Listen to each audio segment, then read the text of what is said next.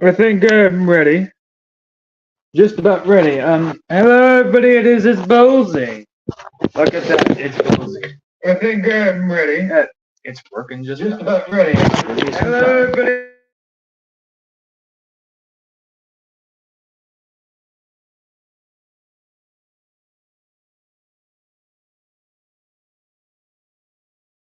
Let's see if it works this time without my computer like echoing through it.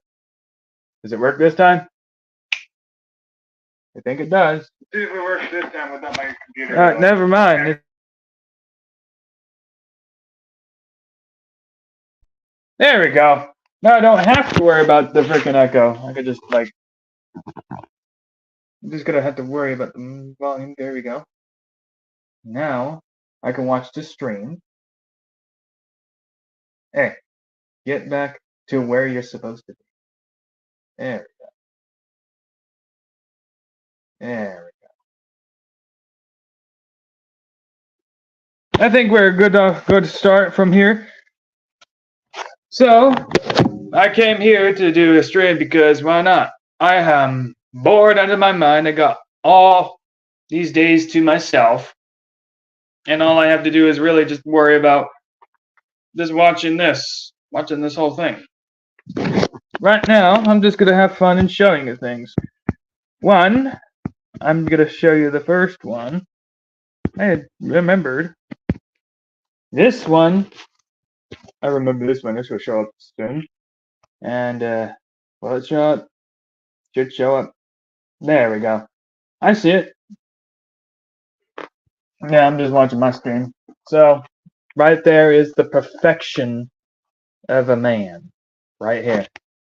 All this chains. By the way, the chains were never my idea. Never my idea. Know whose idea was it? I could get a third chain, but I didn't. But I took the picture before I got the third chain. But it was like a Michael Jordan chain, basically. The chains were not my idea. This was the first chain on my wrist, at least. A gal got me that one. And then another gal was like, I'll get you a chain too, and got me that one. And the third one was like, I want to get you chains and put a chain on me. They're trying to put chains on me, okay? Not my idea, but they're putting chains on me. That's, we'll just say that because it is a thing of beauty, the chains. Not my cup of tea, but at the same time, chains are nice. I'm just built different. You also look at the lighting and shit. This is so see like a lot of differences. This one and like the color of this one is like you see definition. You'll see definition with the blue photo, but you'll see definition with the strange lighting up in the right corner. Like I experimented with the like photo framing, and you'll notice like you'll get different results. Right. Hey, I said open up.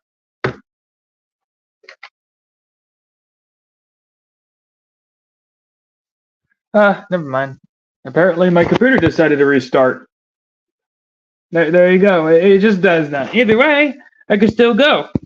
At least I'm streaming still. Can't stop the streaming. Yeah, I'm just gonna hang out for a bit. There's things I do want to talk about. And concerning all that, until my computer starts up, maybe I'm just gonna have to share the stream a bit more. That or I'm just gonna have to recheck everything and see if everything gets up there.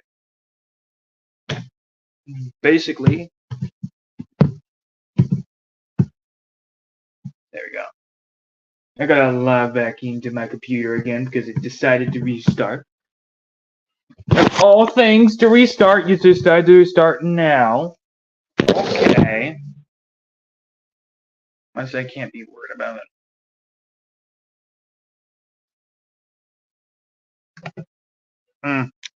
So I'm gonna get back into my computer.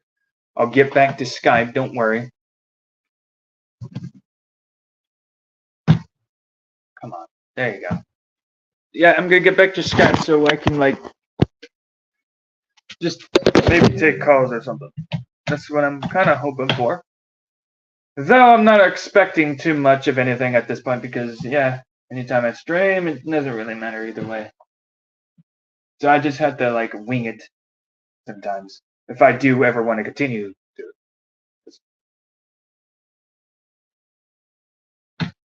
Wrong one.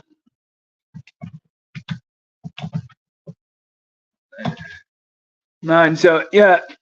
So as I do that, Skype has been getting better, I guess, but I'm not so sure the updates is actually improving the system so much.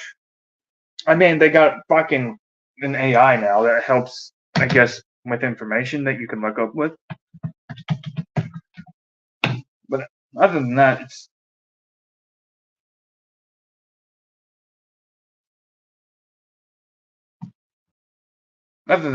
not really something to behold. At least it's like more honest, I guess, if you want to say that. But it's not really something to be. It's not really substantial that I would care to pay attention to anyway. I gotta check back on YouTube to see if my stream is doing just fine. Probably not. I just gotta get back into it.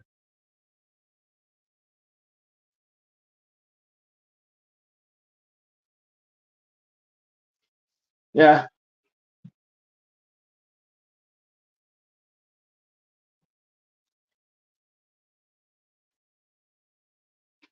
Yeah, man. I didn't realize I would have to do all this.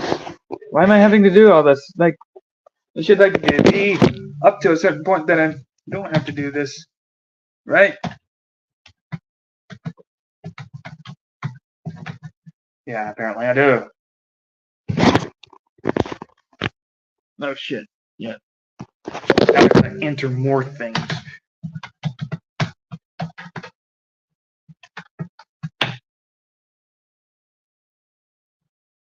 Yes. Get me back in, damn it. Get me goddamn back in.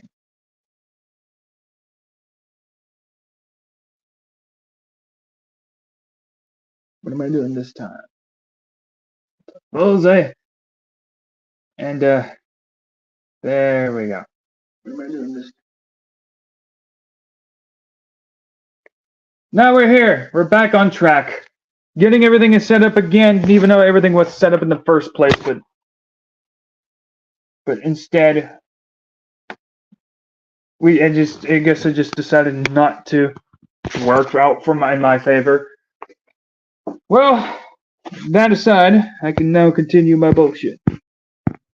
This is a hangout. I finally got Skype open again. I finally got everything else up and going. So everything should be smooth sailing from this point. Things I do want to talk about is about to happen, but right now I'm going to play around. No, not this one. I want to play this one. I don't ever think I would come on a stream, guys, and tell you about my personal life. You know, usually I just scream about fake gay wrestling bullshit, but you know, this time I'm traumatized, guys, and I need my fans to cheer me up. I need you to bring me out of this funk, you know. So the other day, I was playing with my action figures and my kitty cats, and I thought that I was gonna be able to play with them out in the front room, because my mom said when she goes out on dates that I can bring them out in the front room and I can play with my kitty cats and my action figures. So I was looking forward to, you know, just being in my underwear, you know, and playing with my action figures and my kitty cats, and this fucking old asshole Jim fucking Cornette comes in and he starts screaming at me and yelling at me and making me feel uncomfortable in my own home.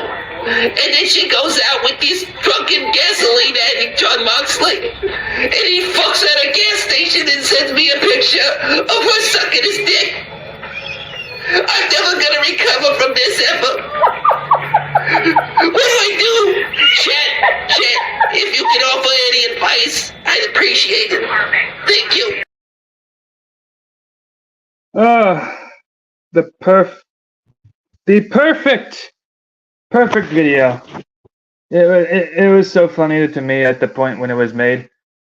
Yeah, I'm gonna change up the fucking whole thing because now it's just not showing at all.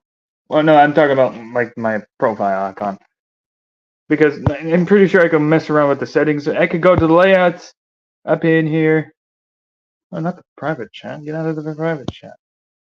Anyway, let's go to the layout at least, and so maybe I do this. Never mind. It doesn't change anything. Oh well, doesn't matter. We got that out of the way, and we're gonna continue with this charade. Where do I start? Where do I start? Do I start with the drama? Actually, the drama's gonna be for last. Not that people care anyway. Nah, let's go to a place where I know. So, I'm gonna just not wing it. I do want to talk about a few things like politics and shit. So, I have a few things where I can start. So, we'll just start with political bullshit, where I talk about genetics and shit, because genetics, according to people, don't play into anything. Yes, yes, Israel versus Palestine. In my mind, if I'm talking about that whole spiel like Israel versus Palestine, I chalk it up to Jewish versus Arab, Jewish versus Muslim. However you see it is up to you. My whole, yeah, if I were to go off of anything, I guess I could just talk about like Palestine and how the articles actually are very left leaning and how they absolutely like are pro Palestine. Don't get me wrong, they're very informative, but you'll see how they just talk about how Palestinians are dying because of the Israels and stuff. Look at how people are like rioting in Gaza and hurting the Palestinians and shit. But the Jewish people are rioting in Gaza despite it being a Palestinian state or something, right? Right. And according to them, Palestinians are being attacked by Israelis from Israel. But they never really talk about Palestine's rioting against the Jewish. It becomes like a head scratcher because now you're telling me because Jewish people in Palestine are rioting, hurting people in Palestine, but not the other way around. And the funny thing about all that is that I try to like search up videos of Israelis rioting and hurting Palestinians in Gaza. I didn't find any of it, but there's articles just talking about it. According to them, it is happening, but no photos, no videos, no nothing of it. Of course, somebody's going to accuse me of being pro-Israel. I'm not pro-Israel, but you'll find a lot of articles that is just pro-Palestine to a point where it's just nauseating. Like, there's one that even talks about like LGBTQ. Like, what the fuck does LGBTQ has anything to do with the freaking two colonies that want one place for themselves? Because in Bethlehem, Jesus was born. In Jerusalem, Jesus died. He was crucified by the Romans, according to some history. Right. But that's just the fun talk. The thing is, it's just land. I want that land. No, it's mine. I always like talking about it because it's just a whole spiel of dumbness and shit. Though it is also like, to me, like I stopped caring about it at the same time because it's like, that's so much information. I still have the notes for Israel versus Palestine. I could go over it. I can go let me get a look at it for a second here. Yeah, it should be there still. And ooh, not here actually. I'll find it around here too, somewhere. Here it is. And oh yeah, there it is. They actually found it. So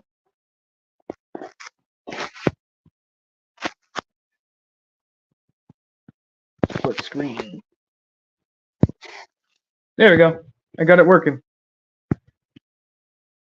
So I'm just gonna scroll through here. In 1996, the Labour Party faced a challenge as their electoral appeal had been weakened. This was due to the tragic assassination of Yitzhak Rabin in November 1995, and a series of suicide bombings carried out by Muslim militants at the beginning of 1996 and the elections held by May 29, 1996. Prime Minister Benjamin Netanyahu won by a narrow margin, approximately 1% over his opponent. Prime Minister Shimon Peres. These elections were significant because they marked the first time the Prime Minister was directly elected by the people. On June 18th, Netanyahu formed a government and made history by becoming the youngest person to ever serve as Israel's Prime Minister. Over the past 25 years, Israel has significantly increased limitations of movement of individuals and goods to and from the Gaza Strip. These restrictions go beyond what could be considered necessary for Israel's security. These restrictions have a wide-ranging impact on various aspects of daily life. Yeah, because Israel controls Gaza, I guess. The results of the separation of families limit access to essential medical care, education, and economic opportunities, and contribute to the ongoing issues of unemployment and poverty. Gaza's GDP was 23% lower in the previous year compared to the GDP in 1994. A significant portion of Gaza's population, specifically 70% of its 1.9 million people, depend on humanitarian assistance for their basic needs. Going over this paragraph, Israel's security is apparently a reason for healthcare, medical care, and families and limit to access essential medical educations in the Gaza Strip. Despite in the Gaza, Palestine owns that. I really don't know. But according to this article, it's blaming Gaza's problems on Israel. Even though it's not land for Israel, it's land in Gaza.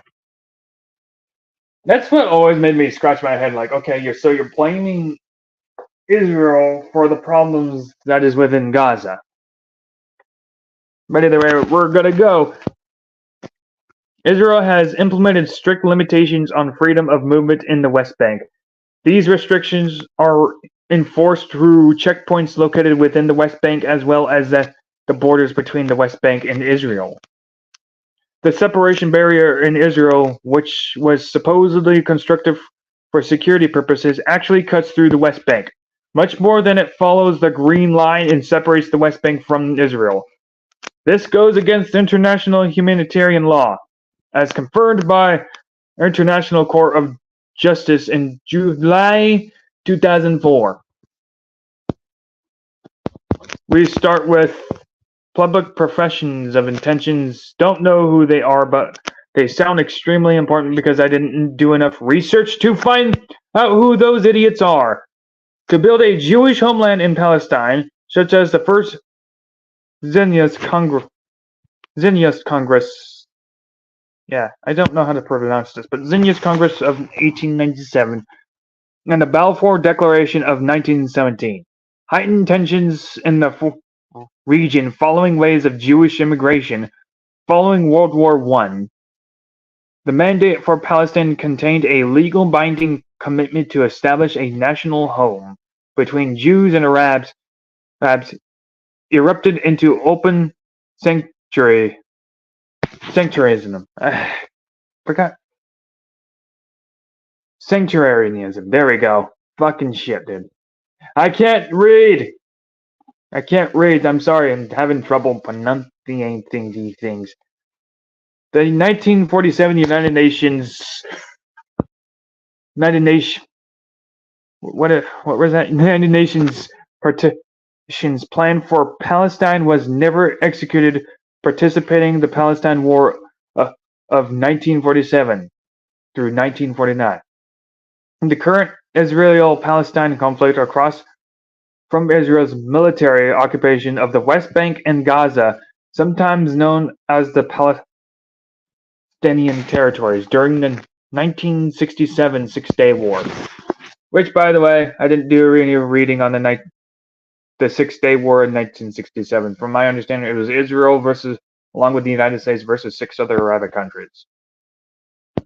The Israel-Palestinian conflict dates back to the late 1800s. In 1947, the United Nations passed Resolution 101, known as the Partition Plan, which attempted to divide the British Mandate of Palestine into Arab and Jewish states. The establishment of the State of Israel on May 14, 1948, participated the First Arab-Israel War.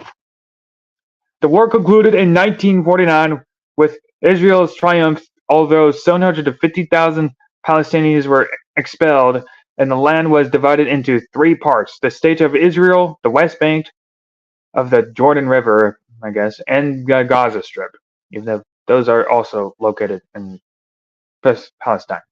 The West Bank and Gaza Strip, again, part of Palestine.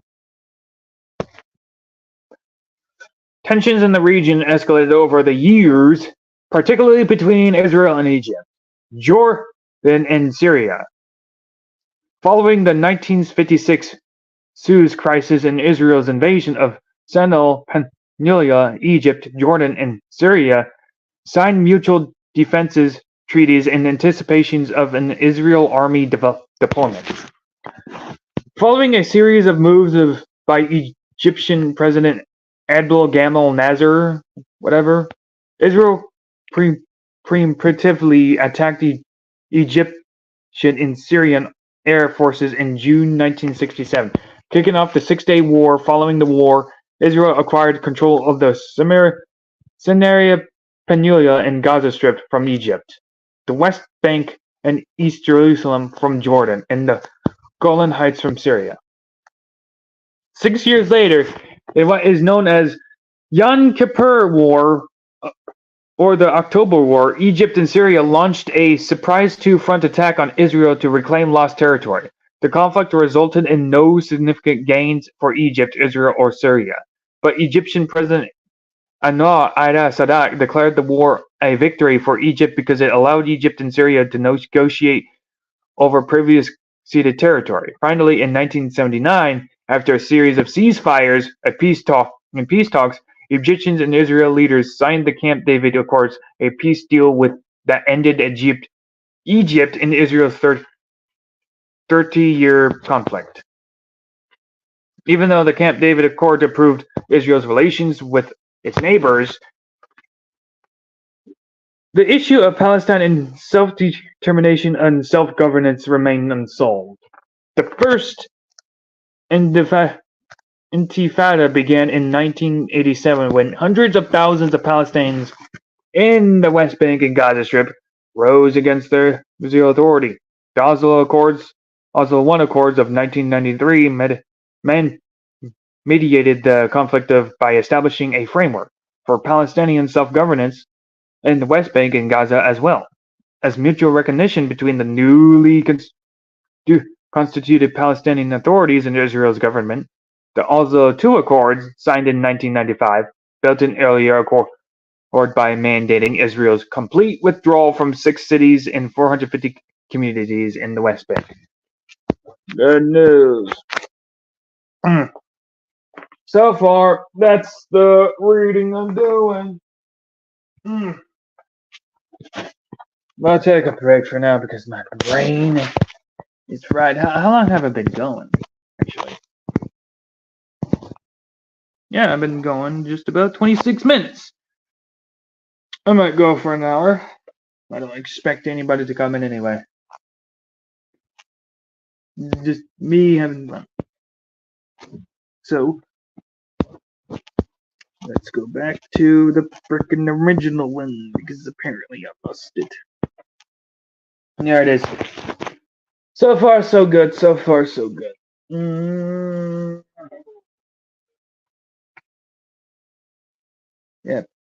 I'm gonna just relax for a bit.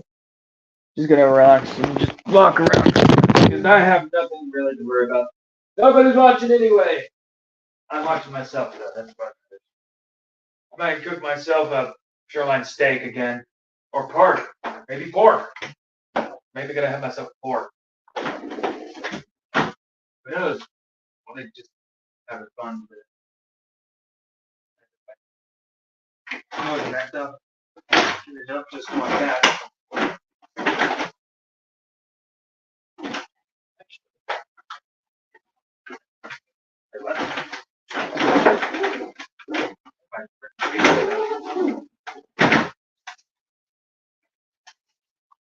Yeah, I'm good. Actually, Italian pork. Italian sausage pork. Because it's more so. It's something. It's very much something because, hey, it's me. I get to do whatever I want. It's my days. Oh, just tuned in. Oh, really? What's up, Dave? How you doing? Right now, I'm just gonna cook myself some food. I missed some good stuff, but either way, I already just went over part of Israel versus Palestine war, as far as I know, as far as the notes I took. So far, I'm taking a break from it because my brain hurts just from reading that. All of it is just like stupidity, anyway. It's all about land. Isn't that really what it is? And the funny thing is, I actually agree with what you said on like your birthday stream. Jerusalem is basically a land of Christians. Like the first ever Christian was Jewish Christian. And why I say Jewish Christian is because you also have to be Jew by blood. And that's what it is. You got to be Jewish by blood. That's what it is. Yeah, it was a great conversation too. What's on the menu? Oh, sausage, basically. Italian sausage. It'd be freaking awesome. Gonna freaking air fry that shit. And it's got like nice 5 of them. Or should I have all of it? Whatever. Time. There we go. We're cooking. We're getting to cooking. I've actually opened Skype, Dave, so if you want to call in, that's fine. So, no, I'm streaming on StreamYards, but at the same time, I'm also like, yeah, I got that open. Yeah, I got Skype open. That's all that matters. So, sneezing pickle turd PPP, if you want to call. So this is just a hangout anyway, because I got lots I want to talk about anyway. So right now I'm just, Israel versus Palestine, I'm just taking a break from that anyway. I was just reading off of what I have. The 6-Day War, I did no research on that at all. But from my understanding, Egyptian was trying to like take land from Israel, but they considered it a win because even though they didn't seize war, but they considered it a win because they finally found a way to find peace with Syria. What does that have to do with Palestine and Israel war? Well, they're trying to help Palestine regain land. And so they signed the peace treaty with Israel because they decided, you know what, we're not getting anywhere. Let's just frickin' end it. Right. My shoulder keeps popping. No, seriously, my shoulder pops. Like, there you go. There. So, voice messaging. Oh, shit. I'm still part of group chats. I haven't checked Skype in a long time. I didn't realize I was still part of a lot of group chats. But that's all right. That's all right.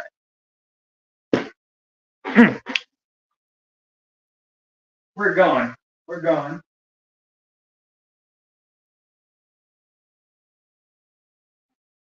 Air frying is still going, so everything is according to plan. Let's see what's I have next. So Let's see. The Syria. There we go. In September 2000, Palestinians launched the Second Intifada, which would last until 2005, sparked and passed by Palestinian grievances about Israel's control over the West Bank, which I don't think, from what I understanding, they don't have control over the West Bank. But either way, a stalled peace process and former Israel Prime Minister Ariel Sharon's visit to the AI Aspa Moscow, the third holiest site in Islam. In response, despite resistance from the International Court of Justice and the International Criminal Court, Israel's government approved the construction of a barrier wall around the West Bank in 2002.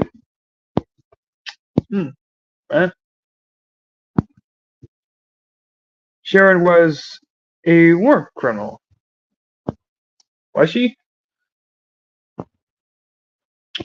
You know what? That probably is true. So, where was I at? Past that. I was already past all this stuff. What are you talking about? When Hamas won the Palestinian Authority legislative elections in 2006, deposing longtime majority party Fatah, Palestinian factionalism erupted. This transferred control of the Gaza Strip to Hamas. Interesting. What does Dave say this time? It's a he, and he authorizes the use of white ferocious. Oh, okay. I didn't know that about that guy. Illegally by Geneva Convention. You know what? I didn't even know that. When Hamas won the Palestinian Authority's legislative elections in 2006, deposing longtime majority of Party Fatah, Palestinian factionalism erupted. The transferred control of the Gaza Strip to Hamas, a political and militant movement influenced by the Palestinian Muslim Brotherhood. Gaza is a small sliver of the land of the Mediterranean Sea, bordering Egypt to the south, ruled by the semi-autonomous Palestinian Authority since 1993. The United States and the European Union, among others, refused to recognize Hamas' electoral triumph, citing the group's status as a terrorist organization by the Western governments since the late 1990s. Which, by all accounts, they are technically terrorists. But following Hamas' takeover, violence erupted between Hamas and Fatah. The succession of the unsuccessful peace and discussion and fatal clashes between 2006 and 2011 ended in an agreement to reconcile. In the 2014, Fatah formed a coalition government with Hamas. Basically, Hamas is a military brotherhood for Palestine anyway. So I really don't see a problem with that. No, really, I don't understand why that would be considered bad. But they're terrorists fighting for themselves. Are you feeling irritated? Clashes in the Palestinian territories triggered a military conflict between the Israel military and Hamas in the summer of 2014, during which Hamas fired about 3,000 rockets towards Israel, prompting Israel to launch a major attack in Gaza. The fight ended in late August 2014 in Egypt, mediating a ceasefire agreement, but only after 73 Israelis and 2,251 Palestinians were dead. Only 73 Israelis. That? Really? Only 73? But whatever. Following a spate of violence between Israelis and Palestinians in 2015, Palestine President Mahmoud Abbas of Fatah declared that Palestinians would no longer be bound by the Oslo Accords. Territorial divides. There you go. By the way, the West Bank is located in Palestine. Just so you know, like some of this information is actually extremely biased for Palestine. So it's just like, holy shit. This is like left-leaning articles, and I don't understand how one could be like this against Israel. But again, whatever. It's just how I'm seeing it. In March 2018, Israel's soldiers murdered 183 Palestinians and injured 6,000 others when Palestinians assaulted the Gaza-Israel border barrier and launched rocks. So they threw rocks, huh? They just threw rocks, and I guess Israel decided to start injure a bunch of Gaza people because Palestinians threw rocks.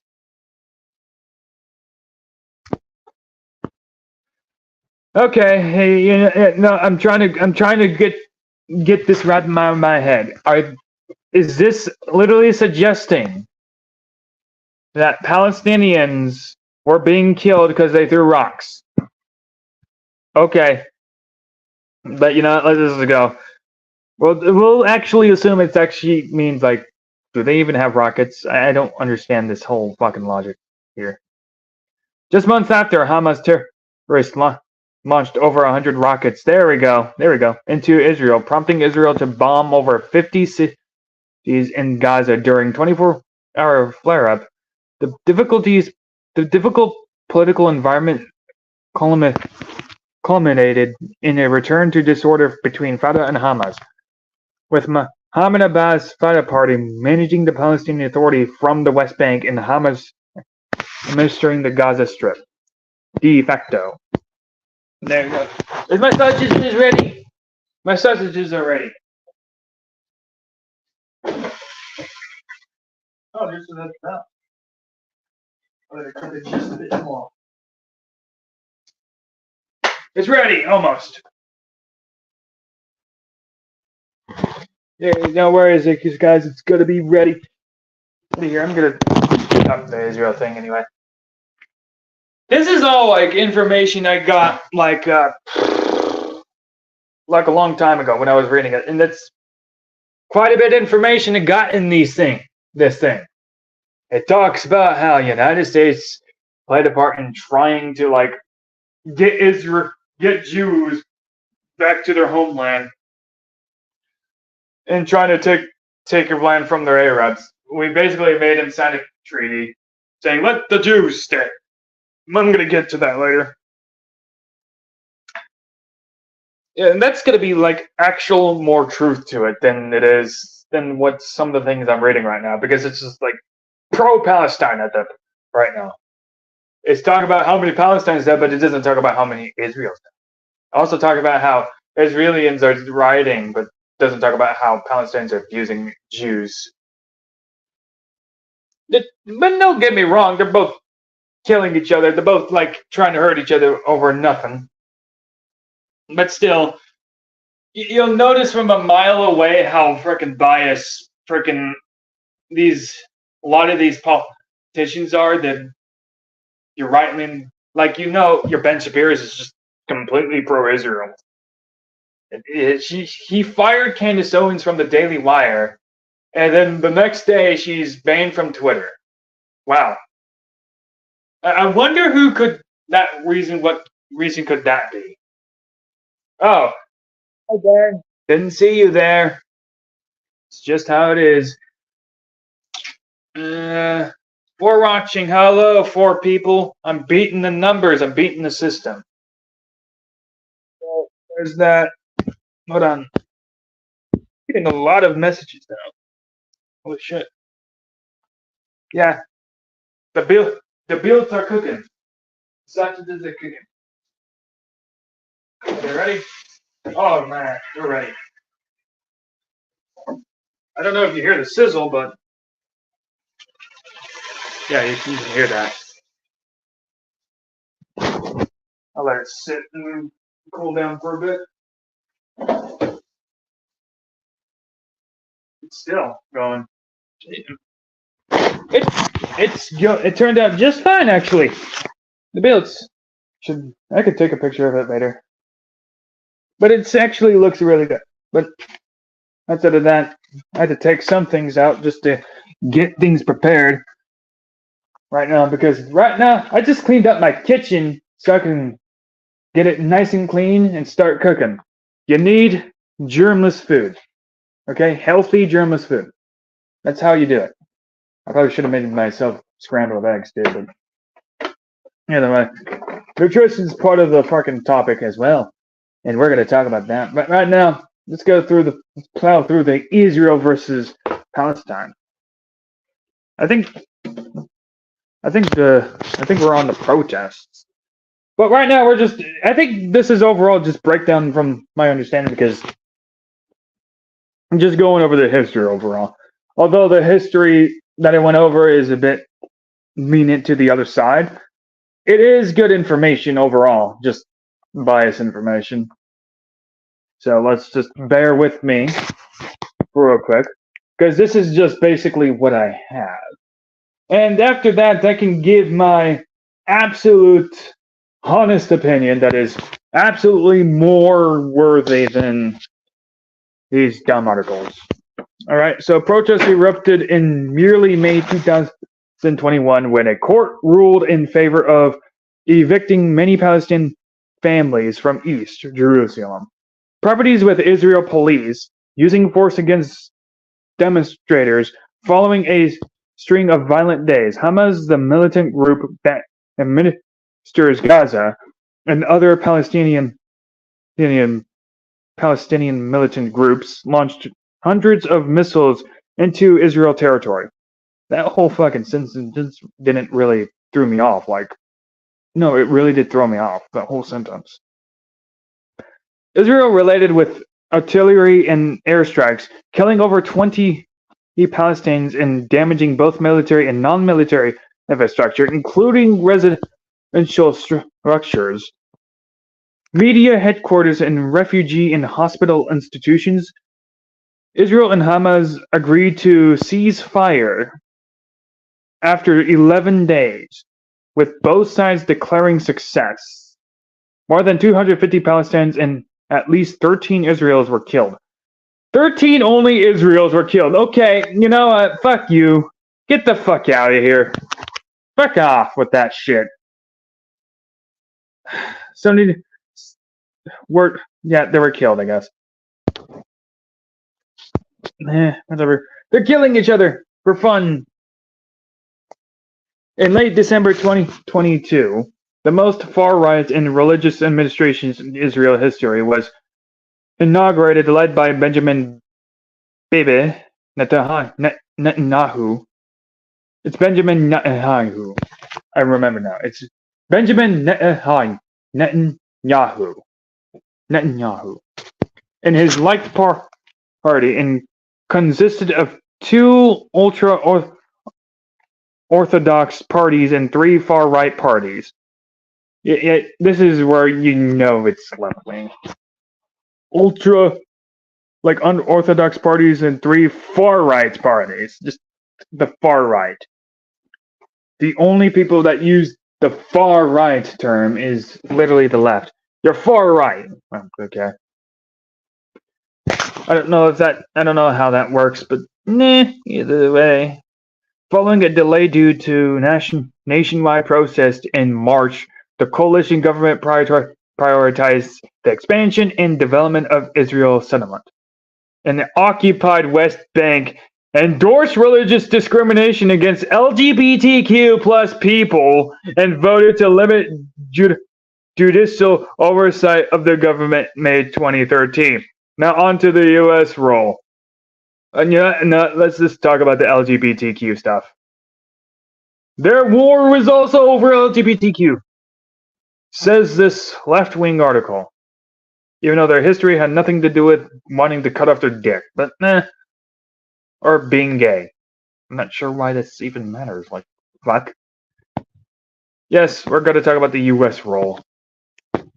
On to the U.S. role. The global drama's usual guest star. How did America stir the pot in this saga? Let's find out, Eagle style. Yep. For more than a half-century, the United States has played a key role in the Israel-Palestine conflict. this is where we actually get to more truth, actually, which is less bias, less lying, and more actual facts. So, it became involved shortly after World War II. The United Kingdom in 1946 inquired that advocated relocating 100,000 Holocaust survivors to Palestine, which would be neither Jewish nor Arab. In 1948, the United States became the first country to recognize Israel as an independent nation. Following the 1967 Six-Day War, the United States endeavored, together with Britain, France, Russia, and the United Nations, to mediate the border Arab-Israel conflict. The 1973 war, in which Israel battled early on to defend itself against invading Egyptian and Syrian armies, obligated the U.S. to take the lead in future diplomacy. Although Israel won the war physically, the Arab forces dealt a significant psychological blow to Israel. The war was also a watershed moment in U.S. foreign policy because of the prompted Arab oil producers to impose a harmful oil embargo on the U.S. And it brought the U.S., which supported Israel, and the Soviet Union, which supported Israel and the Soviet Union, which armed Egypt and Syria dangerously close to nuclear confrontation.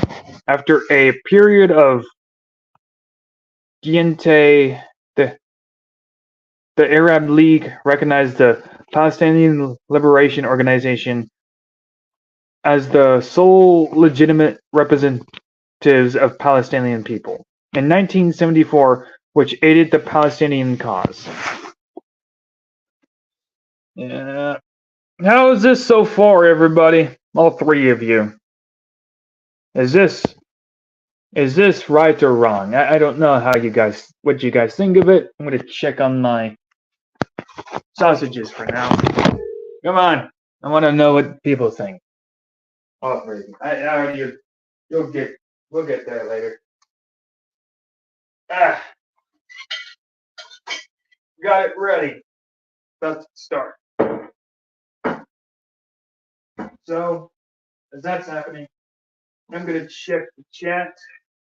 Nothing. Which is fine. I guess the people are just listening in and doing other things. I don't know.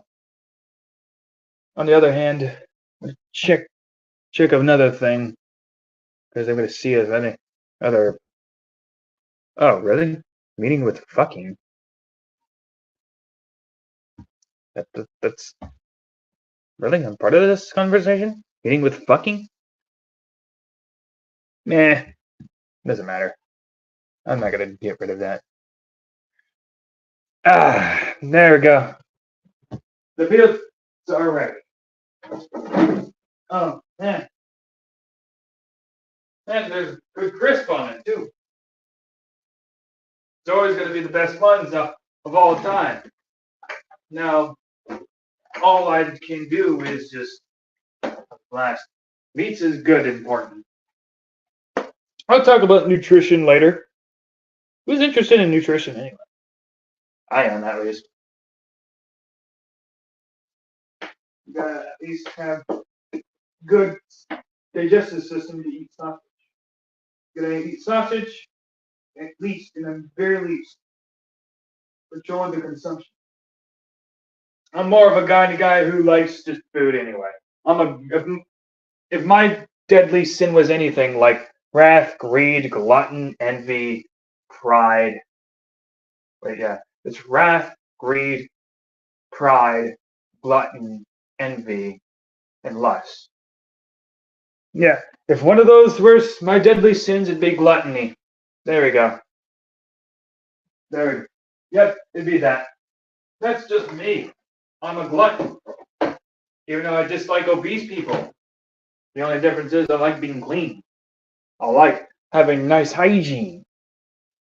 That's part of a nice nutrition. You smell good, you clean up well, you don't eat processed foods that are just like artificial, like the vegans do. Everything they eat is basically fake meats made in factories. Everything organic. Everything that helps your teeth be clean, like milk. I'll talk about milk later, which is going to be the topic of the nutrition diet plan. That's going to be a fun thing to discuss. But either way, that's my fun stuff. That's my fun. Okay, if anybody else dislikes it, I could have 0. I could have -5. You know what? According to me, I have 10,000 viewers. I have 10,000. Everybody likes it.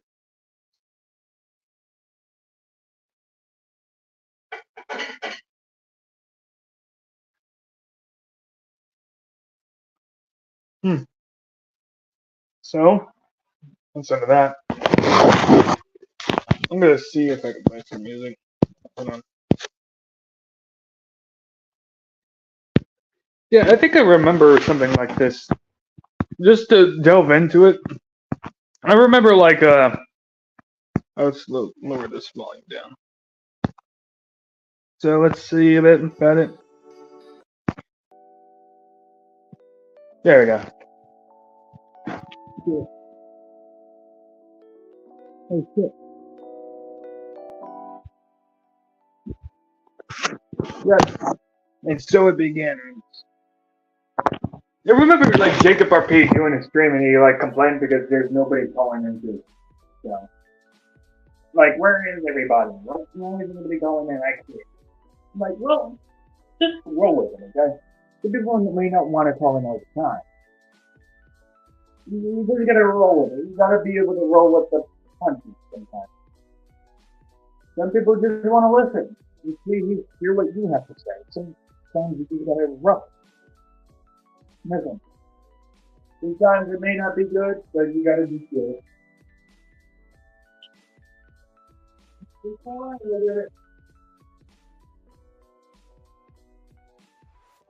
I could get a lot of viewers. I could just do what he did. Call a bunch of people. I could really do that. Yeah, but that's not my style, is it?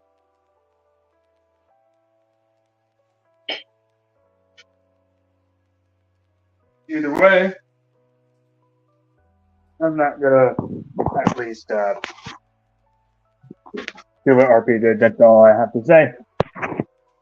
But after all that, I don't know how you guys feel about this, but will I do carry on what Dave was doing yesterday and review Dr. Earl's stream about I don't know why I was saying and what they were saying about Dave? But no.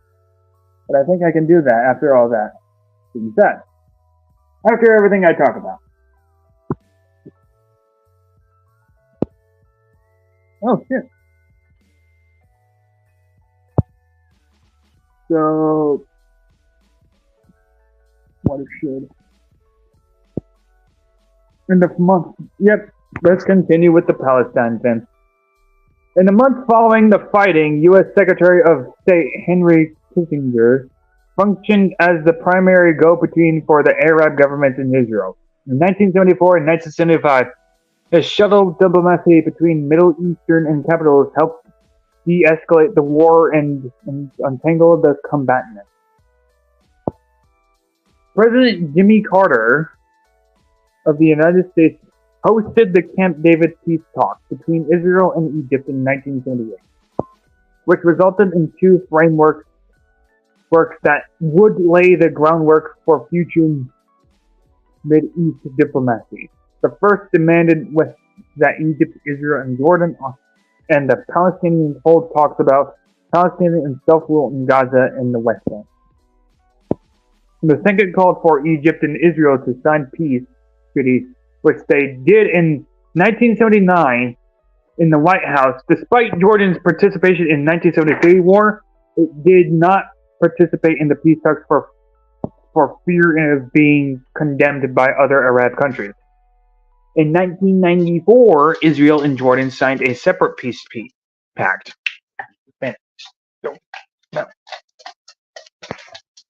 Although the U.S. were excluded from negotiating the 1993 Oslo Peace Accords, which we considered Israel's right to exist, and Palestine autonomy in Gaza and the West Bank. the warring parties signed the final deal at the White House. The United States and the Bill Clinton administration played a significant role in the 1998 when it supported discussions between Israel and Palestine liberation organizations that resulted in the Clinton parameter for the development of two-state solution. Since then, each administration has suggested its two-state solution, including George W. Bush's Roadmap to Peace, Secretary of State John Kerry's 6 Principles, and Trump's Peace to Prosperity.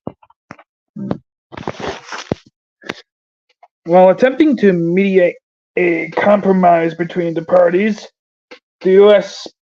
has sheltered Israel from international criticisms, which some argue has hampered diplomatic efforts to resolve the crisis.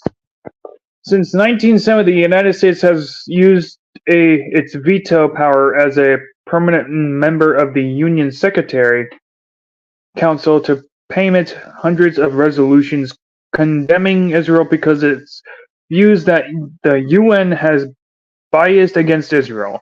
Since 1980, the U.S. has only allowed the Security Council to censor Israel for settlement and expansion once in the late 2016, when the ongoing Obama administration refrained from voting on the issue. The Trump administration chose to side with Israel on several issues, contradicting decades of U.S. policy aimed at functioning as a neutral broker in negotiations. The administration arranged a deal known as Abraham Accords between Israel and the United Arab Emirates in August 2020, in which the two countries vowed to begin restoring relations. Under the agreement, Israel also promised to cease ambitions to annex roughly 30% of West Bank for the time being. Later, Bahrain, Macro, and the Sudden announced their U.S.-brokered agreements to improve relations with Israel.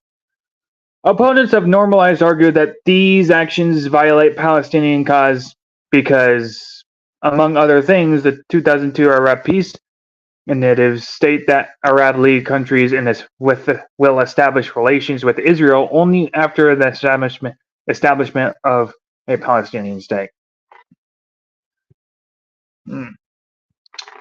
Moving on.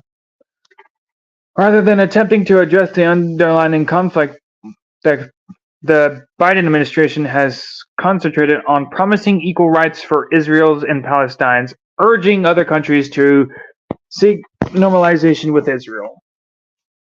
It has maintained its support for two-state solutions and condemned activities that could jeopardize it, such as planned West Bank settlements, experiments, and messages from both sides that promoted violence. When a battle between Israel and Hamas erupted in 2021, the government worked behind the scenes to establish a ceasefire.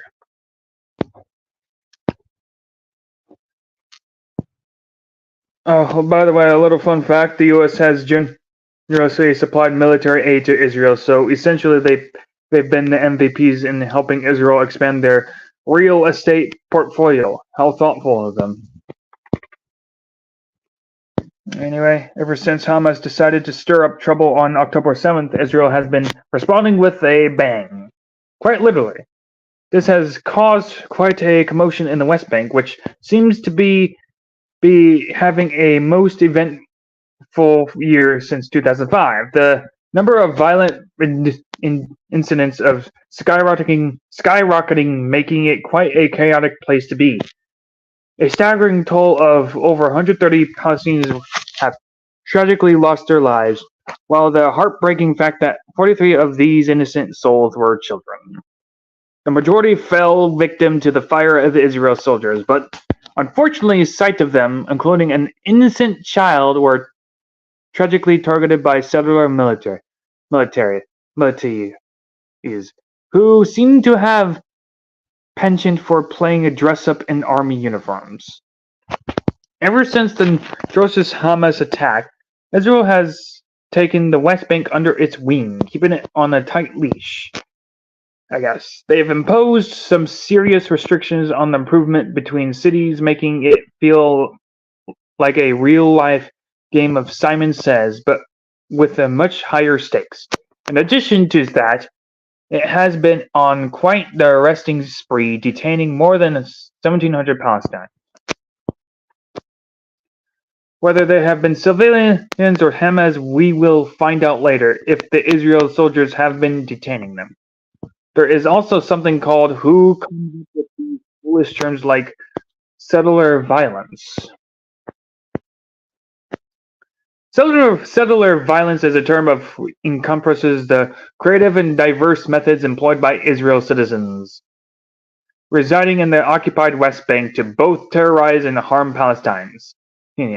These mischievous deeds span from trespassing and obstructing roads to settling ablaze cars and homes, pilfering livestock, torturing olive trees, hurling stones, and defacing churches in Moscow.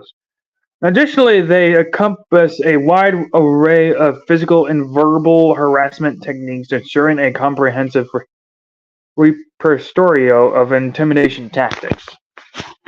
On numerous occasions, settlers have resorted to rather unconventional method of employing live fire to both terminate and improvement and convenience Palestinians. Just call it terrorism. When I first read it even further to find proof of these actions, but based on what information appears true, I guess, according to this.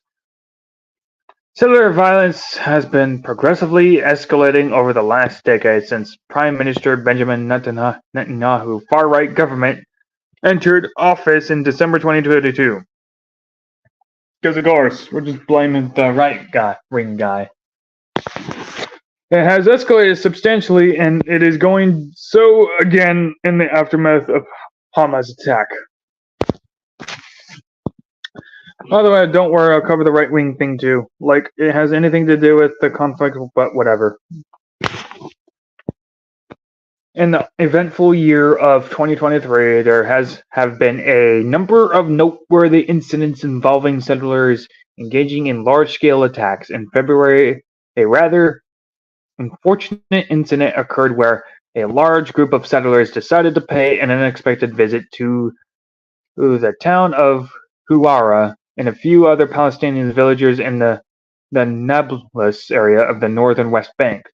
However, their intentions were far from friendly. As they engaged in destructive behavior, they set fire to over 30 homes and damaged at least 100 cars, causing significant damage to the community. To make matters worse, they resorted to violence by attacking Palestinians with metal rods, rocks, resulting in the tragic loss of one life.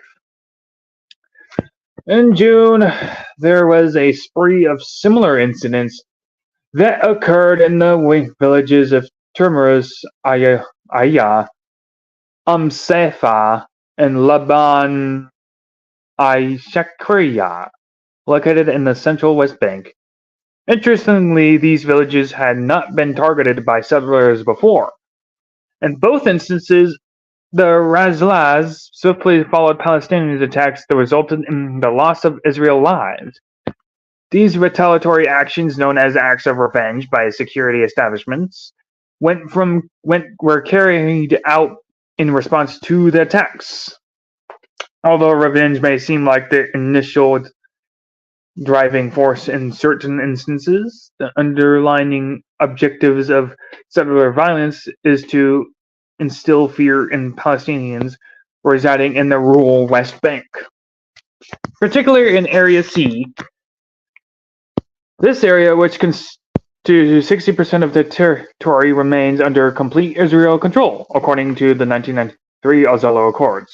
Settlers, our leaders, and government ministers have made no secret. Could it Israel and should be official? Okay, what did I lost it. beliefs of the area of the sea, which is recognized as occupied territory under international law and was originally intended to be included in the future Palestine state. Rightfully belongs to Israel and should be officially annexed. The powers that be have devised a comprehensive strategy, complete with generous funding for housing construction and extensive road development to double the population of settlers in the West Bank. The hilltop youth, a term used to describe the younger settlers who are often involved in acts of violence against Palestinians, hold a stronger belief that both their presence in the West Bank, which they refer to as Judea and Samaria, is the divine entitlement. They draw upon biblical names of these lands and emphasize their claim. According to their perspectives, the Palestinians are faced with choice: either embrace a subordinate position or relocate elsewhere. Yeah. Oh, and just in case you were wondering, the crisis group, bless their little hearts, had the audacity to claim that these riots, or as they so cleverly put it, cellular violence, were somehow worse than any we've seen before. Bless your heart, it's adorable how you think they have even the slightest clue. We gotta keep going with this. This is me going. We gotta keep going with this. Yeah, I'm gonna check something. Let's check my StreamYards. How's everybody doing today? Yeah, we're gonna continue. I'm gonna check my bill. Time to relax. Right now,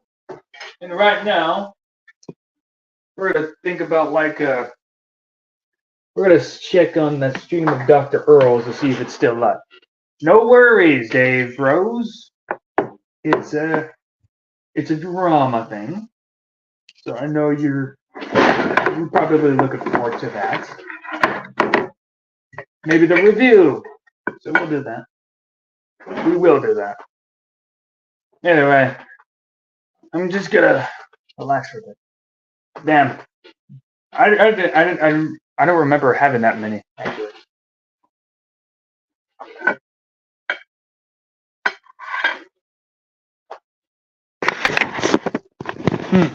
So how's it going, everybody? I'm still alive, trying to stay alive. So I'm gonna check Skype. I'm gonna check my stuff. See how Skype is doing. Well, yeah, I'm allowing it. Chats. There's like stuff I don't remember being part of, but it's still there, you know. Yeah, it's just still there.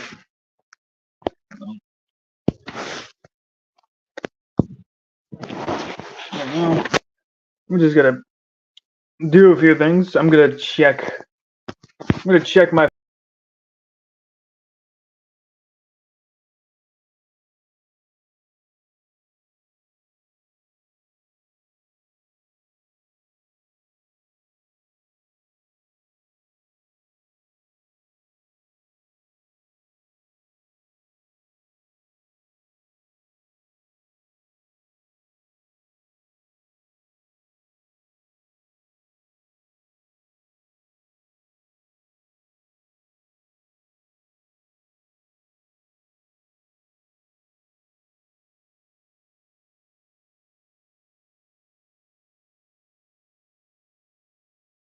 of this. The moment I check something, and apparently it kicks me out. StreamYards kicks me out. Like, what the hell? What the hell? Let me have my fun. We actually went over an hour. Oh, that's good. I guess I could still continue. Yeah. We're gonna still continue for a bit. That's what's gonna happen.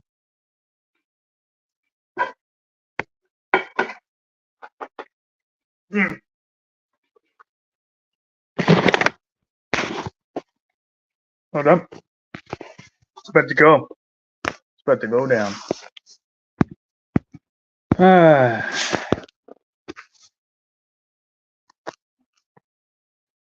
screen. There we go. We're ready to take off. I just gotta refine it again.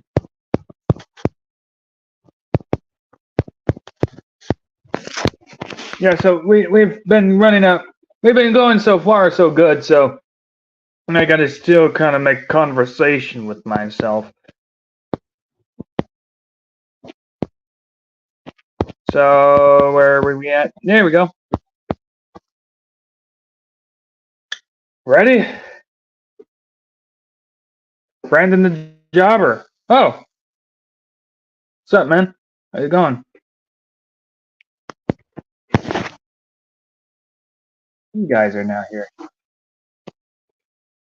Anyway, yeah, I'm just continuing. You tuned in at an interesting time because we're talking about Israel versus Palestine. So keep in mind this is just a stream of where I talk about a lot of shit. So have fun. Settlers carried out 591 attacks in the occupied West Bank in the first half of 2023, an average of 95 per month of roughly 3 per day. According to the UN, the monthly average marks 39% increases over the same measure in 2022. In 2023, in the sixth consecutive year that the total number has increased after October 7th. The number of attacks each day reached an all-time high of 7, according to the UN. Israel soldiers were either accompanying or actively aiding the attacks in roughly half of the events. Yeah. I'm doing all right, Brandon. Doing all right. It's just since you tuned in, I'm glad you tuned in. At least so. Thanks for stopping by. Numerous instances of rioters often, I'm going to continue with this, by the way. Numerous instances of rioters often go unrecorded because of their primary involve acts of intimidation or harassment. Without causing any physical harm or damage to property. However, in these situations, the actions cause local Palestinians to feel a strong sense of insecurity. They worry about ongoing threats to their means of making a living. In recent years, there has been a significant increase in incidents of settler violence during the olive harvest. The violence involves settlers uprooting trees and physically attacking farmers. Between 80,000 and 100,000 families in the West Bank depend on olives and olive oil on their main or supplementary source of income. The one thing I do want to point out is that there also is riots against Jews, and from my understanding, I think Newsmax covered this. I think this is important to point out, just in case. Newsmax, I believe, covered this. Now, this could be bullshit, just as much as the West Bank riots in West Bank from Israelis and targeting Palestinians, because that could be also bullshit too. Because I tried to look for videos of that, still none. But the technology we have, there's no reason to not have any of that. But either way, they're reporting that. But there's also reports of anti-Israelis that are pro-Palestinians are attacking a lot of Jewish people. There's also that to consider. So there is riots between both ends. One's attacking Palestinians, the other is attacking Israelis, which are Jews, even though not every Jew is from Israel. I'm pointing that out because, like, again, the articles I read was completely biased towards Israel. Now, keep in mind, yes, Israel deserves a lot of criticism, but just as much as Palestine deserves that as well. So when we point out, like, West Bank having a lot of these riots, it's only talking about, like, Israelis that are, like, I guess, settlers in West Bank just to riot. It just sounds like crazy to me to believe in the first place. So I just wanted to point that out. A lot of the times that, and going on the information, now I got my memory refreshed overall. Yeah, the article talks for saying that. Now, when I was reading about it, some guy was talking about how Egypt was part of Africa, so it's not necessarily around the country. So after I first read this, I first got the country.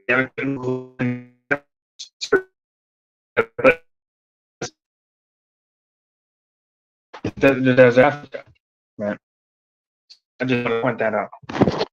Anyway, over the past few months, rather, there has been a significant increase in incidences of settler violence, particularly since October 7th.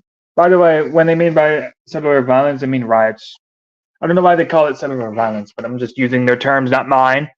These acts of violence have resulted in the displacement of nearly 1,000 Palestinians from their homes. Among those affected are at least 98 households, which amounts to over 800 individuals. These displaced individuals come from 15 Bedouin herding communities located in Area C. The past 2 years, 6 additional Palestinian communities consisted of over 450 people have also been forced to leave their homes due to similar circumstances on October 29th.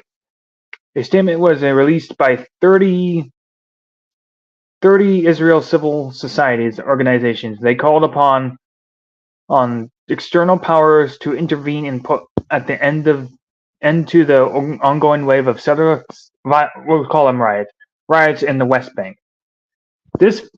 These violence, supported by the state, has resulted in the forced displacement of Palestinians and continues to pose a threat to their well-being. Okay, after the October 7th attack, the feeling of security in Israel has been severely damaged. As a result of many Israelis have decided to take matters into their own hands and arm themselves. It is expected that the number of gun owners in Israel will triple as a result of this increased sense of insecurity. Sounds like more war happening. Itamar Ben-Gvir, Israel's national security minister, has prioritized the relaxation of gun license requirements for Israelis, with particular focus on settlers. The State Department is currently examining a request made by Israel to purchase 24,000 assault rifles from the United States. This request has raised concerns among officials as they're apprehensive that these weapons might end up being distributed to Israel settlers. I don't know what you guys think of that. I don't know what to think of that either. It's just how they were doing it. They're doing it. Since Hamas' October 7th bombing in Israel, which killed 1,200 people in Israel, occupation forces have killed over 17,000 Palestinians, including over 7,000 children, and injured over 46,000. Nearly 1.9 million people, or nearly 85% of Gaza population, have been forced to evacuate their homes, cram into around a third of the Gaza Strip.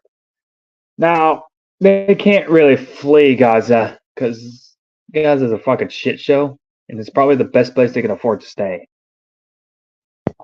Meh. Whatever. This is what the article says, though, so... Oh, it seems that the enchanting land of Gaza, a great multitude of individuals have unfortunately found themselves displaced from their homes, facing the dire prospect of hunger and starvation. Even though they're already starving. No, on October 13th, Israel issued an order for approximately 1.1 million Palestinians residing in Gaza to evacuate the southern region within a time frame of 24 hours. This directive was given in a preparation for Israel's upcoming ground invasion into Gaza. In response to the evacuation order, half the population of Gaza had to be transferred afterwards. The Israel forces carried out a carpet bombing operation in the northern region, targeting residential areas and hospitals. A significant portion of the area was completely destroyed, leaving behind only debris and ruins. On December 3rd, Israel issued an order to the residents of Gaza in the southern region to evacuate the Israel border. By the way, we're probably going to get across the Gaza Strip and West Bank, so we're going to talk about those things in a bit. It's going to be fun. I'm going to set this aside down for now. I'm going to look at a few things. I've already got some of the things going across, but there's a lot more I want to talk about. This stream has been going on for about an hour and 22 minutes long. Not too bad. You think that's crazy, Bullzie? Just wait until China invade Taiwan. You know what? That might happen. That actually might happen. You know that's funny in China, in one of the cities in China, Thailand, I believe. No, I don't think it was Thailand. But one of the cities in China, just to bring this up, I also want to talk about this. This is funny as hell. Apparently, monkeys invaded a city, taking over stores and just robbing them and shit, and stealing and like mugging people, like stealing from people. I don't know if you guys heard about this, but this is actually a true story. This is actually happening. Monkeys have taken over a city in China. That has actually happened. I don't know if you guys know about this, but it's happening. Can I go like scroll up or down on this thing? Come on. Let me scroll up or down, asshole. But either way, let me open it up a new tab though. But either way, yeah. Let me look up monkeys invade China. Hold on.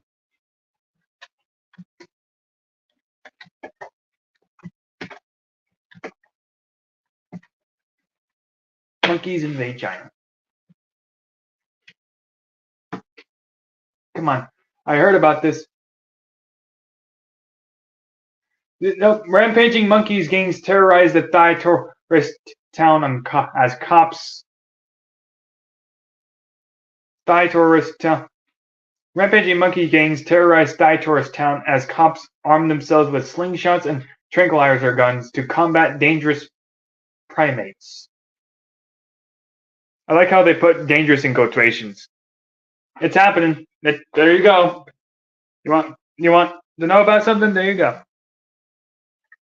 Yep, they have. Like, you know what? The Age of Apes. They're gonna frickin' take over the world. Thailand is over. Yeah. Oh, it's in the nation of Thailand. Yeah. They might invade. Doing all right. There you go. It's the nation of Thailand. Yep. The Age of the Apes has begun. I don't know what to say, but there you go.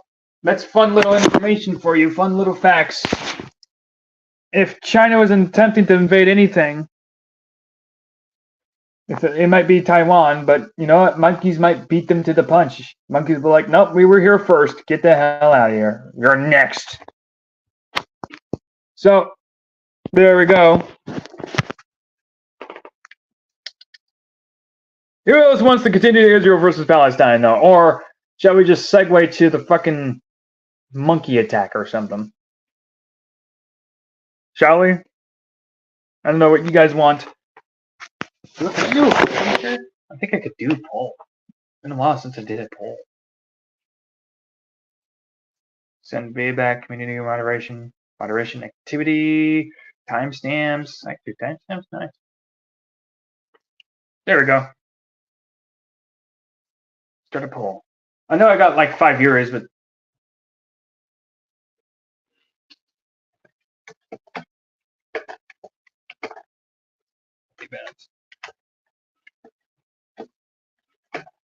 China or Israel versus. Hold on.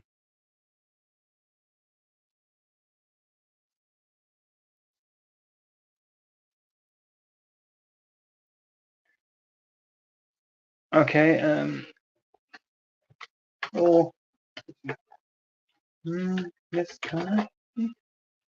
Oh, come on.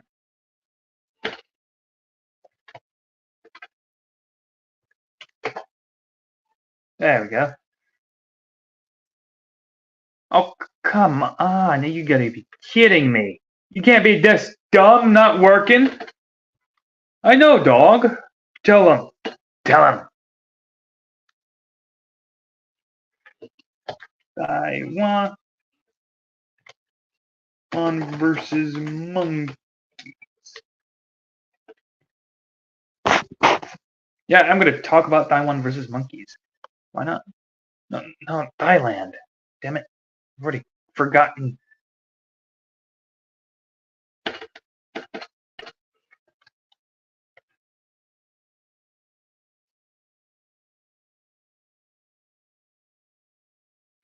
What am I doing? I'm going brain dead. Somebody help me. I'm going brain dead. There you go. Finally. I went brain dead for a second, but I survived. There you go. I'll wait for the poll to go up. All 5 of you. You can have fun with that. Anyway, I'll just read about the fucking Thailand's and monkeys. Already somebody voted. How many people voted so far? So, 1 vote so far. 1 vote so far, so Israel versus Palestine is just an afterthought. After a while, but it deals in politics still. Let's talk about politics. Still, I'll hope another votes. Yeah, who doesn't want to? Honestly, that's probably going to be more interesting anyway. Like Thailand versus monkeys, it's actually an interesting story because like monkeys were stealing purses and shit, like robbing like stores and taking them over. Shit. Yeah, that's Thailand. That's Thailand. For you, that's what happens. The jogger. Or does he like Thailand versus monkeys? I like Thailand versus monkeys. I also like Israel versus Palestine. It's a we can segue to Thailand versus monkeys. I mean, it's going to be a fun story to talk about. I think it's going to be a lot longer. Anyway. That's what I think of this. Anyway, Israel versus Palestine was a big thing, and it is still a big thing, still going on. Like before 1940.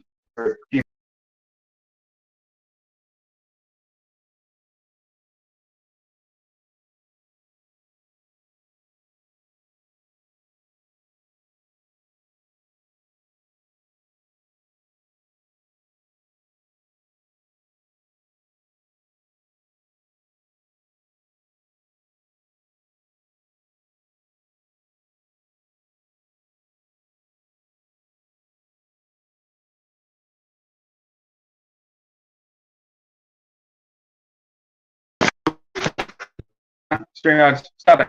Now, enough of that stuff. No more. No more kicking Bullzie out of his own streams. No more of that. My freaking. There you go. 1 vote so far. Oh. Anybody really has a thing to do, so let's go for rampaging monkey gangs and shit. Officials said that they had under attack from aggressive, in the town of Lapbury.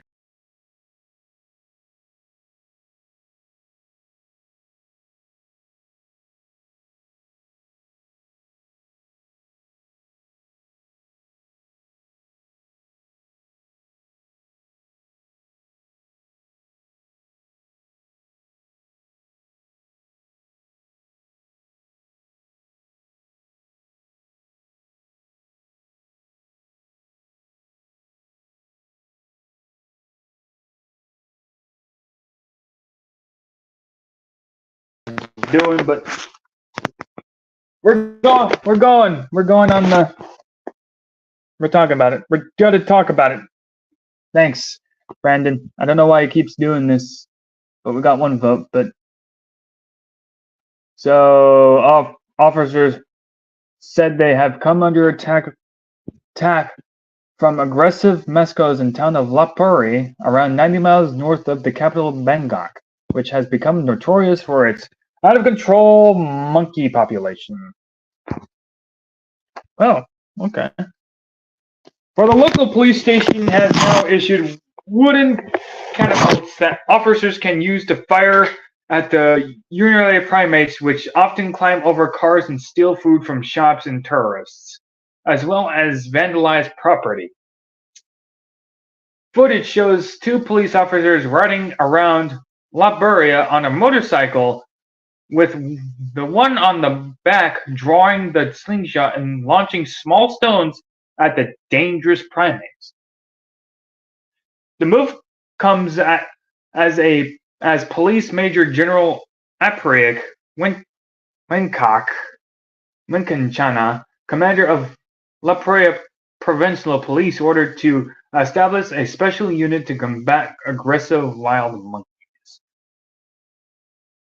And there's like photos, I kid you not, photos of literal cops on a motorcycle firing slingshots at monkeys. Like photos taken to fire slingshots at monkeys. On God. Even one that's eating watermelon. General said, "I'm aware of the potential danger from monkeys. They have started to pose a threat to tourists and locals. The slingshots now being carried by our officers will help threaten the monkeys when necessary." When necessary? I think there's no such thing as when necessary at this point. What is when necessary? I think that's all the time necessary. What the hell, man? Alright, so there you go. There's your monkey. Wait, there's actually a fucking... And there's a video you can actually watch of this monkey's attacking or something. What the hell? Come on, I'm skipping ahead.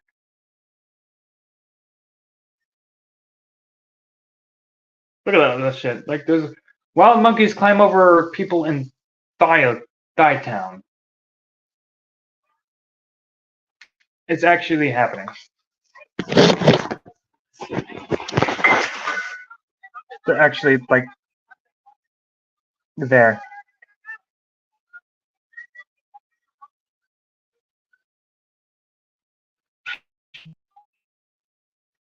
Yep, there's a bunch of monkeys.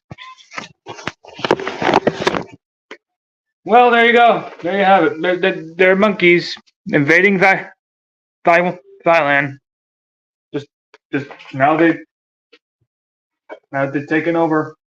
If you thought Israel versus Palestine bad or Russia Ukraine, like monkeys versus Thailand.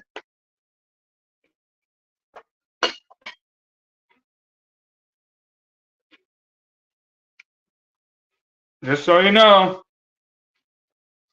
You never seen it. I haven't seen it either, actually.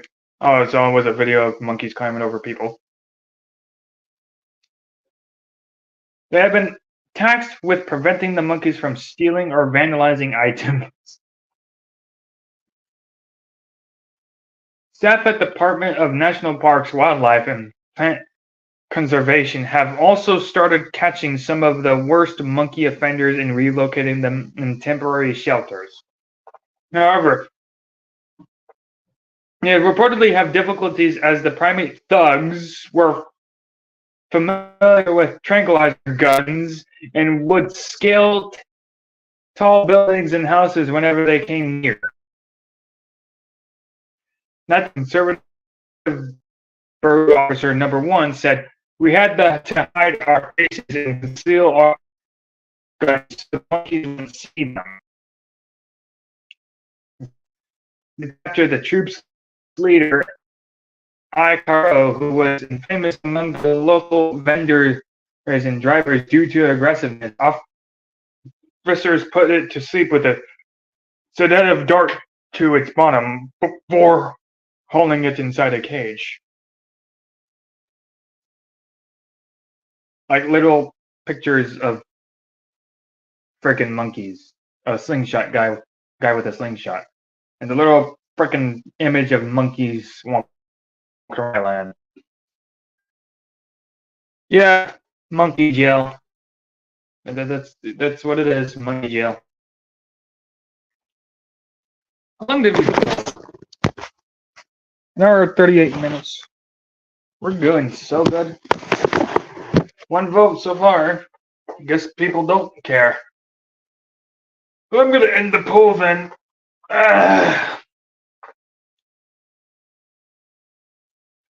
So I don't know what the fuck I could say about the frickin' poll. One vote, and 100% of that one person voted Thailand versus monkeys.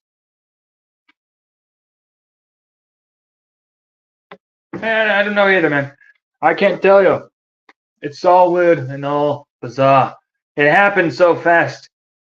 I have notifications now, but either way, the monkeys were attacked by, and the police officers are doing everything in their power with their slingshots to stop them. Yeah, so they're like monkey thugs and shit, monkey riders. Maybe they want equal rights. Maybe the monkeys want equal rights. You know what I'm saying? Like maybe they're mad that they don't get the same treatment as other humans. Maybe they want to be like, we're humans too. We are people all the same. Give us equal rights. Maybe it's the civil rights. Maybe it's Thailand's version of the civil rights thing. You know, you never know. It could be that. I don't know what you think, but hey, like since monkeys are running around trying to take over Thailand, it's just a civil rights march. Message retracted. Yeah.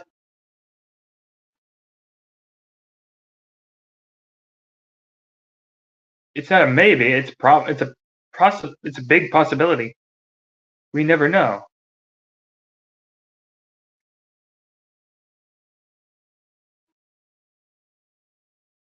Come on. What are you doing? What are you doing, computer? Stop messing with me. There's even monkeys like freaking a juice box or something. There's literally a picture of a monkey drinking a juice box, and there's monkeys like invading cars and shit.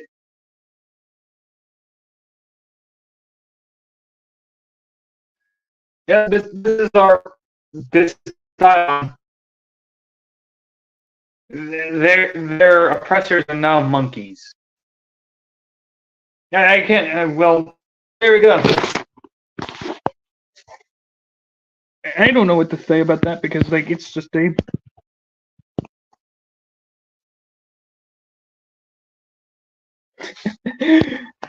Maybe it is. It's a. Maybe this is all a play. You never know.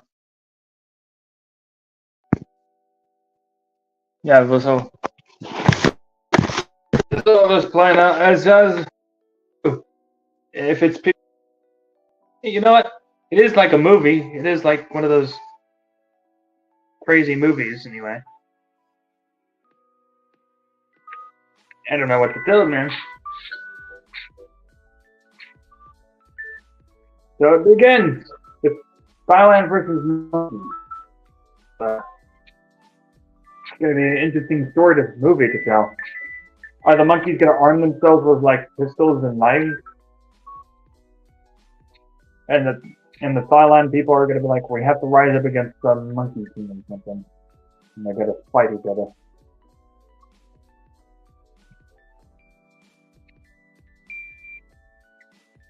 Thailand monkeys, you ever have you ever seen Hangover 2? I don't even think I ever seen Hangover 1. Describe it to me. What is it like? Because I really have no idea what Hangover is anyway. And it's just a movie.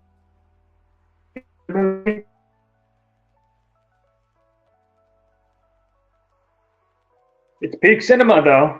You know what? Monkeys taking over Thailand.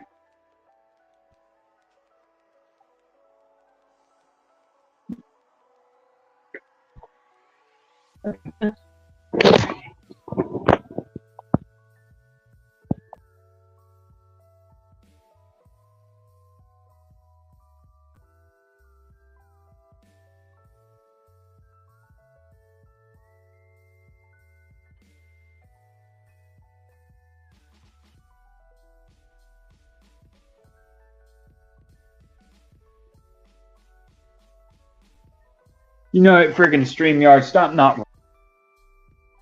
to be helpful with me. Gotta be helpful. Hold on, let me check.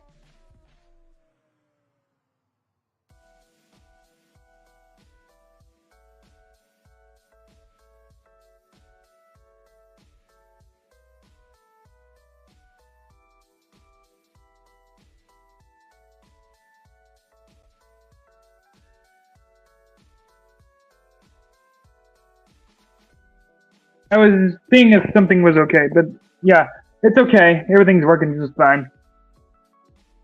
I mean, I'd rather watch that than wrestling. I don't blame you.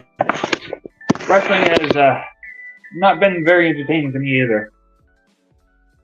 We could talk about that too, but I'm more interested in the monkeys thing. So how do you think they're going to fight the monkeys off? Outside of slingshots, no, we already know that, but how do you think the monkeys are going to fight back against the slingshots? That's what they're climbing the building. You think they're going to, like, invade gun stores and be like, get yourself some shotguns and shit. We're going to fight back.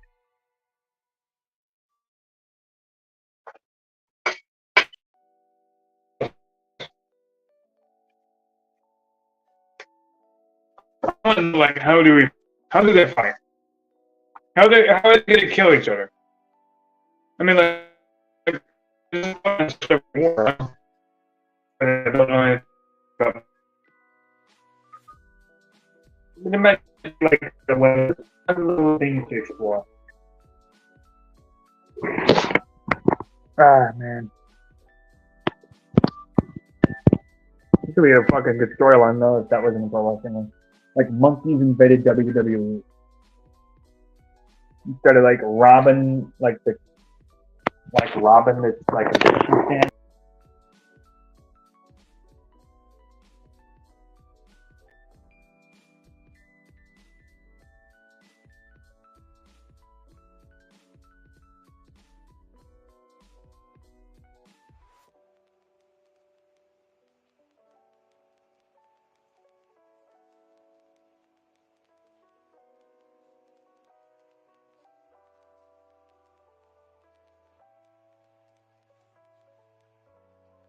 StreamYard is gonna just do this thing where it just throws me out. Bill's like, nah, I don't like you anymore. Hold on. It was just things that are just open too much. There we go.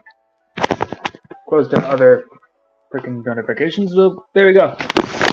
Either way, I do want to see like monkeys invade WWE now. I want to see like monkeys invade just other countries. I'll invade the United States. I want to see a bunch of monkeys just run around like this is ours. Have their own fucking civil rights movement. Monkeys versus the Thailand military. Yeah, but what are the monkeys gonna arm themselves with? That's what I want to know. Fucking pistols and knives and start holding the guns to the side like gangbangers. Start shooting.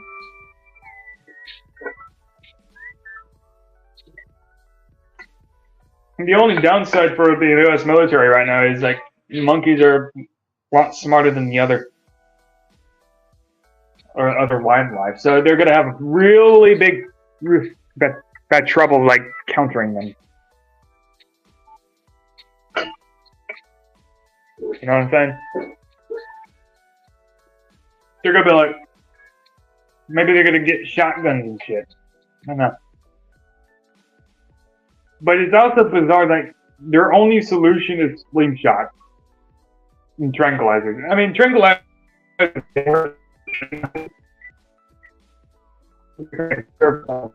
I what to do with.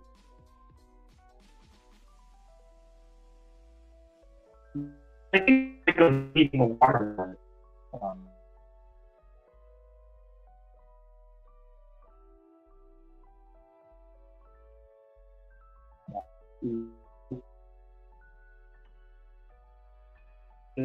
It's just the monkey water.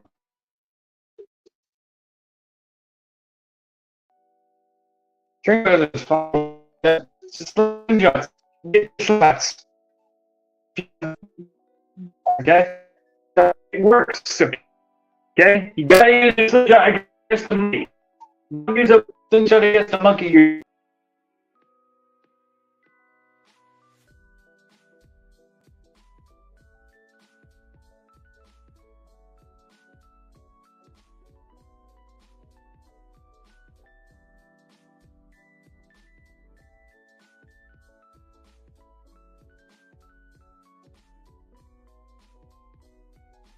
gonna have to like reset my whole thing.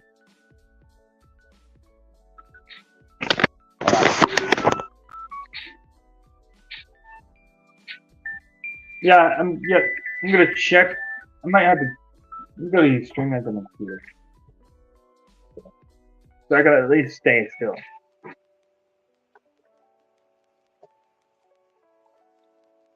I'm gonna go to StreamYards on my computer, and then do the talks there. Come on, you gotta be kidding me with this stuff.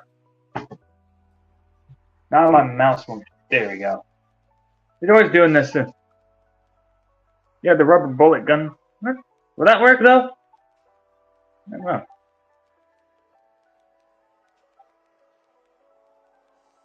Come on. So like, if it does that again,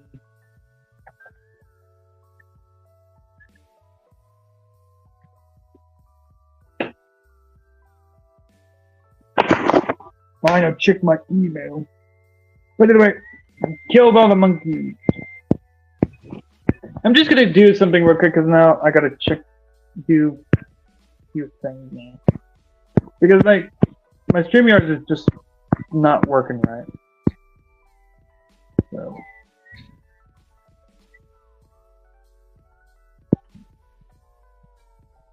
yeah, so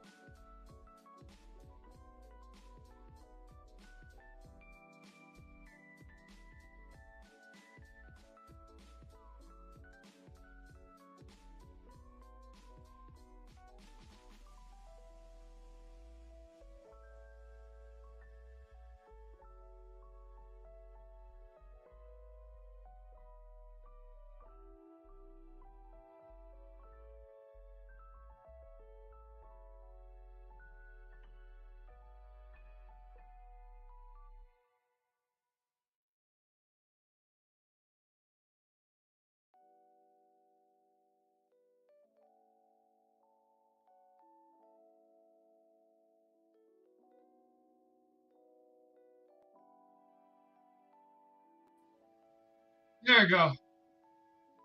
Wait. Yeah, you guys hear me okay?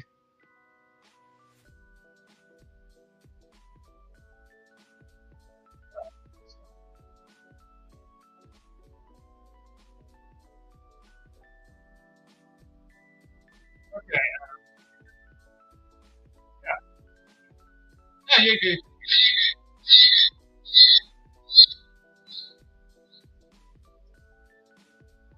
We got two Bullzies on the call.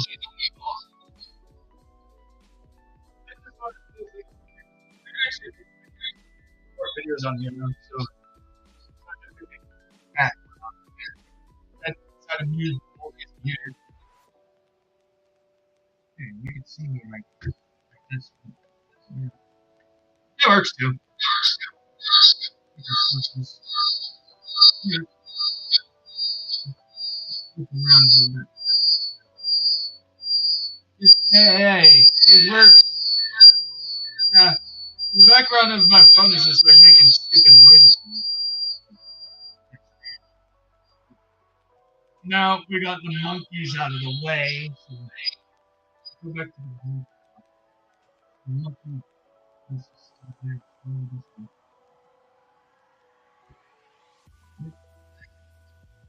Yes. You can see the other side right there. Right there. And then close it. Because it's my phone version. I'm using the computer version.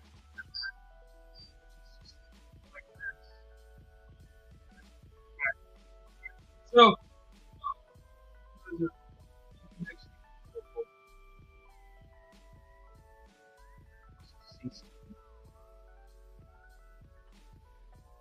since this is StreamYard, it has to be a bit different than how it works. So now it's on my computer. I'm going to go downstairs.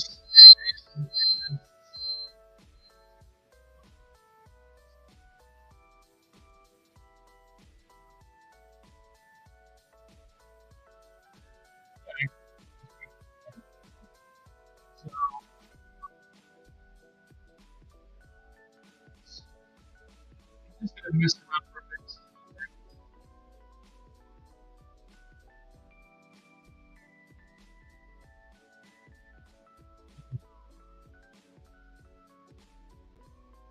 Guys, I know you can hear me. So now we got that. How's everybody doing today? I got things going.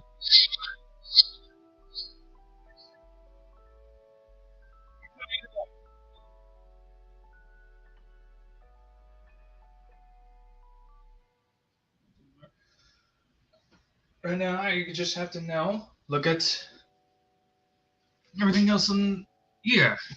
Yeah. No way.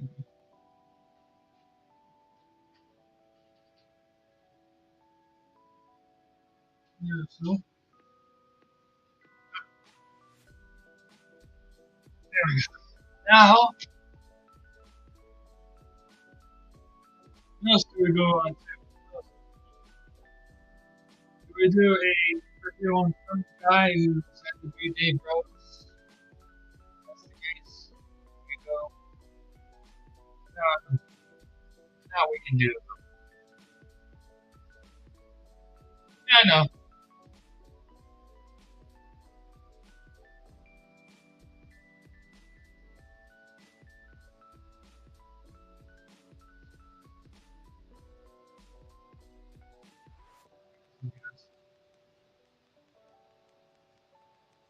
Cinema layout, picture-in-picture layout. I'm playing around with this one. It's gonna be like. Actually, I got a key. With me now, so I'm gonna go pee for a quick. A lot of. So I'll be back. I'm gonna pee. Be back.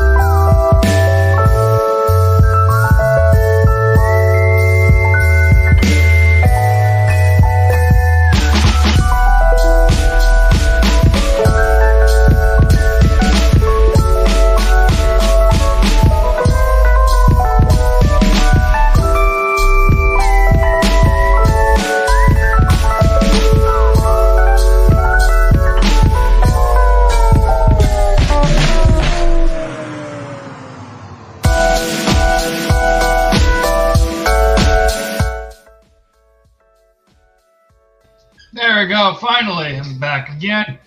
I don't have to freaking go pee anymore. I paid. Now I'm just need to stop talking about peeing. So that's done.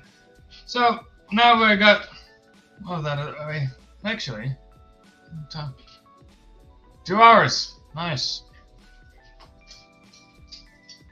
We didn't really get to talk about much either, so let me see if I can go back to on my phone. Go to stream goes back on my phone.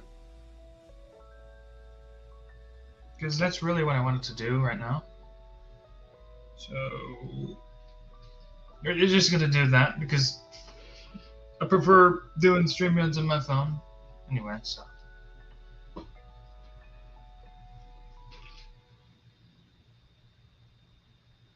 No, I'm already logged in, asshole.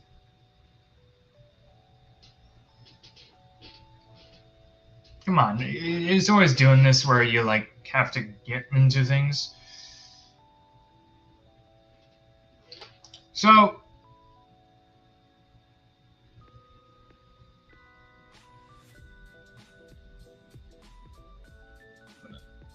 yeah, so like I'm trying to kind of maintain conversation.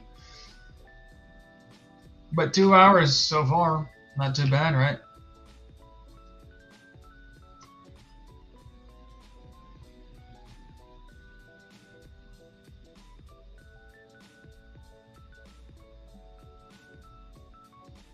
There you go. But we're about to get back in on my phone. That's the idea. Oh, come on. Fuck off.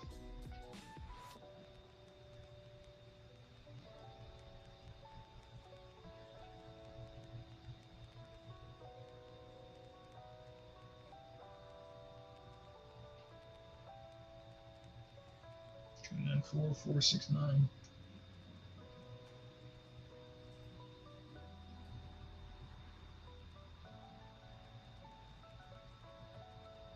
There we go, finally, Jesus.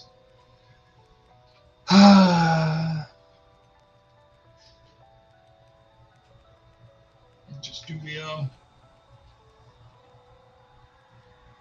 So let's go to StreamYards. Yeah, we're going back. We're doing this.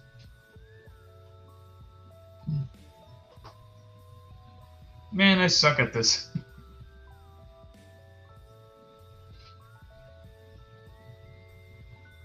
There we go.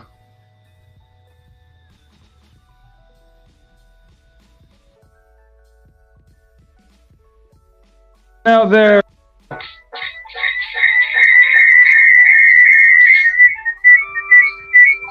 There we go. Now we can finally do the frickin' voice on here. Yeah. Back to the phone version. Yay! Now we talked about monkeys. The things I would like to talk about too. So we're gonna open up another YouTube. The things that are actually manageable to talk about. I haven't talked about everything I wanted to talk about yet. Genetics and shit. Neurology. I want to discuss like my diet plan at least. Okay. So let's just start where I want to talk about it. There's another YouTube open that makes some case. So I'm gonna go back to one of my notes because I actually take notes on about like milk and shit. Well, that's one of the nutrition. When I talk about like nutrition and shit. I'll talk about that right now. Give me a sec.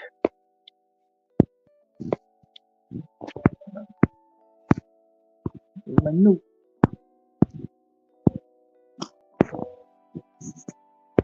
Screen. There we go.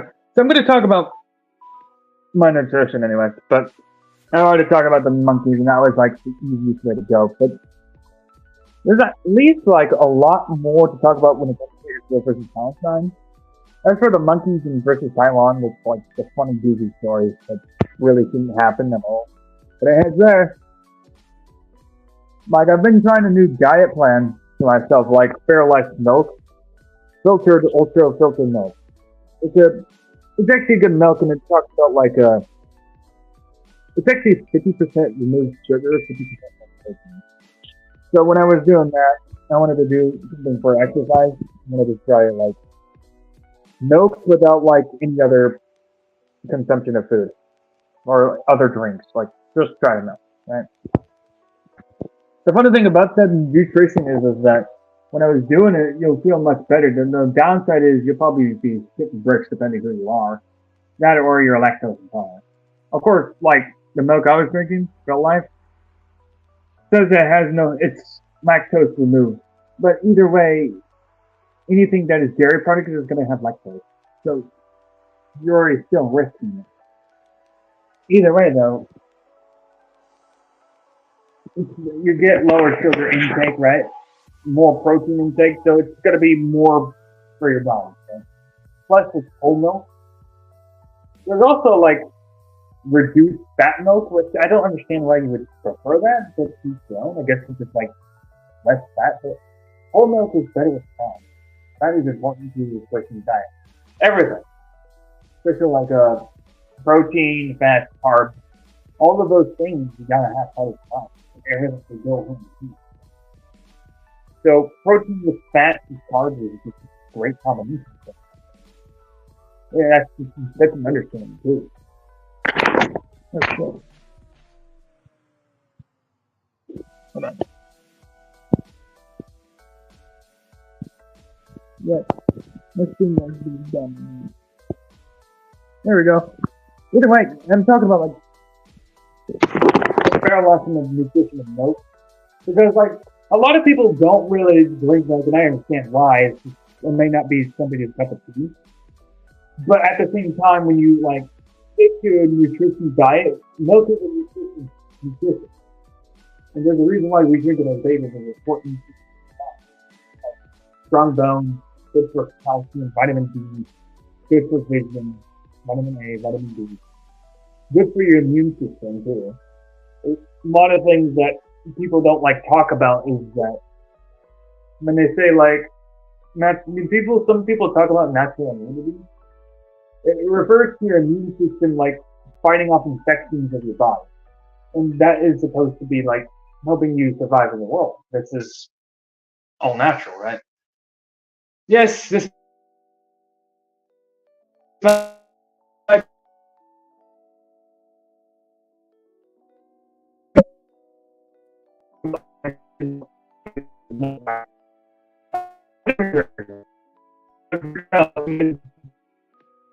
unless you're lactose intolerant, I understand how you get this. If that's the case, I would suggest water at that point. So like those things like that can destroy your gut. At the same time, if you want to take it, I would just control what you consume because milk is like sometimes you're not.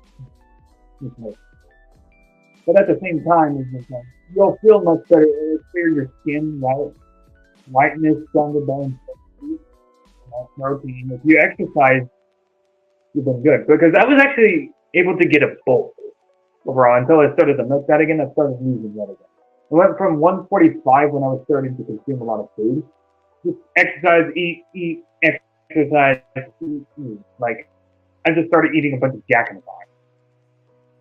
But I went up to 160. I got to my goal. I was like 160 pounds. Pretty much. Up now, like, started losing weight. I'm like at 155 again. And now I'm losing that weight because I started the milk diet. So now I have to like increase my milk intake again, but at the same time, that makes me feel like shit.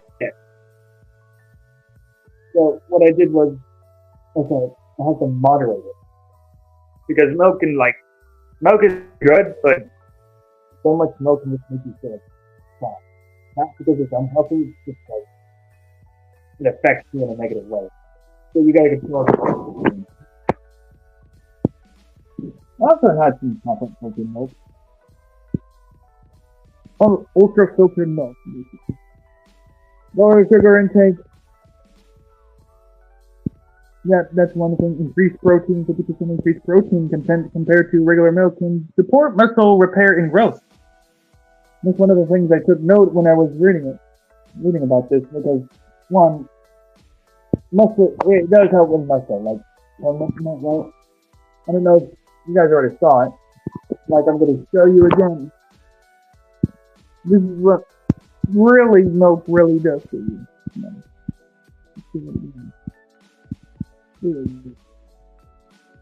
Here it is. Something like that. Right? Also, I'm going to show these off. Look at this. Something like this way. I'm not going to touch that off. Anyway, this is what it is. I have that. Because now because when I do the milk stuff diet, I feel that much better. Now, I suggest not doing it for so long, because one, you gotta consume food. Especially if you're like pure muscle like that. Sometimes food is important. Especially if you're like skinny and lean, you can't afford to just not bulk up. I would suggest bulking up. I bulk. I got it. And bulk the muscle still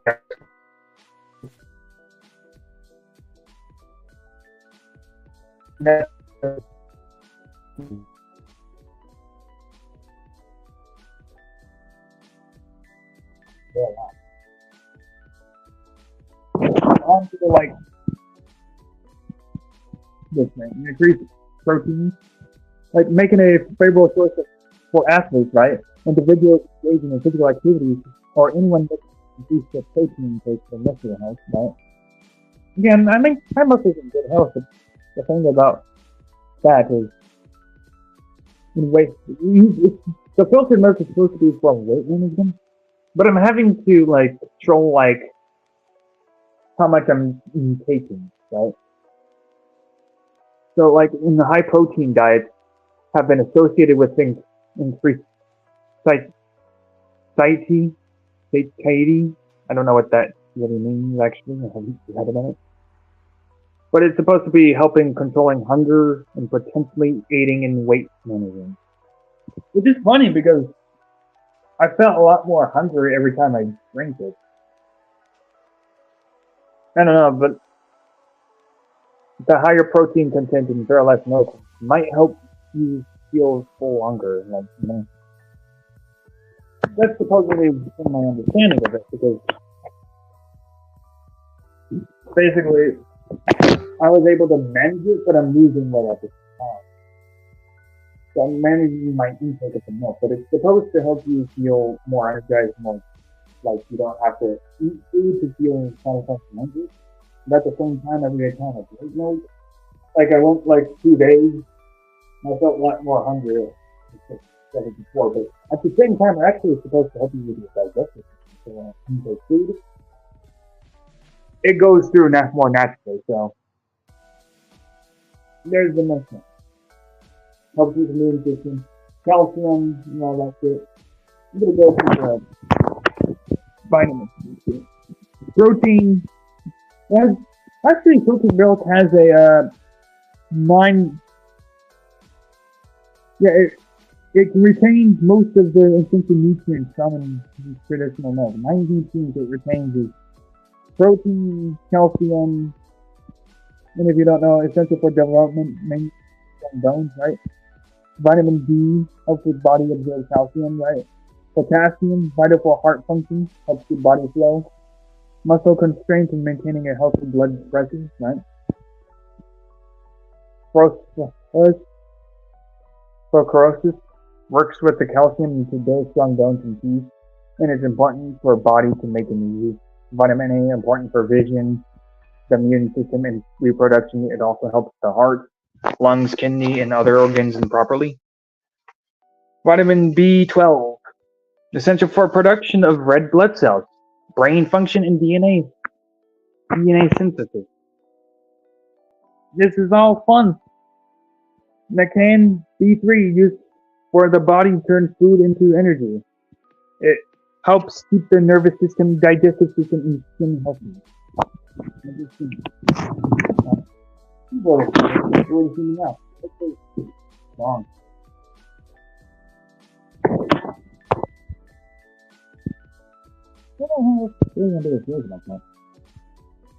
For of you are watching, apparently this was engaging for the floor of you. Hearing about milk stuff, help the milk. My recommendations for if you're gonna go for the milk route, recommendation. Don't unfiltered milk, sterilized milk, whole milk. It's gonna be good. I mean, it says reduce the lactose, but it's dairy products, so it's gonna have some lactose. Lactose. But if you're gonna go for vanilla, if you're lactose intolerant, if you want to drink milk, that's the best option I would recommend. That being said, if you're gonna do it, my suggestion is you gotta have this like bring a bunch of milk, like basically moderate how much you drink it. Don't drink it in one sitting. Have like take a couple of gulps, and then like not huge gulps, just enough that keeps you going. Right? So that way you don't overdo it. Always moderate yourself because you're gonna kind of feel like gonna feel constipated if you like this so much. So if you like moderate less, you're not gonna feel that much. Actually, that's gonna flow that much better. That's the milk. The nutrition of milk is important. Drink it. Drink. Make it not too much more. It's filtered milk. Unfiltered. Okay. Another brand. Tastes like milk. Whole milk. If you go for like this, so filtered milk with reduced fat, I mean, I guess it can help, but you're not going to get the same results as you think you will. In fact, why do it at all? You're not going to see vision. Unless you want both of it, and the rest of the service, but you're not going to be. But honestly,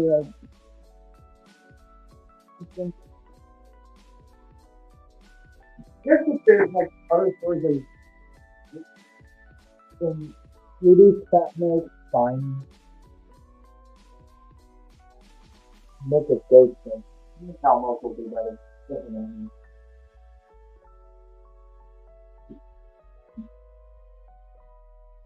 Oh, by the way, about chocolate and strawberry milk, that can work too. But that would go apply the same thing. Less of those, at least. For like chocolate milk, there's going to be a higher increase in protein. But for like strawberry milk, it's probably the worst for you because it's like more sugar than the other two. Though it's still high in protein, you probably want less of that. So both sugars is but sugars is important. You get that a lot.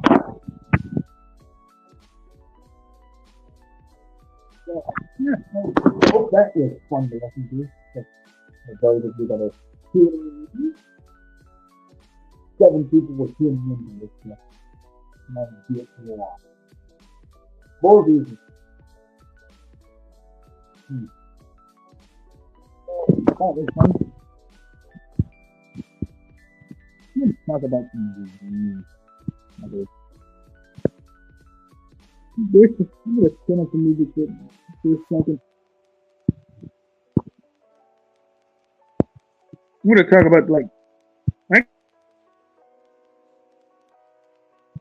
I do want to talk about, like,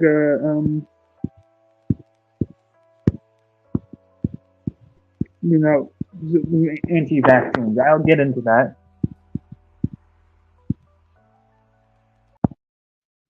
Because, like, one is because I'm one of, like, just to express, like, the body and the immune system, right? I talk about how it fights off bacteria, all that shit. I'm an anti-vaxxer, just so you know. So be warned. Though I'm going to talk about something like I tried to talk to somebody because he was talking about his experiences with anti-vaxxers, like these crazy people, anti-government, all that shit. I was like, I'm anti-vaxxer myself, and like he went crazy. He has a real big vendetta against anti-vaxxers for some reason. It's all like, whoa, you're anti-vaxxer. How could you be that? Because they have the idea that my body can build resistance to the diseases that come into my body. Our bodies is like naturally supposed to survive these things. Right? Yeah. Huh. Hold on. Anyway. So our bodies. Oh. I think I scared people off with that one. Oh shit. He's gonna talk about it. Get out. Yeah, don't worry about it. It's just a fun little chat about it. So I really want to start off with just talk about some of these freaking, you know,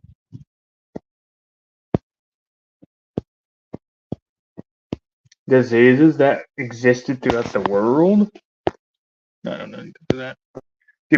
The Black Death, but this is the Black Plague, caused by Bacterium Yersinia pestis, was responsible for several pandemics throughout history, including the Black Death in the 14th century, which killed an estimated 75 to 200 million people. Yeah. Smallpox. Actually, I'm just gonna go for where they existed. The most famous, the Black Death, began in 1347. However, plague outbreaks occurred after this, with the plague of Justinian starting in 541 AD. Smallpox. Evidence of smallpox dates back to at least 3,000 years ago, with significant impacts throughout recorded history. It became a global issue with the expansion of European colonialism and the transatlantic slave trade from the 15th century onwards. Spanish flu. Yeah, this pandemic occurred in 1918 through 1919 in the final year of World War I in the immediate post-war period. HIV/AIDS epidemic began in the early 1980s, the virus likely having been transmitted to humans from primates in Central Africa early in 20th century. Yeah, no, well, you know what? Those are plagues, but I just want to talk about those diseases and where they come from. But you'll see where I'm going with this. In the meantime, I'm going to look inside some. Where do I want? Oh, there's nothing. I forgot. I bought almond milk, a small jar of almond milk, and I drank it all already. Never mind. Never mind. But either way, malaria, I guess that's has affected humans for thousands of years, with evidence of disease back in ancient civilization. It has been a significant health issue in tropical and subtropical regions throughout history. Tuberculosis has been present in humans for thousands of years, with evidence of its impact found in ancient mummies. It's become more widely recognized as a significant health issue in the 17th century, but has likely affected humans' populations since antiquity. Influenza. Seasonal influenza viruses circulated globally every year. The most notable pandemic flu strains again emerged in 1918. H1N1, 1957, H2N2, 1968, H3N2 in 2009, H1N1, PDM09. The Black Death has the reason. Black Death is a reason that Europe doesn't have 1 billion people that in 2 world wars.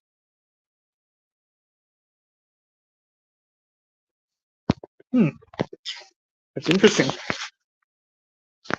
Brandon. Anyway, cholera. The disease has been present for centuries, but the first of the modest cholera pandemic began in 1817. New Calcutta, India. Typhus. Historical records of epidemics that could be typhus date back into at least the Spanish siege of Granada. In 1489, it has been a significant issue in times of war, population displacements, and then 10 measles likely diverged from the random parts cattle disease around the 11th and 12th centuries, which significantly outbreaks recorded in centuries that followed it became notable cause of death following the increase of global population movement and urbanization. The third Blake pandemic, beginning in Yunnan, China in 1855, it spread globally, causing over 12 million deaths in India and China alone. And last but not least, COVID-19 caused a novel coronavirus, SARS-CoV-2. The outbreaks began in December 2019 in Wuhan, China, and quickly spread worldwide.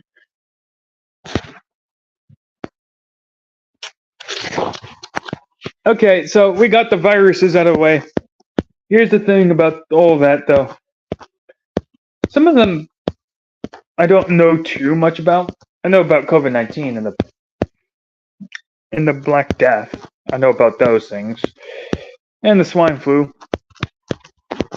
But as far as I'm concerned, the Black Death we never had a vaccine for, if I'm correct. And a lot of these diseases that did kill a lot of people, yeah, they were big killers. I'm not saying that they aren't. It's just that's kind of the result of it. But like a disease that is so infectious, it just attacks your immune system and it breaks apart and it kills you. That being said, there are ways to help with your immune system. Barrier defenses. The first line of defense includes physical and chemical barriers like skin, mucous membranes, and stomach acid, which prevent pathogens from entering the body. Innate immune system. If pathogens breach these barriers, then innate immune system responds with non-specific defense mechanism. This includes the activation of phagocytes cells that engulf the digest pathogens and release of interferons. I can't pronounce these things. And the triggering of the inflammatory response to isolate and eliminate invaders.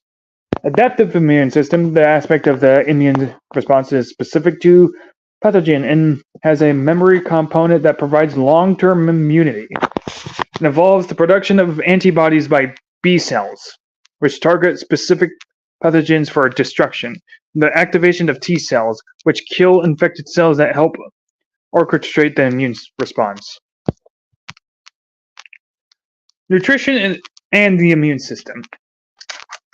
A balanced diet rich in various nutrients is essential for a robust immune system. Some key nutrients that support immune function include vitamin A, C, and D. Vitamin A found in carrots and sweet potatoes, also in filtered milk. Already talking about this. Helps maintain the integrity of skin and mucous membranes. Vitamin C found in citrus fruits and spinach is known for its role in enhancing immune response and antioxidant protection. Vitamin D obtained from sunlight exposure in foods like fatty fish is crucial for immune function and can modulate the immune response. Zinc, the mineral found in meat, nuts, and seeds, is vital for development and function of many immune cells. Selenium, found in foods like Brazil nuts, Selenium plays a role in preventing oxidative damage and enhancing immunity. Iron! Yes, iron's good. Essential for growth and differentiation of immune cells. Iron can be found in lean meats, beans, and spinach. Protein, yep. Adequate protein intake from sources like poultry, tofu, and beans is essential for antibody production and immune system health. Omega-3 fatty acids. Found in fatty fish, chia seeds, and flax seeds, omega-3 fatty acids can help reduce inflammation and enhance immune function. So, I'm not saying don't take the vaccines at all, but if you balance your nutrition, but the milk I just talked about has most of these nutritions. Helps your body regulate, keeps your skin healthy, keeps your bone strength up, helps that you're going to be a healthy dude. Protein, and plus fat is important. Like if we're going back up, calcium, the intake of calcium as well. You're gonna more than likely survive if you do take in all right substances, right? But when I talk about this is because like I don't believe we absolutely need the vaccines. Anytime somebody does talk about like vaccines, they talk about like the COVID vaccines, right? The problem is that the diseases I talked about existed long before, and we've always been having to survive these things. Now I talk about this with another person. He kept, well, yeah, we surviving it, but we also survived having taken a shit without toilet paper, which is a bit different than that. Like our bodies and immune system will build tolerance with these over time. Yes, you might say vaccines may help with that, and I'm not denying that. But at the same time, the vaccines are drugs, basically. And drugs do slow down the brain, slow you down a bit. Yeah, like painkillers, that turn you into kind of this weird person. Granted, I don't know. I can't say for certain if the vaccines are killing people, but I certainly know that the COVID vaccines, and there were videos put up of people having seizures, and they were taken down because of misinformation. But the COVID vaccines aren't necessarily the best options, especially in the Johnson & Johnson researchers talked about this. These vaccines may have long-term effects, especially if they just came out now in a state of emergency. The problem is that we don't know the long-term effects, so they did not recommend it for children. So basically, there's not been enough studies, and because of this, Biden's big idea is just make boosters, even though we don't even know about why these other vaccines don't work. Problem is, I don't think we should take the vaccines that are probably unexperimented with, but we're taking them anyway. Or perhaps they were experimented with. They're experimented with in China, COVID at least. But that's the whole thing. That's why I talk about it, though. Like, if we're talking about natural immunity, our body has an immune system, so there is things natural about it. And this is what I like to also talk about, like evolution of man. If we talk about like becoming from a fish to a human being, what I don't understand is some people like natural immunity is a myth, but the same people will probably believe in evolution. We went from like a fish to a human. I'll elaborate. Humans, I believe more in evolution.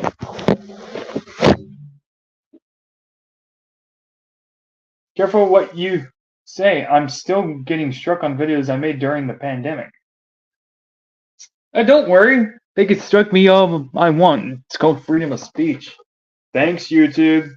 Disclaimer. This is freedom of speech. And I don't take everything seriously I say. So there you go, YouTube. Now, what are you going to do now? Fuckers. Anyway, like when I was talking about like when I talk about like the human progressing more. I've heard about this theory, and this actually makes a lot more sense. We altered the way we move. We stopped walking on our arms and legs and found out it would be less energy if we just walked on our legs. So that way, we evolved to that point. Humans always evolved. There was also an example where the first humans were brown people, and what happened was those certain people in Africa that were brown migrated to Europe and eventually evolved to having white skin and having stronger bone structure and with vitamin D. So our bodies have kind of adapted to the environments that was in certain places, right? Our bodies can adapt to like these harmful environments.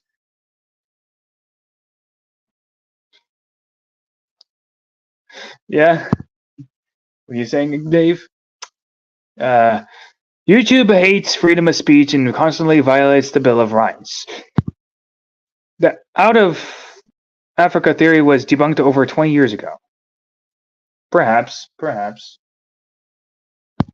I don't know.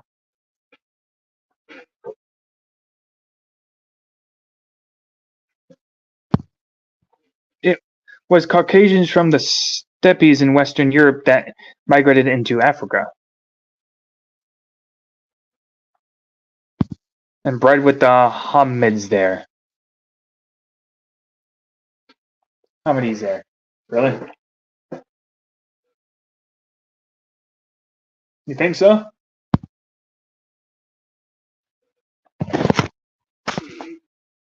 That's interesting information, Dave.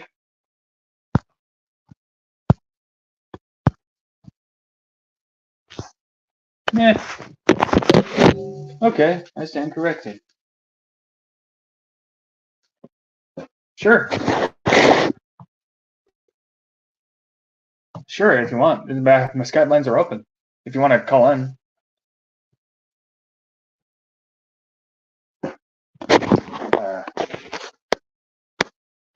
I'll need to pick the brain of Dave then. That's it. That's all I need to do.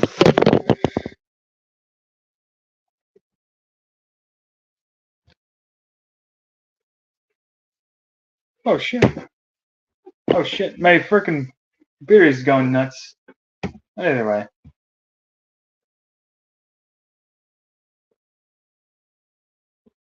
Hold on.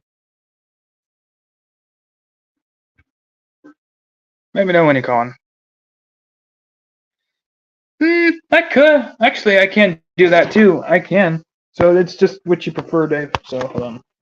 So I'll just go to stream info. Wait, no, wrong one. More settings. Guest. Damn it. Why not? There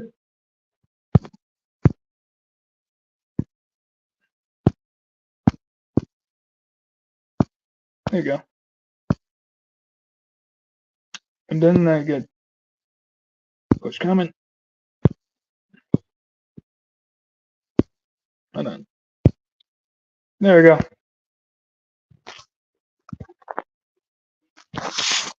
I posted it in the chat, so you can either call me on Skype with computer, or you can enter in via StreamYards. It's actually gonna work. It should work because I checked everything. But either way, it depends what you're more comfortable with. I'll let you know.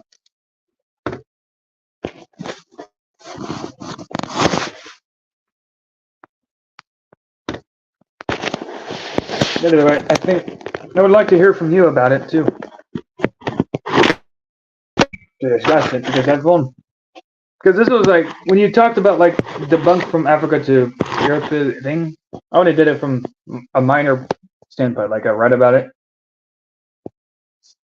Somebody talked about it with me, and they talked about how like, and people in Africa like migrated to Europe, and because of the climate over there, their skin color and their bodies altered.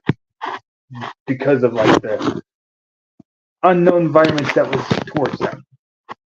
So either way, I'd like to know why those things are wrong.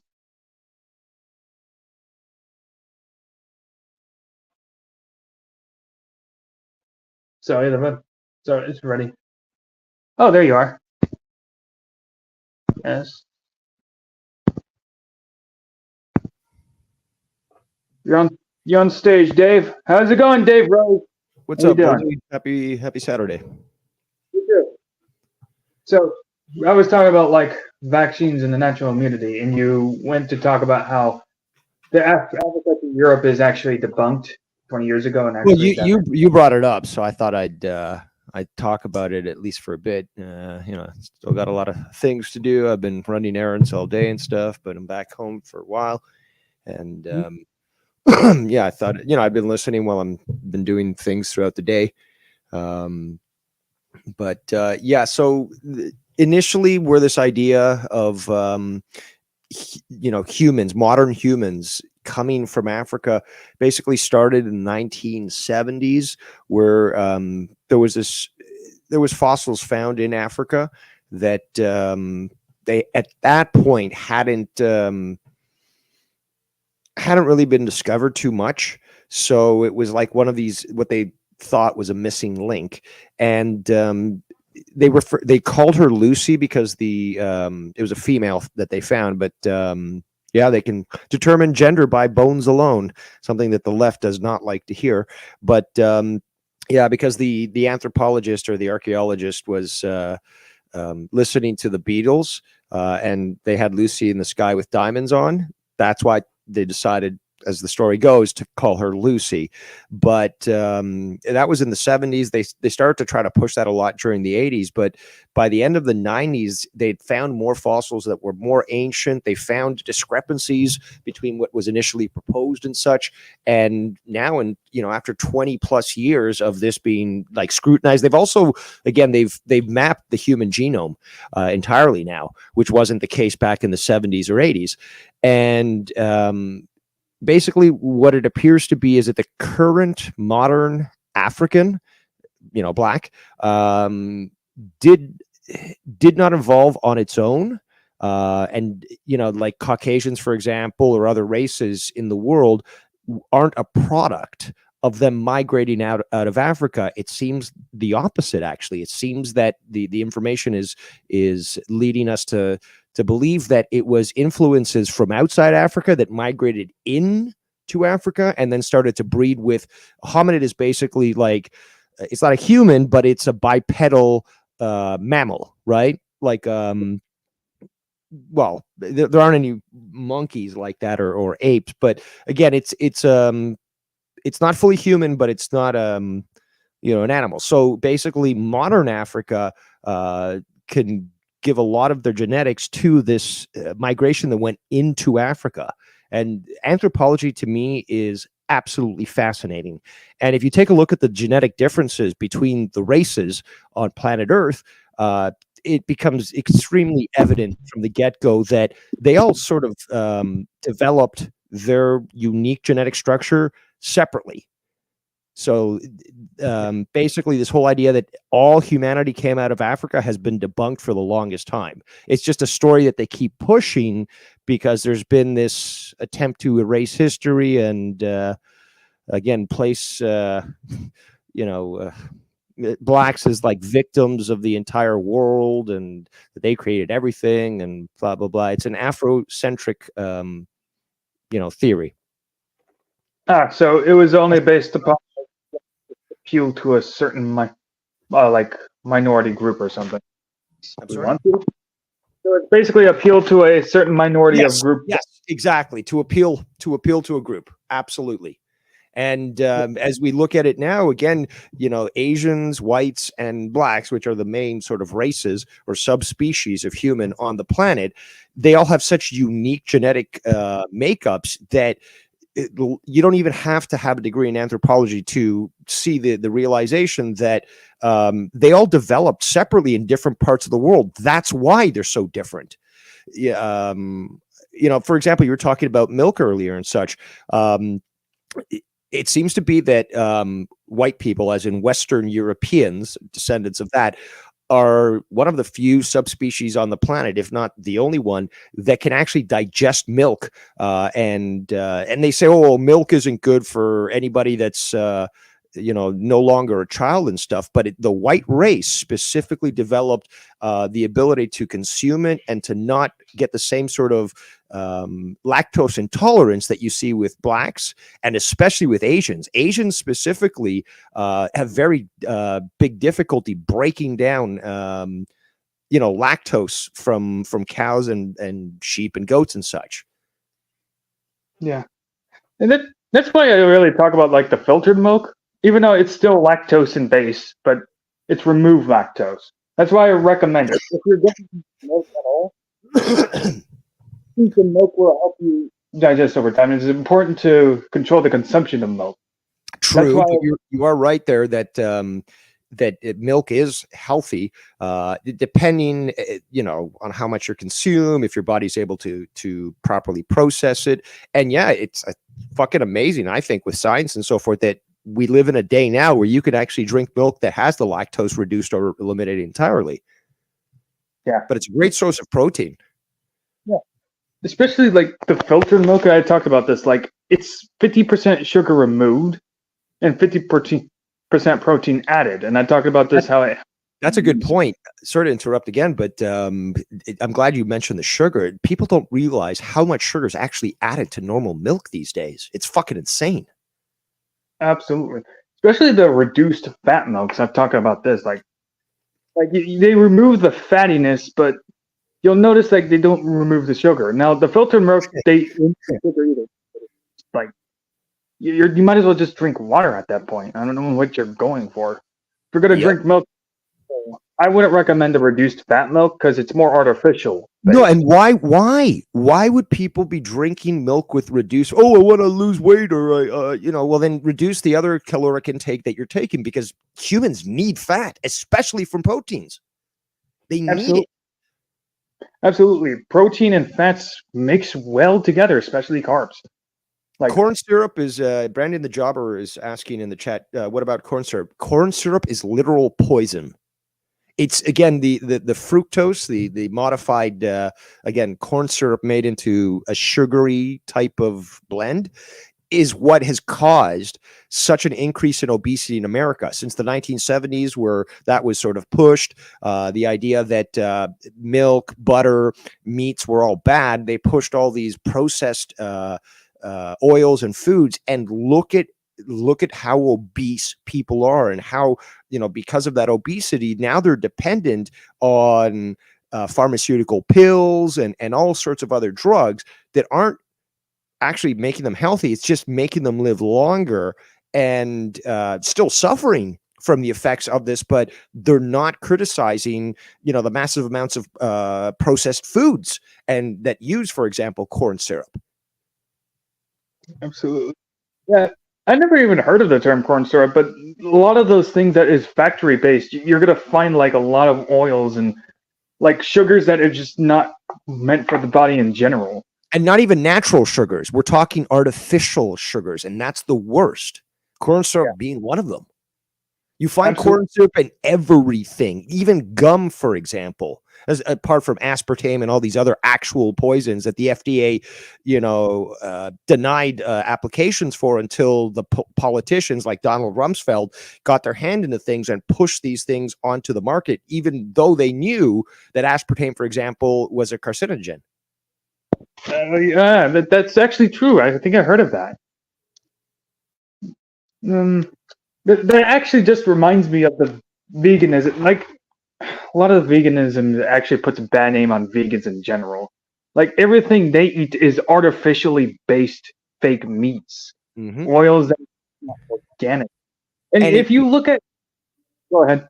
No, I was just going to say, and it contrasts so much from actual vegetarian cuisine that you can find, say, in Thailand, in Burma, in India, where it's not this fake shit. They're getting their protein supplements through beans, legumes, vegetables like spinach. Spinach, one of the best for calcium, for example. But in North America, they push milk as being a better source of calcium when that's totally not the case. And then they're promoting regular milk, not raw milk. Raw milk, for example, is good. It's not pasteurized, but actually in the early 1900s, one of the Rothschilds actually convinced the British Parliament to make raw milk illegal. Now, you can buy raw milk from farms and stuff, but it's also highly regulated as well. And the government, especially in Ontario, does not want anyone drinking raw milk. They claim, because you might get sick and bacteria, blah, blah, blah. How did our fucking ancestors survive for so long by drinking raw milk without pasteurization to become fucking conquerors and huge fucking, meaty men? Yeah. It's so weird because, like, guess what? Villages back then that were just farmers, even before the technology we had, sure, there was a lot of bacteria when we were growing crops, but those same crops we were growing was helping our immune system fight off. There you go. You were talking about natural immunity, something that, again, was totally accepted until COVID came around. And then you have the fucking media, fucking fifth column traders trying to convince people, no, there was never such a thing as natural immunity. There was never such a thing of exposing yourself to bacteria or a virus without the use of a vaccine or medicines, and then letting your body adapt as it's built to be able to overcome that. Yeah, absolutely. It makes me so, like, I talked about this on the COVID-19 one, where the vaccines are inventing boosters, especially when the breakthrough cases ending up with worse symptoms. There was like people having, and they took the videos down from TikTok because, like, quote unquote misinformation. So they prevent. Yeah, I got struck a bunch of times for that. Medical misinformation. I'm still getting videos today from 4 years ago, 5 years ago. They'll be like, no, that's medical misinformation. This is dangerous. Your channel's been struck. Yeah. And that's what makes it kind of like damning, because like YouTube is discerning what's misinformation and what's not. Yet meanwhile, you've got people like lying about Donald Trump on YouTube, saying like things like, for instance, like, he's the one that is responsible for the border crisis of people, illegals crossing over. Like, Biden admittedly, like, opened the border saying, hey, just come on in. And then when the voting process starts to happen, then it's like this. All right, send them back. I think you talked about this on your last stream, where they get just used and then just fucked over, basically. Mm-hmm. Outside of that, but the vaccines, and this is why I talk about like natural immunity. This is why I'm an anti-vaxxer. Not because I'm against people taking the anti-vaxxer in a state of emergency, but I'm against taking vaccines because, one, they're drugs. One, it's basically a drug. I get it. Credit, you're trying to help yourself, and sure, some vaccines may help your immune system fight it off, but there's got to be downside effects to drugs anyway. Especially with painkillers. People take painkillers to numb the pain. God. But those are way overprescribed. And that's the problem, is that then people will get addicted, and no, you just can't get off them, but you can ease off that one drug as long as you take another fucking drug. It's basically these pharmaceutical companies ensure that they've got a person locked into the system. They keep them sick, but just alive long enough that they can live a very terrible life and constantly be forced to take their drugs.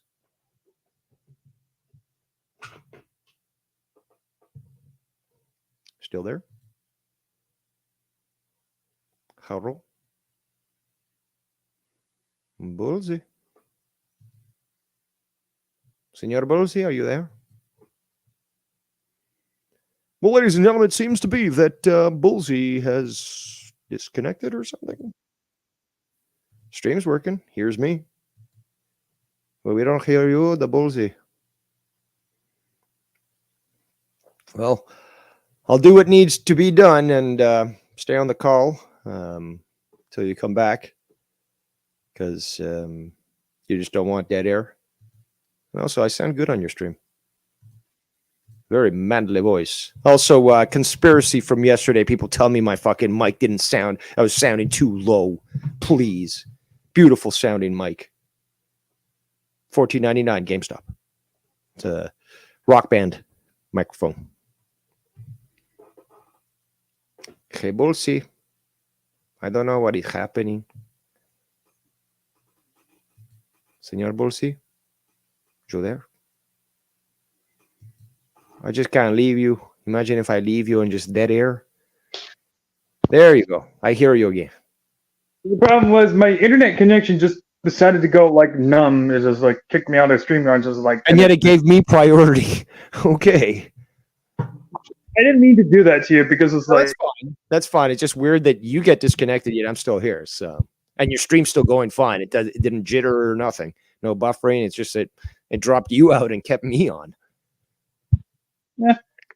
My for some reason StreamYard has been doing this, and like I don't get why, but either way it works just now just fine. I think it was just internet problems, according to what it told me. But either way, I didn't catch everything you were saying, so that was the problem. What was I saying? You were talking about like, yeah, like I got last track too because like on one, like okay, I was in the midst of kind of a panic trying to get everything back together. So we were talking about like natural immunity, anti-vaccines, and how these pharmaceutical companies were prescribing you, keeping you sick at the same time. So Yes. that's what we were. Yeah, and that's the profitable thing is don't give them the cure, but give them something like, for example, these chemotherapy drugs and such, or AIDS drugs, HIV drugs, is that it keeps people alive longer, but they're certainly not living full lives. And more importantly, is you wouldn't need them if they would just go ahead and reveal the cure for these sorts of things. And people might scoff, oh, well, they don't have a cure. Really?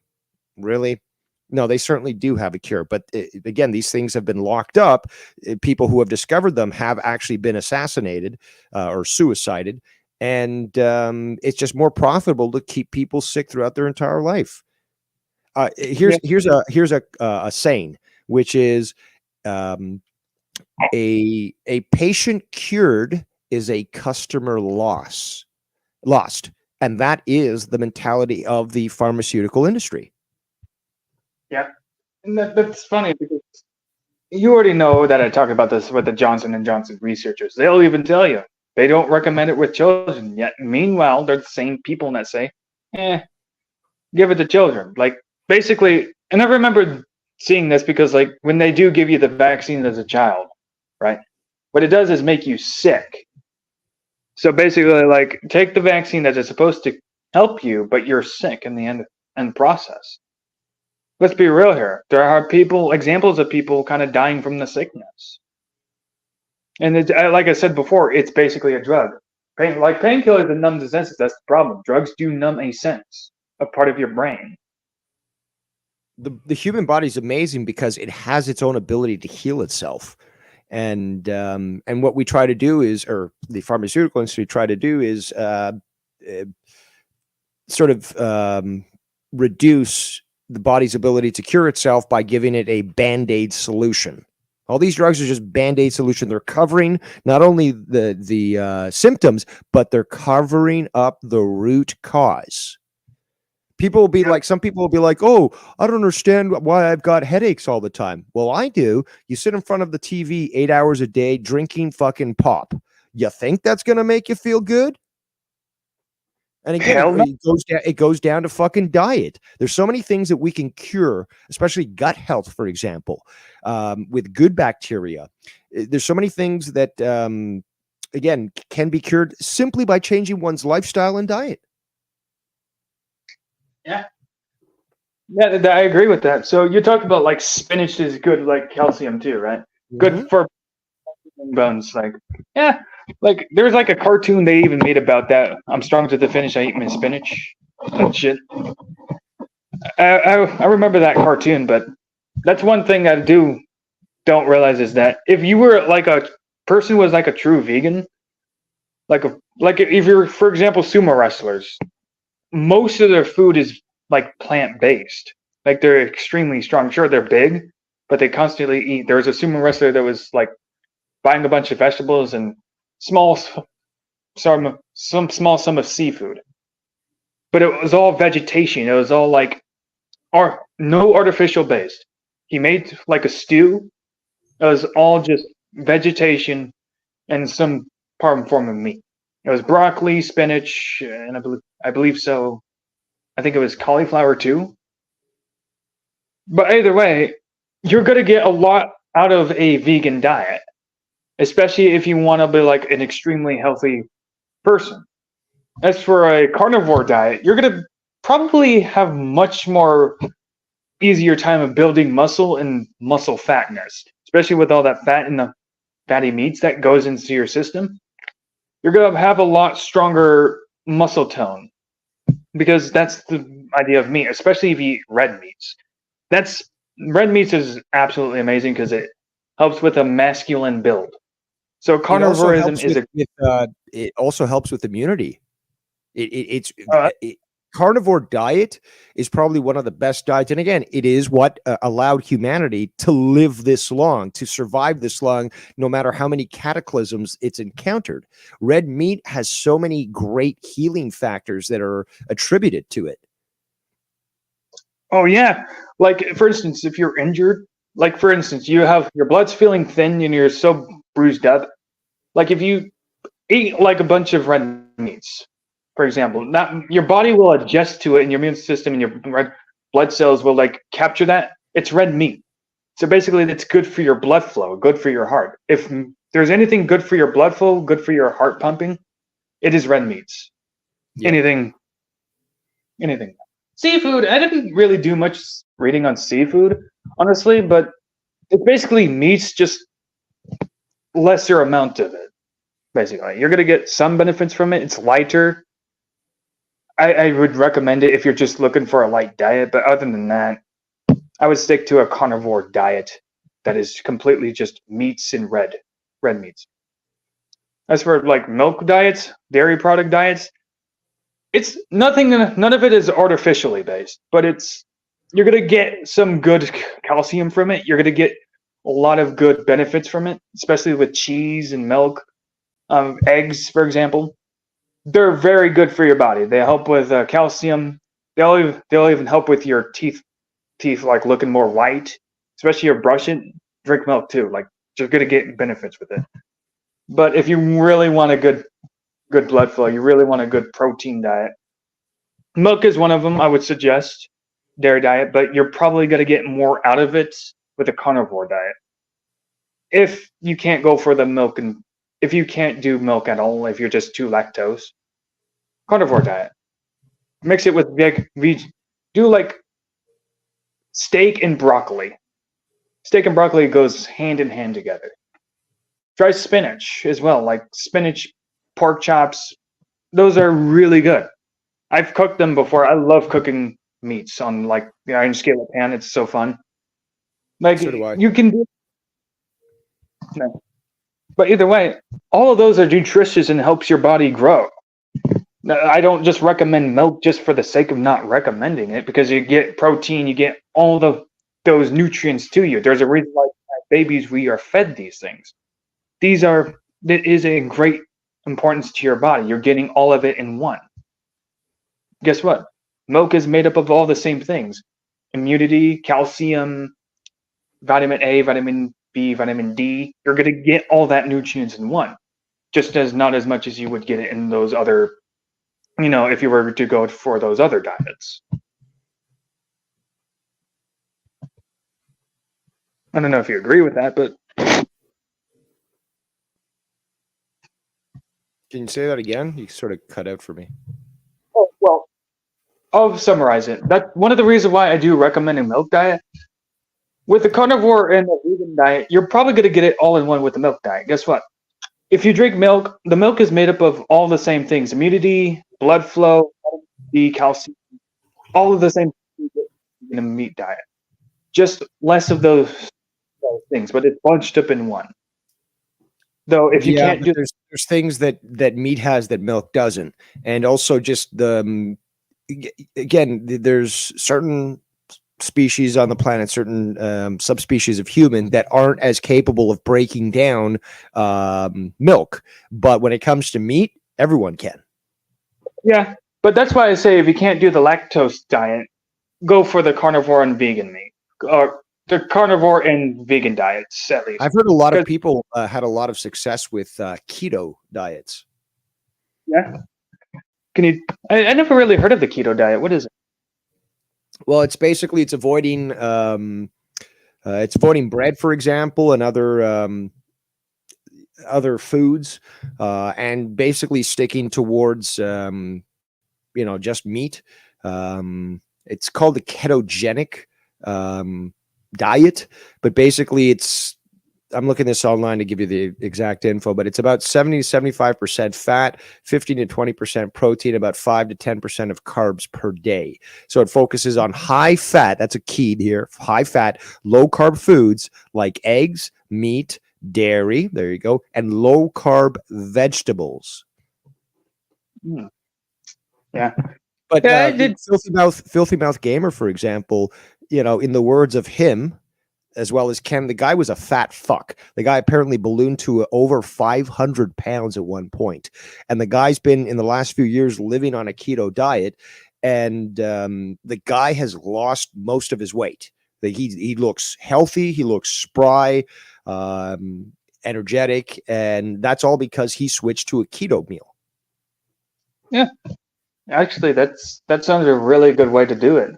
So not only is it great for losing weight, it's good, like you're talking about, for building muscle mass. Yeah, muscle mass. Definitely. Like I did talk about the muscle mass thing because the first time I started wanting to gain more muscle mass, I was told that, okay, just consume, right? I did that. I was able to go from 145 to 160, which is really good. I'm still have that muscle mass. But when I switched to the milk diet, I feel better doing it, but I noticed that I'm losing a bit of weight. So it's like, okay, I have to be more moderate.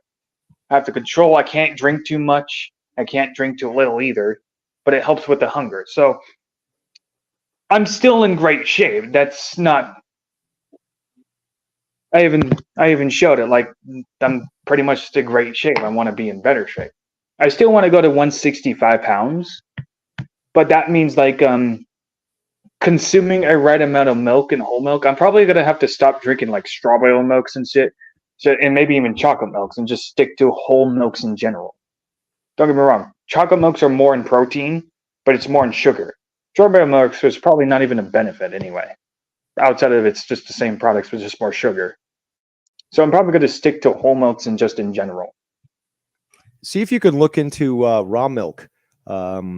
If you can get it. It's usually more common outside of cities, but there's a lot of farms out there that are actually capable of producing this stuff, and they don't get, harassed by the government with their fake bullshit regulations. So it's something to at least consider, especially the benefits from unpasteurized milk. Yeah. Unfiltered. Well, actually, I've been saying it wrong. Ultra filtered milk. That's what I'm talking about. It's reduced of lactose. It's still lactose, though. You're still going to get the thing. Either way, I might look into raw milks overall because I'm looking for the proper diet overall. That helps me build muscle. I still got muscle, but I've noticed I'm losing some weight. So if I can go to 165 pounds without all that loss, I think I'm good to go. Other than that, I'm just going to... There's no one solution for everybody. Because and this is unfortunately what these diet companies like Weight Watchers and stuff try to do, is be like, oh, just take our system. No, the best thing to do would be to have a nutritionist analyze your lifestyle, analyze the deficiencies you have in your diet, and then provide you with a specified and unique meal plan just for you. Because something that works for you, Bullzie, isn't necessarily going to work for me or somebody else. It all has to be customized to that person. Yeah, but that's kind of why I like experimenting with the diet plan.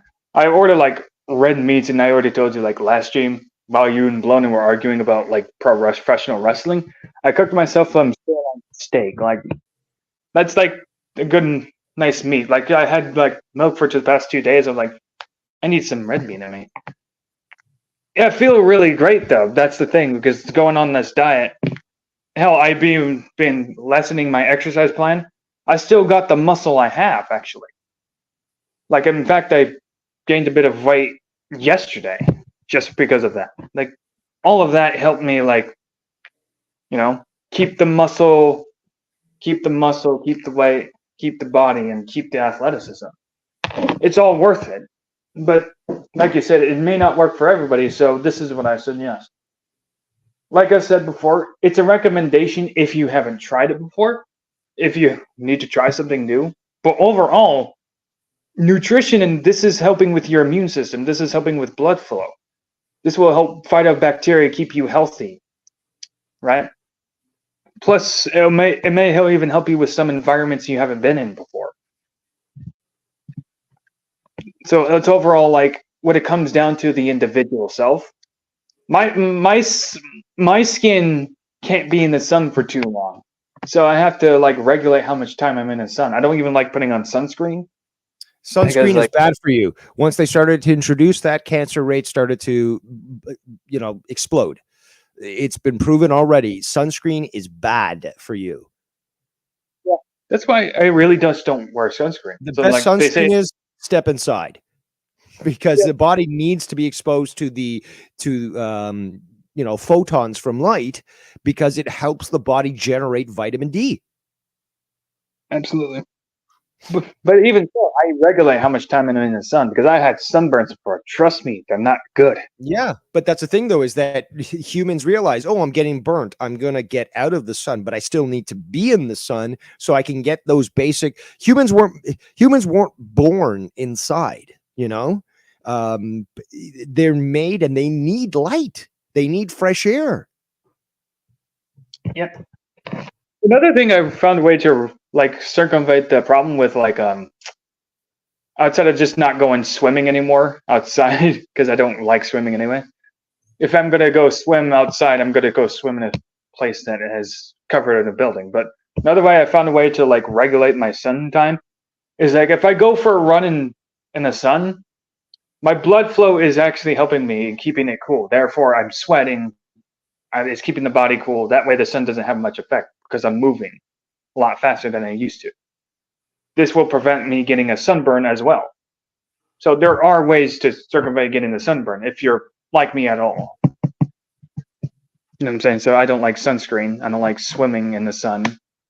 I would prefer swimming inside, that is away from the sun, because even if you're getting a good exercise swimming, you're more than likely to get sunburn anyway. It's just how it is. What do you think?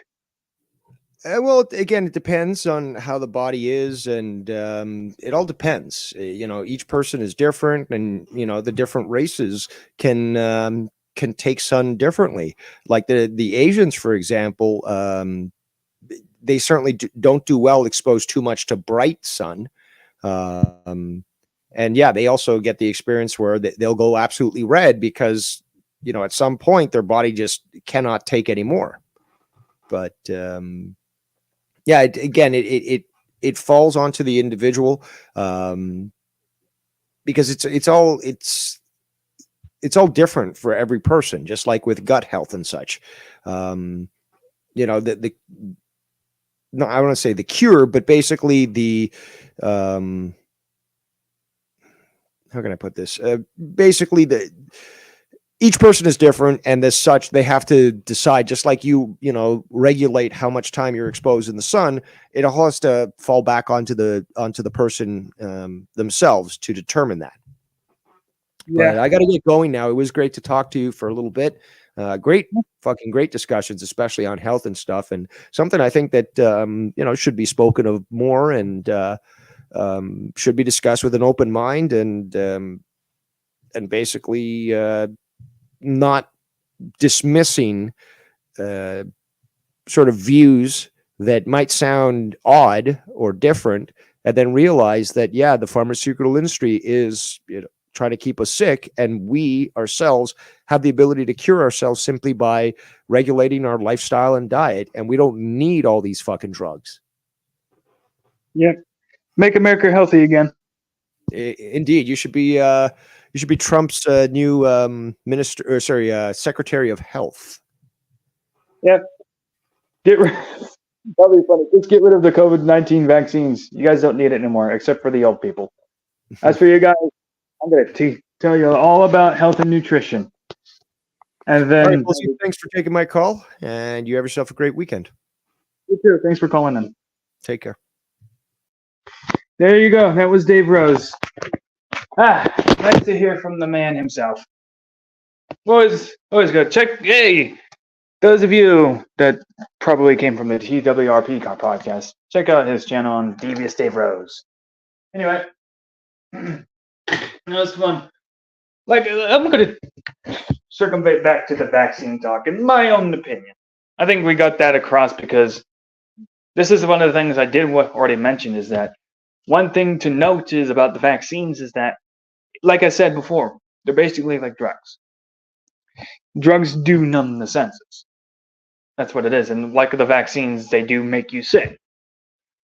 Let's be real here. They're not the end all be all. They are not the only things that help with your immune. I did go over like the big viruses that did kill a lot of people. Those do happen. They did happen.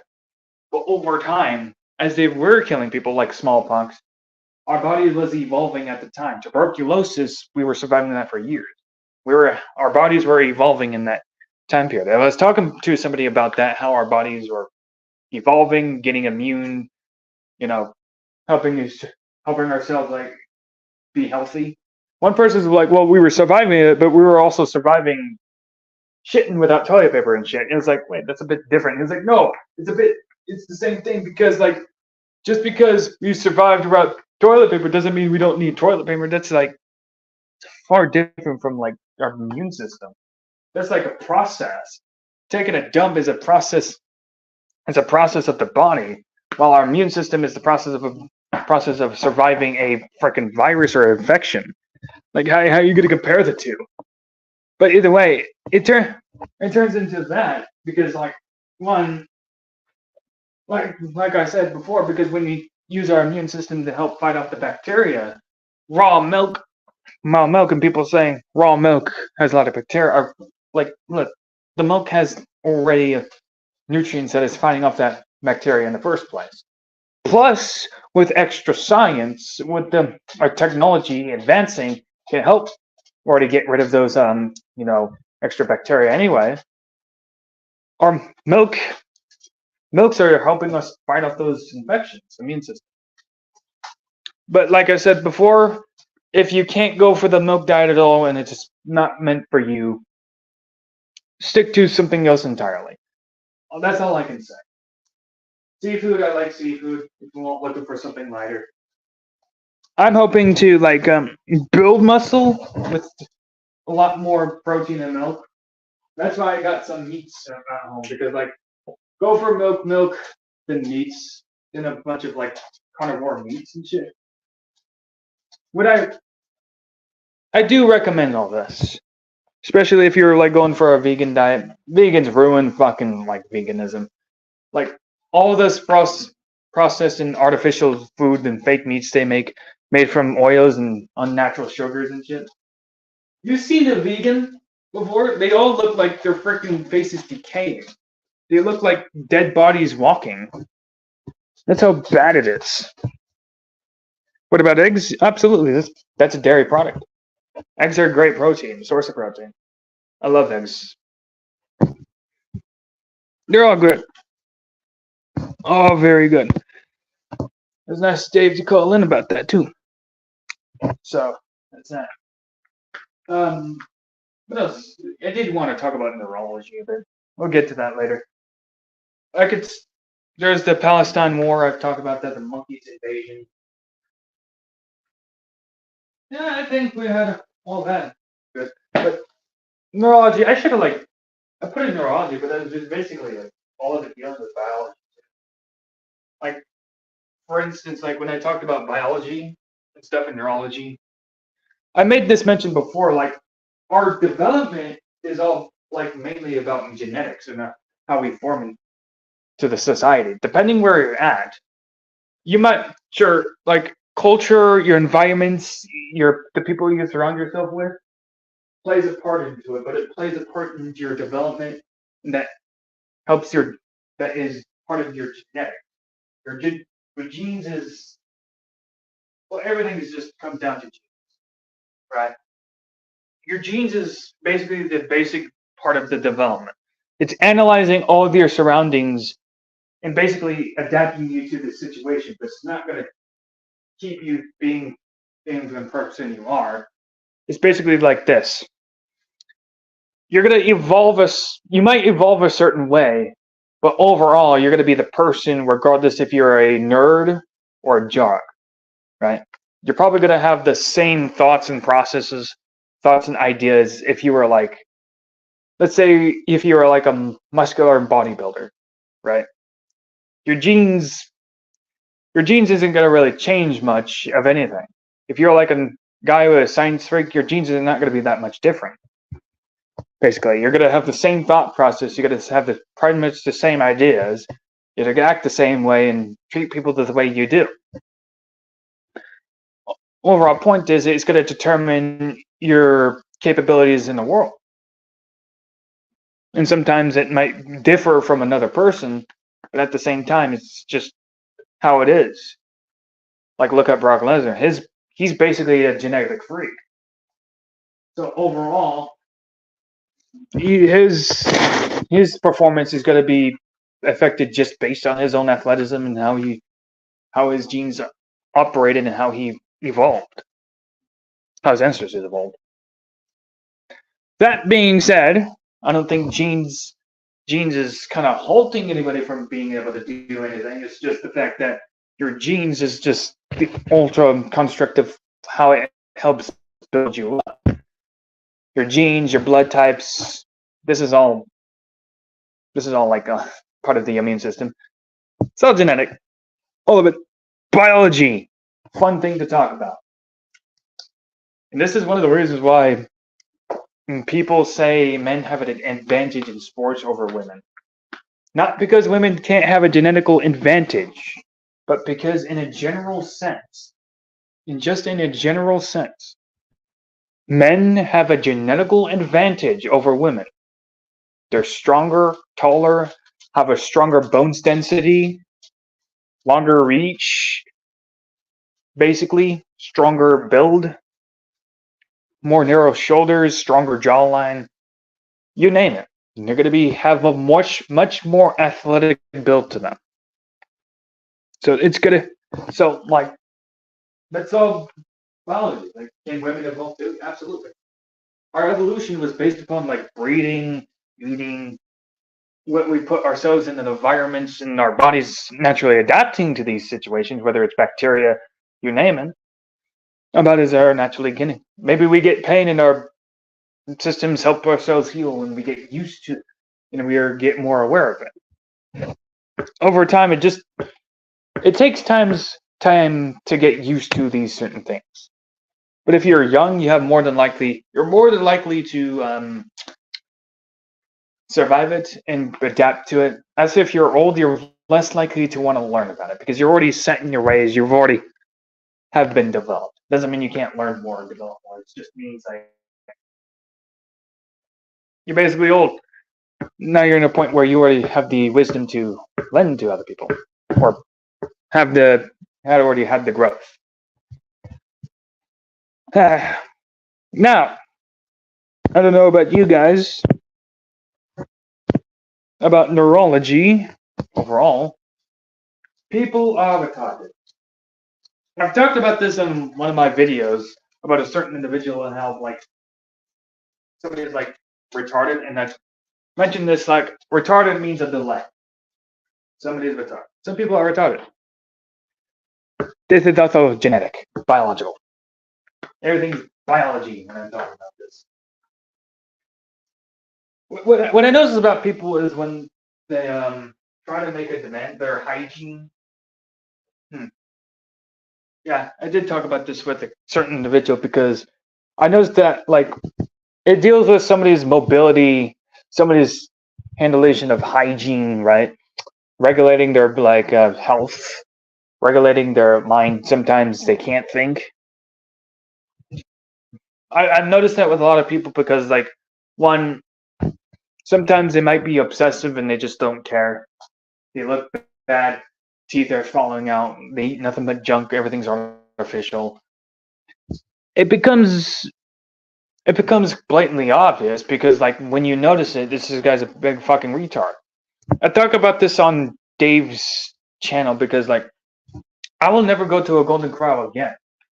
Like, for one, because it was the last buffet I ever been to, and I will never go there again. Because one, what I first saw was a bunch of obese people just crowding around a certain area. And the funny thing was, none of them, and I mean none of them has even been to the salad section. It was basically empty. No one's at the salad section. You're either at the desserts or the fucking fatty meats and whatever, the stuffing in their face, whatever, like junk food they can. When I was at the pizza section, I swear to God, I see a giant, massive freaking hand, smelly, freaking grotesque thing, reach over me. I'm like, what are you doing? Get away from me. Get out of here. Like, I'm fucking hungry. They are nasty people. Like, they just don't care. They are stupid. I mean, they'll act stupid and they don't understand it. Yet, we gotta treat them well. They don't take care of themselves, though. They smell bad. They can't burn calories. Like, if you're thin and lean and athletic, you're gonna burn calories when you sleep. When you're fat, you're not gonna burn calories when you sleep. But they'll burn calories when they stand up. Like, God damn, I just burnt 500,000 calories already. Jesus, that's how bad it is. Like, obese, grotesque people are retarded. They are very retarded. And that's most of, like, the United States when you really think about it. Like, we have an obesity problem. Not to say I hate. There's some people are just like big people, fatness, and that's not necessarily unhealthy because they could shower, they could clean themselves. At least they could reach behind their back. It's just the belly. That's probably a strong man build. But I'm talking like obese, like taking up a fucking space. There's one moment when I was at work, and we were all in the room. 4 people walk into that same room, and that room feels cluttered. It feels like a whole fucking, like, we're being squished. Like, it was a point where everybody was becoming claustrophobic. And that was in the US. Like, 4 obese people who sound like they're making marching noises is obese. Yeah, that's one thing. You find people who can take care of themselves. There's a strong man build with a big belly. You look at sumo wrestlers, they're big, but they take care of themselves. They eat healthy. There's that. I'm talking about obesity. Fat and obese. There's a difference between fat and obese. Obese is just an unhealthy, uncaring, and the guy who just shoves a bunch of food down his throat. Obese is more like just a stench of grotesque, uncaring, like something you just don't even like to see. Versus some fat guy. Some fat people can be funny. You're gonna like a fat person. They can take care of themselves. They brush their teeth every day. There are cases where a person is just fat, very fat, looks obese, but he washes every day. I don't consider that much of obesity. Because obesity is just allowing yourself to get to a certain point where you're just going to get a heart attack at age 25. And that's how bad it is. So there are cases where people just lose all that weight. People can look obese, but fat people can look obese, but that's just because probably they were like born with a bad hand, but at the same time, can't you let yourself get to like that? So that's always fun to talk about. So after that, I think we have covered that. Covered the neurology somewhat. Oh, gee, it's not just obese people, though. Some are just, like, plainly stupid. But overall, sometimes obesity isn't necessarily just, well, not necessarily. Some healthy people don't have to be obese, but you can tell if somebody's unhealthy when they, like for instance, just look like somebody they don't take care of themselves, right? I've seen that too. Like some people don't necessarily look obese, but they look like rednecks. They look like rednecks, like toothless, one tooth people, no hair, like they just look deformed. Some people would mistake him for being a retard. And it wouldn't be wrong to call him a retard because, like, some of them are not like capable. You'll notice things like that. Just some short dude who drinks nothing but soda all day, like artificial soda. You'll notice that. You'll notice that with all the people. It sounds mean, but they exist. Not just the base, but it's just like small redneck smoke-smelling people as well. Yeah, that exists in the United States too. It's not just the beast people, it's those rednecks. Those one-tooth people. How about that? Retardation. Oh, at its finest. You can unretarded yourself by reading, writing, controlling your diet, and all that good stuff.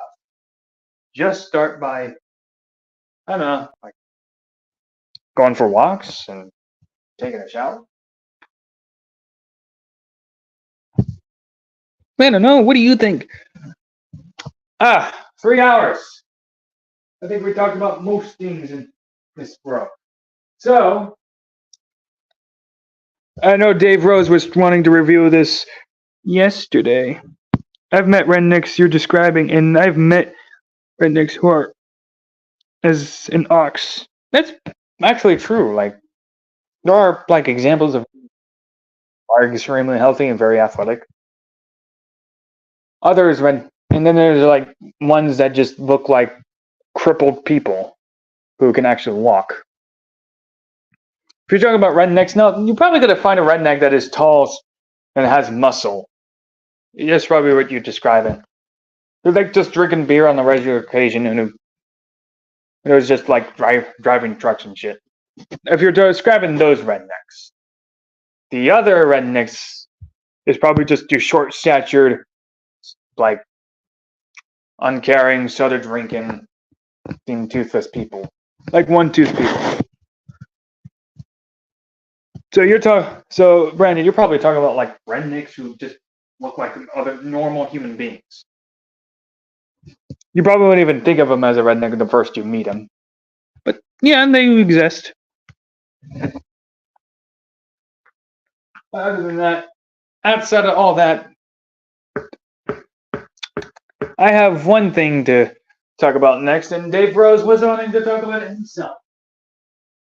And I don't know what Brandon, you know about this, but Dave Rose, if you're still there here, you can type in the chat if you like.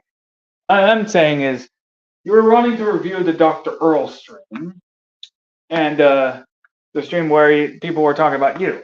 I'm wondering if you would like me to review it here instead, because you might want to see that. That was going already like 3 hours, we're going to 4. It's just to expand the time of it. Expand the time of it. We talked about a great deal. A great deal. So, it's about ready anyway, so let's go to this side of the motion. Go for it. Nice. So, nothing against Dr. Earl, though, but stay tuned because Bullzie's about to go down. Somebody else, you know what I mean? Well, no one's grabbed the Dr. Earl. So, Wednesday night community hangout. So there you go. So we're going to start with that. So since you want to review it, Okay. So.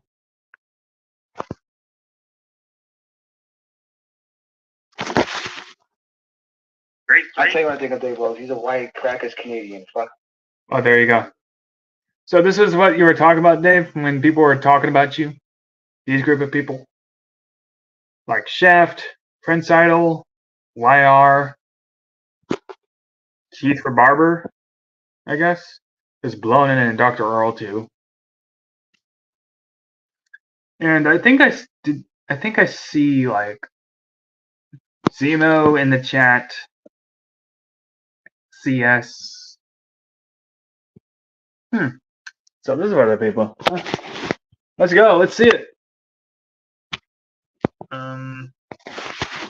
You'll never be in that level of Dave Rose. I'm sorry about that. I don't. I don't give a fuck about Dave Rose. Dave Rose can suck a dick. He can suck his father's dick for all I care. You'll never be in that level, He brother. could suck his father's dick for all I care. So I'm guessing he wants Dave Rose to commit not incest on his father. Is that what Idol wants Dave to do? Is that what he's saying he wants you to do, Dave? Or is that just a figurative meaning of saying, nah, screw Dave, I don't know. What is it? I don't know.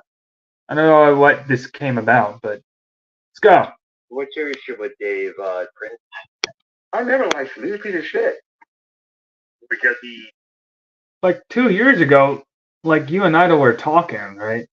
You're even encouraging him to speak his mind on the YR program. And from my understanding back then, Prince Idol wanted Dave Rose to review him at one point. And now Prince Idol finds Dave Rose to be a piece of shit. Okay? I'm confused. And I'm lost. What changed? He's more successful than you in this community, brother. Is that why, brother? I'm the Prince Idol. He's fucking shit. His favorite. I'm sorry. If there's a Mount Rushmore, you ain't gonna be anywhere close to that Mount Rushmore, friend. Dave Rose? Yeah, he is a good. Dave can kiss Joe's ass for all I care. Friends, can we please come on, man? Damn it, friend. I'm just speaking the truth. I'm a anyway, guys, what y'all think about AEW tonight, Brown? By the way, I don't know if Dave, you saw this, but Ultimate Seaman was in Dr. Earl's chat. Just to throw that out there. Did you watch AEW, brother? Or that's like Dave Rose deleted. Dave Rose deleted me off. Oh my god! I don't like AEW. Dr. Brown, can we please talk? We don't know about this. I would love to have a debate. Come on. No, seriously. Dave Rose, if you're listening. So basically, wait. YR is trying to avoid talking about Dave Rose on the Dr. Earl program? No, here, Dave Rose, if you're listening, I would love to debate you. You can have AEW, I'll have WWE. Any day, brother. Any fucking day. Well, do you agree with the debate?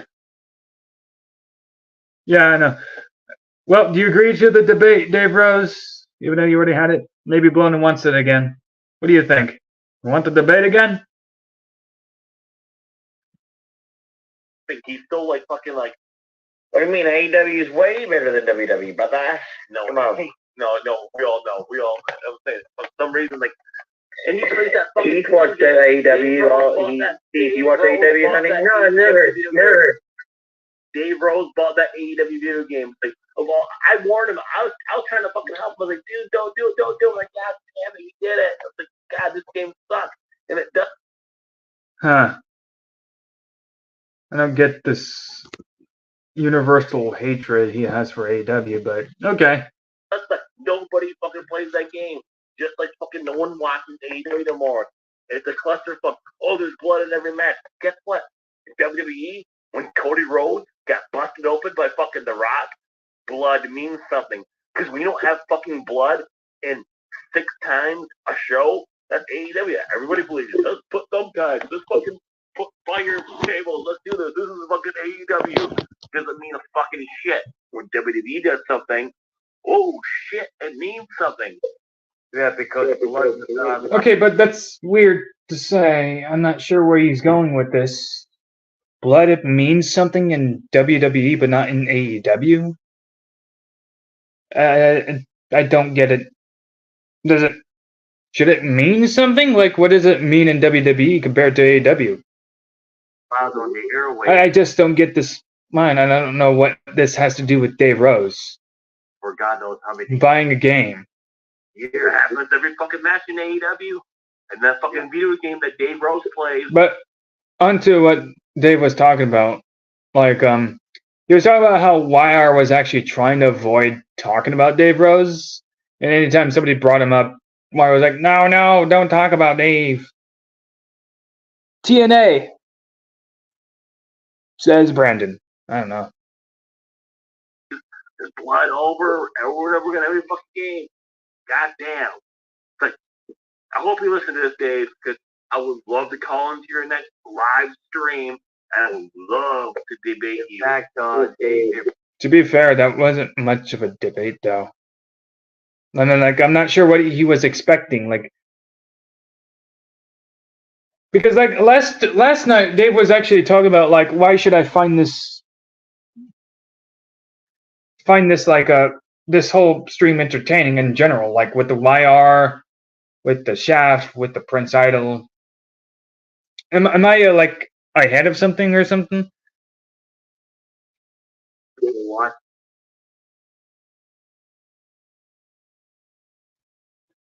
Yep, they're not ranting or making any good points. They're just hating on Dave. That is true. Like, they're talking about pro wrestling and they're hating on Dave, right, for wanting an AEW game. Like, okay, what can you, like, elaborate what that means? Brandon does make a good point. You're hating on Dave for liking a game, but you're not pointing out why. We're not making a point about Dave at all.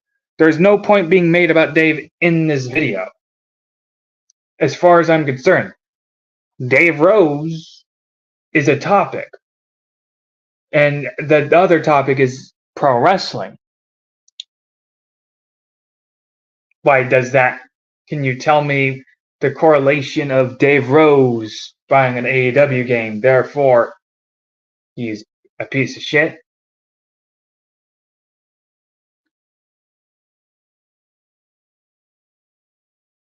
I like AEW. That's enough for WWE fans to hate me.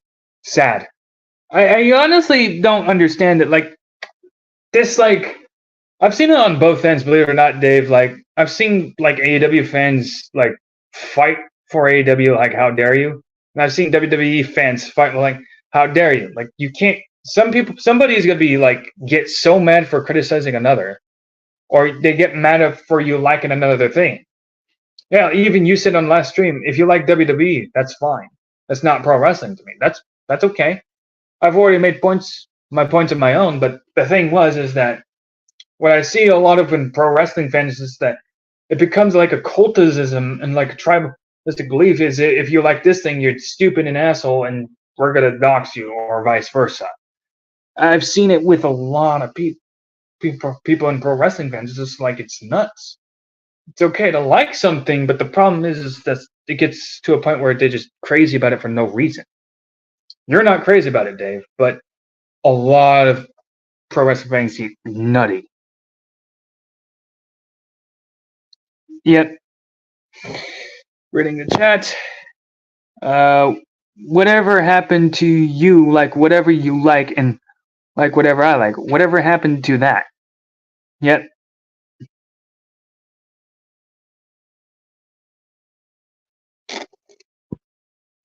Yeah, there's things that are just natural. Like, no, I get now understanding what Dave was absolutely talking about. It was the fact that people were hating on him for liking AEW and just YR trying to avoid it and not wanting to talk about it. Now, Brendan, if you don't know, YR and Dave kind of go way back. Let's just say that.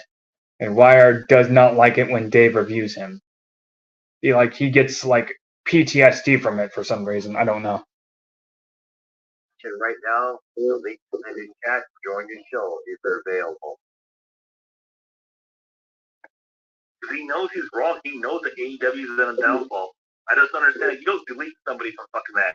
You don't do that. It's like, just because you're pissed off that, I support WWE, you don't fucking, I mean, that's an assumption.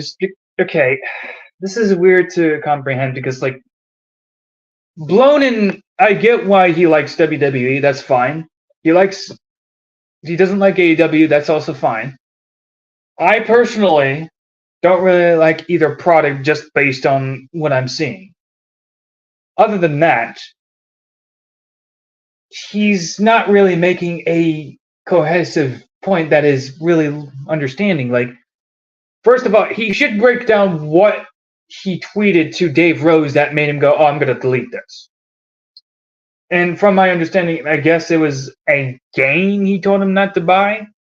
And I guess he's saying that's why I think he means blocked. He blocked him on Twitter. But he doesn't really talk about the reason.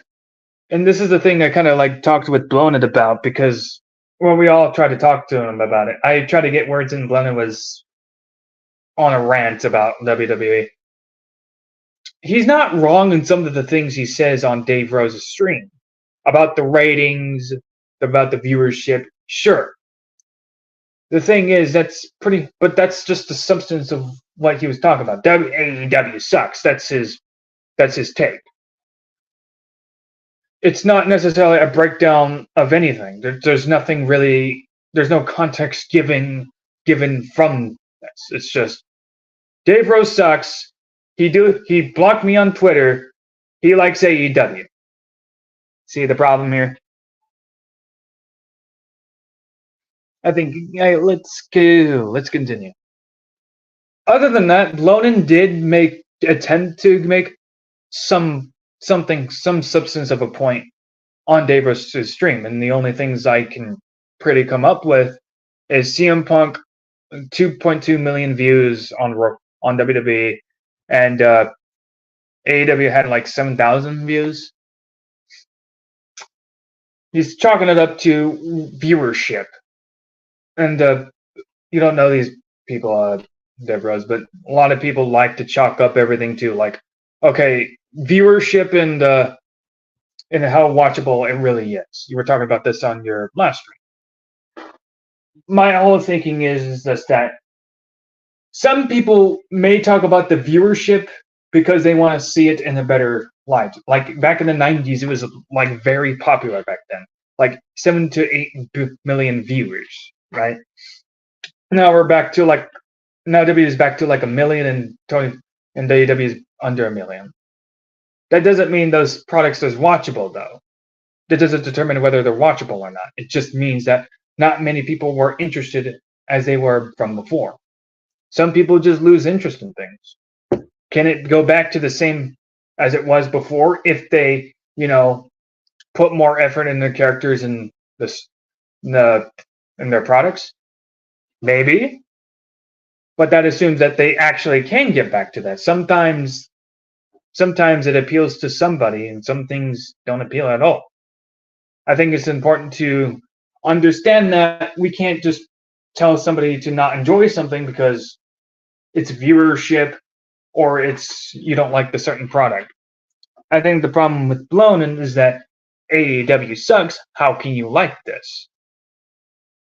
I've talked about this with Dave and Latino Heat. I can't tell the person that dislikes it not to like it or dislike it. That's just the individual person. If it was the vice versa, it'd be the same way. It's just up to the individual.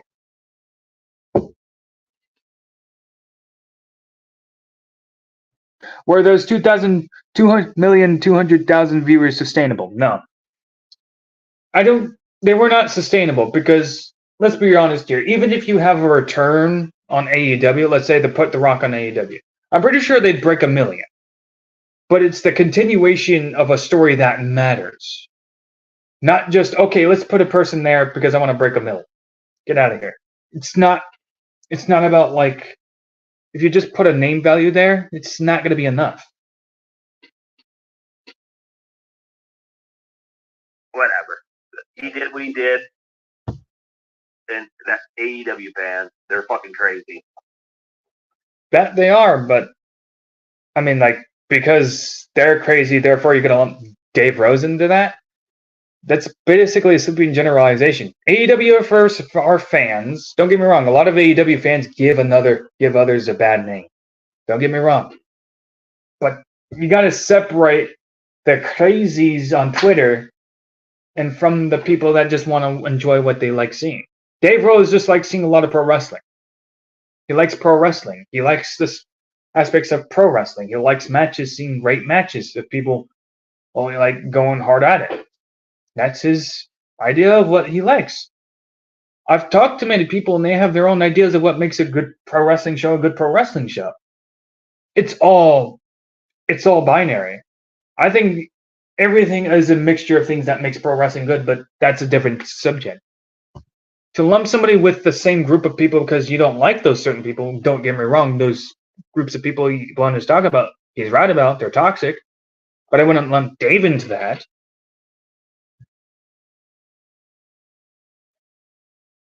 Dave Rose said pro wrestling is better than talking, but outside of that, it's all about preference. Okay, so let's see here. 5 years later, AEW got the biggest pay-per-view draw ever in history, with all the London beating out WrestleMania. I still somewhat kind of feel bad for AEW because they could be like doing much better than they should be. I hope they like get past that 100 mil because it does have potential. But honestly, like when it comes to Tony Khan, sure he tries to do his best he can, but he looks for himself.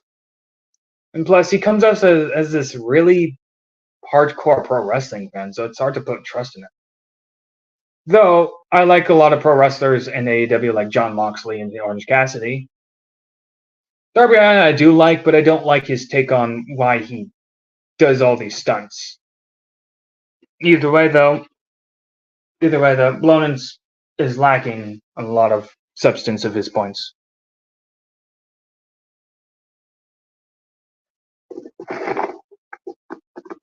I didn't realize I'd be talking pro wrestling on a drama thing. But hey, what do you know?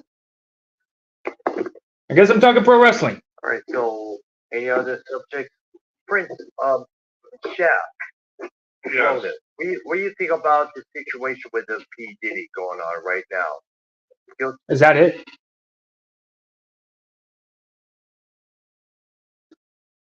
Is that it, Dave? Like, did they just kind of talk about it for like 5 minutes, or does it continue?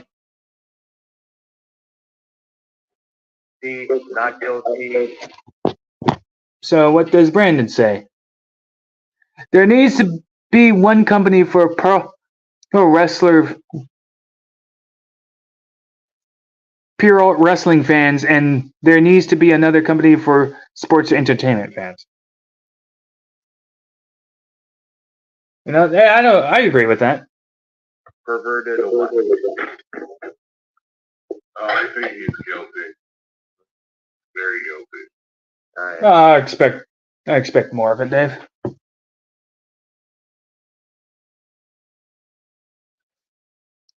Ronan? Oh yeah, Dave. Guilty. Guilty. 3 guilties. Prince?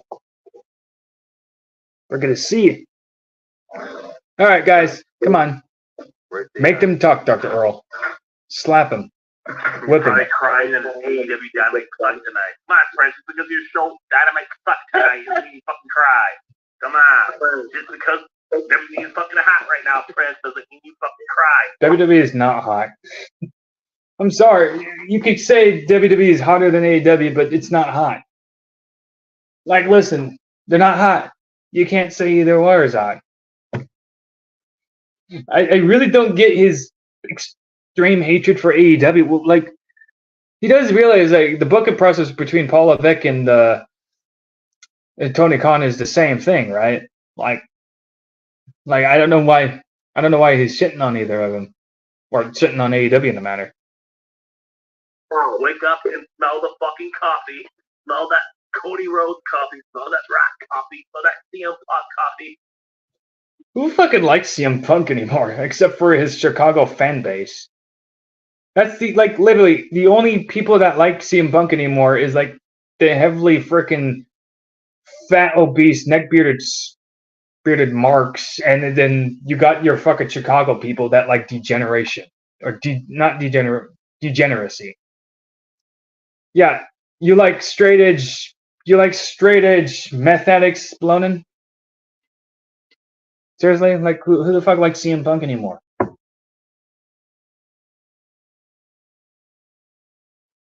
Oh shit. I lost my spot. There we go. But anyway, what does Dave Rose say?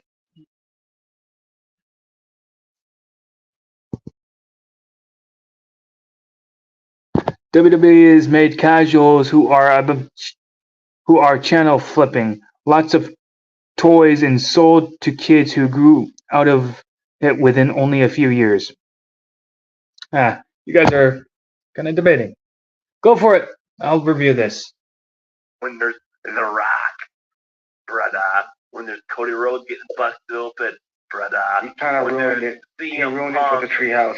He ruined it. We can no longer say brother. He ruined it. Look. Never mind. Let's go. Oh, come on. Prince. He ruined it. There are no restrictions here, folks, on my channel. Yeah, Prince. I agree, Dr. Earl. I agree with that. You gotta honestly, you gotta get your whip out and tell him, hey, stop being degenerates or something. I don't know. Keep that in mind. We can Well, we gotta have a couple rules. Come on, though. Yeah, we gotta have some couple rules. Like he Shut up, YR. stole that from YR. No, Scott, no FC Steve. You know what I'm saying? Prince, you tell me what happened on Dynamite tonight. Scott, FC Steve, Ken, and others are banned on this channel, guys. We're banned. Other guys are banned on this channel, just so you know. Who said on the Dr. O'Brien, YR? You say so? Like, did Dr. O make you like the moderation of who's banned and who's not? We're based on a wrestling community, so you tell me, Prince, what happened? Wait. You didn't even say that right. Wrestling? What is wrestling? What is that? I don't know what that is. Wrestling. What the fuck is that? It's wrestling. Wrestling. Say it right. Wrestling. No. Not wrestling. All right, Prince. You tell me what floats your boat today when you were watching Dynamite, when you were jerking off, watching, oh, this is great shit. This is good shit. I only watch to support my cousin Shane Strickland, aka Swerve. So you didn't watch it? You didn't watch it? Oh my God, you didn't watch it? Y'all had a family member in AEW or WWE. You're not gonna be all about that, promotion. Come on, guys. I only watch with my cousin. All the other segments are bullshit. You didn't watch. You know what? Now I respect you. Of course, you don't want to watch it. It's fucking boring. No wonder you don't watch it. One segment. I only watch one segment, and that's to support my family. What? I watched one segment, and that was just to support my. What does that mean? What? What is that supposed to imply?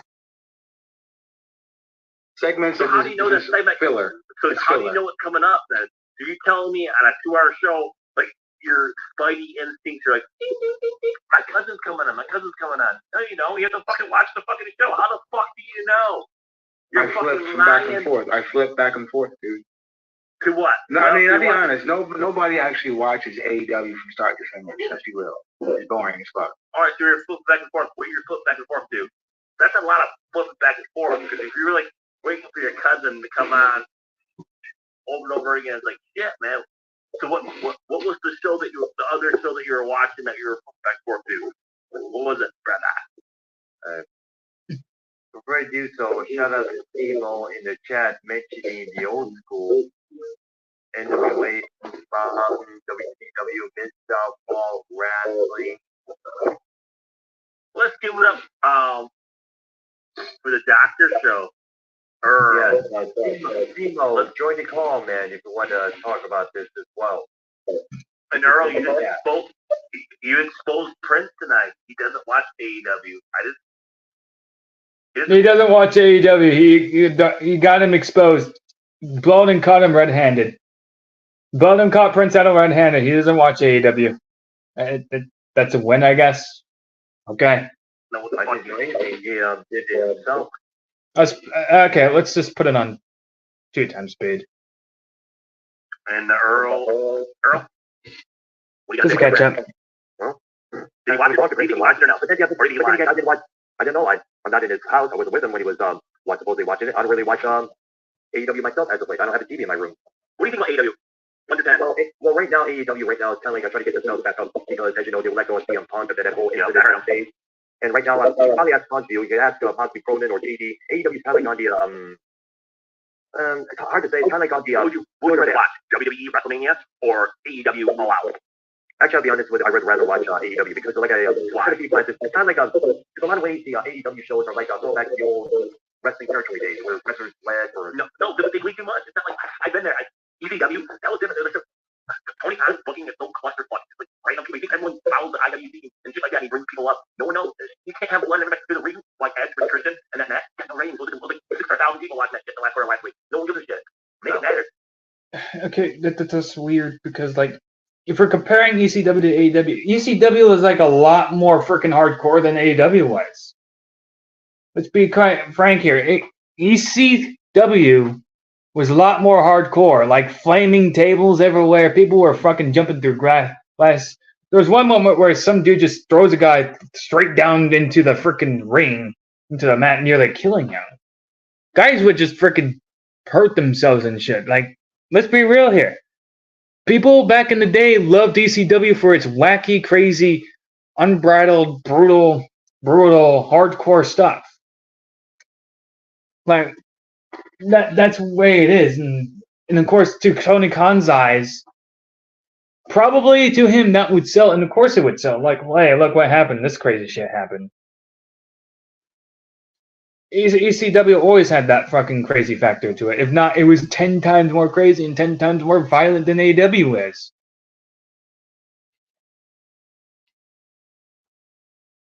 That's what everyone's talking about Raw this week because of the Rock down Cody Rhodes. You ever see blood in WWE? You ever fucking see blood in WWE? Goddamn, this shit's good. well, yeah, Yeah, but okay. So if blood in AEW is bad because you see it all the time, okay? So does that mean like once you see blood in WWE, see blood that you never seen before in AEW, does that make it good? Like, okay, I don't understand it because like if you're saying like I don't get it. Blood in WWE is good because we don't see it. But blood in AEW is bad because we always see it. Seems like contrarian there. Like I don't this line of logic doesn't really make much sense because like that would mean like WWE is much more of a pussy in this case. Like if you're saying that AEW should tone down on the blood, fine. But seeing blood doesn't really make something feel special. Like people bleed all the time. People in UFC bleed, sports, anything. People are gonna bleed. In this case, like saying, "Well, I just saw blood in WWE. This is awesome." It's gonna be like, really? I mean, I didn't really have much of a reaction to the blood that Cody was spilling in myself because it was like, if we consider that to be cool, but uncool that AEW does it, it's just like, then like, what line do we draw? Just stop doing until it's cool again? The reason for that was, as I mentioned earlier, the reason that was such a big deal because blood was not supposed to be allowed in any match. They might be saying that, but I never really agreed with that logic. Okay, if you're saying don't overdo it and do it when it's necessary, that's one thing. Like, if somebody bleeds in a match, okay, that's just probably part of the script anyway. Like, I don't look at it as something special.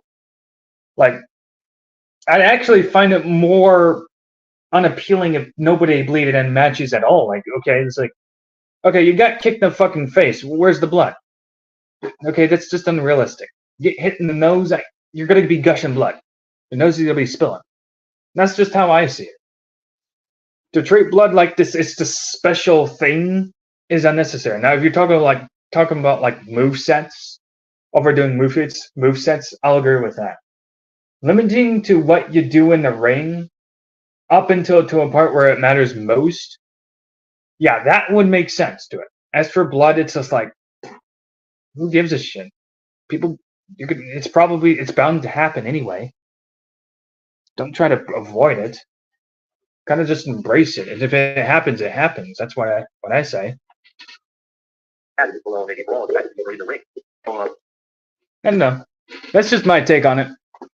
Cody bleeding like that was like a big shock to everyone. I'm telling you, we talked about it. All right, Earl, tell me, would someone believe that AEW TV? What do you think? I think, well, after seeing somebody blood, very sad in the past, WWF. No, well, you did make sense what they were talking about. Don't get me wrong, and Brandon, and that's probably what they were trying to say. What probably Blonin was trying to say in general. Don't overdo the blood. Just don't overdo the blood. Just limitize it. Okay, fine. Bleeding unnecessarily when there was no reason for somebody to bleed in the first place. Absolutely. But to be like, don't overdo the blood because people bleed all the time in the matches is just like, well, okay. But the things they're doing, it's gonna bound to make them bleed anyway. Okay? It'd be unrealistic for somebody to bleed to get kicked in the face and not bleed in the first place. It's like, okay, it's not something special. Don't treat it like it's something special. I mean, I guess some people like gore, but to me, I just look at it as useful, I guess.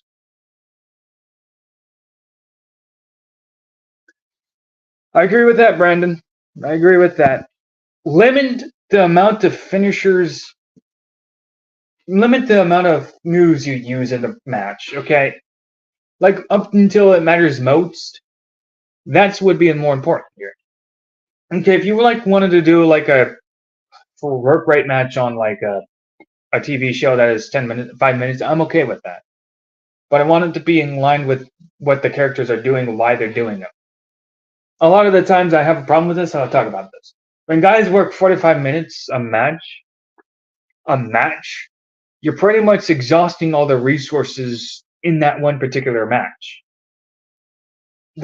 And when they do all that, the speciality of the next match, if you book it again, is going to be kind of taken away.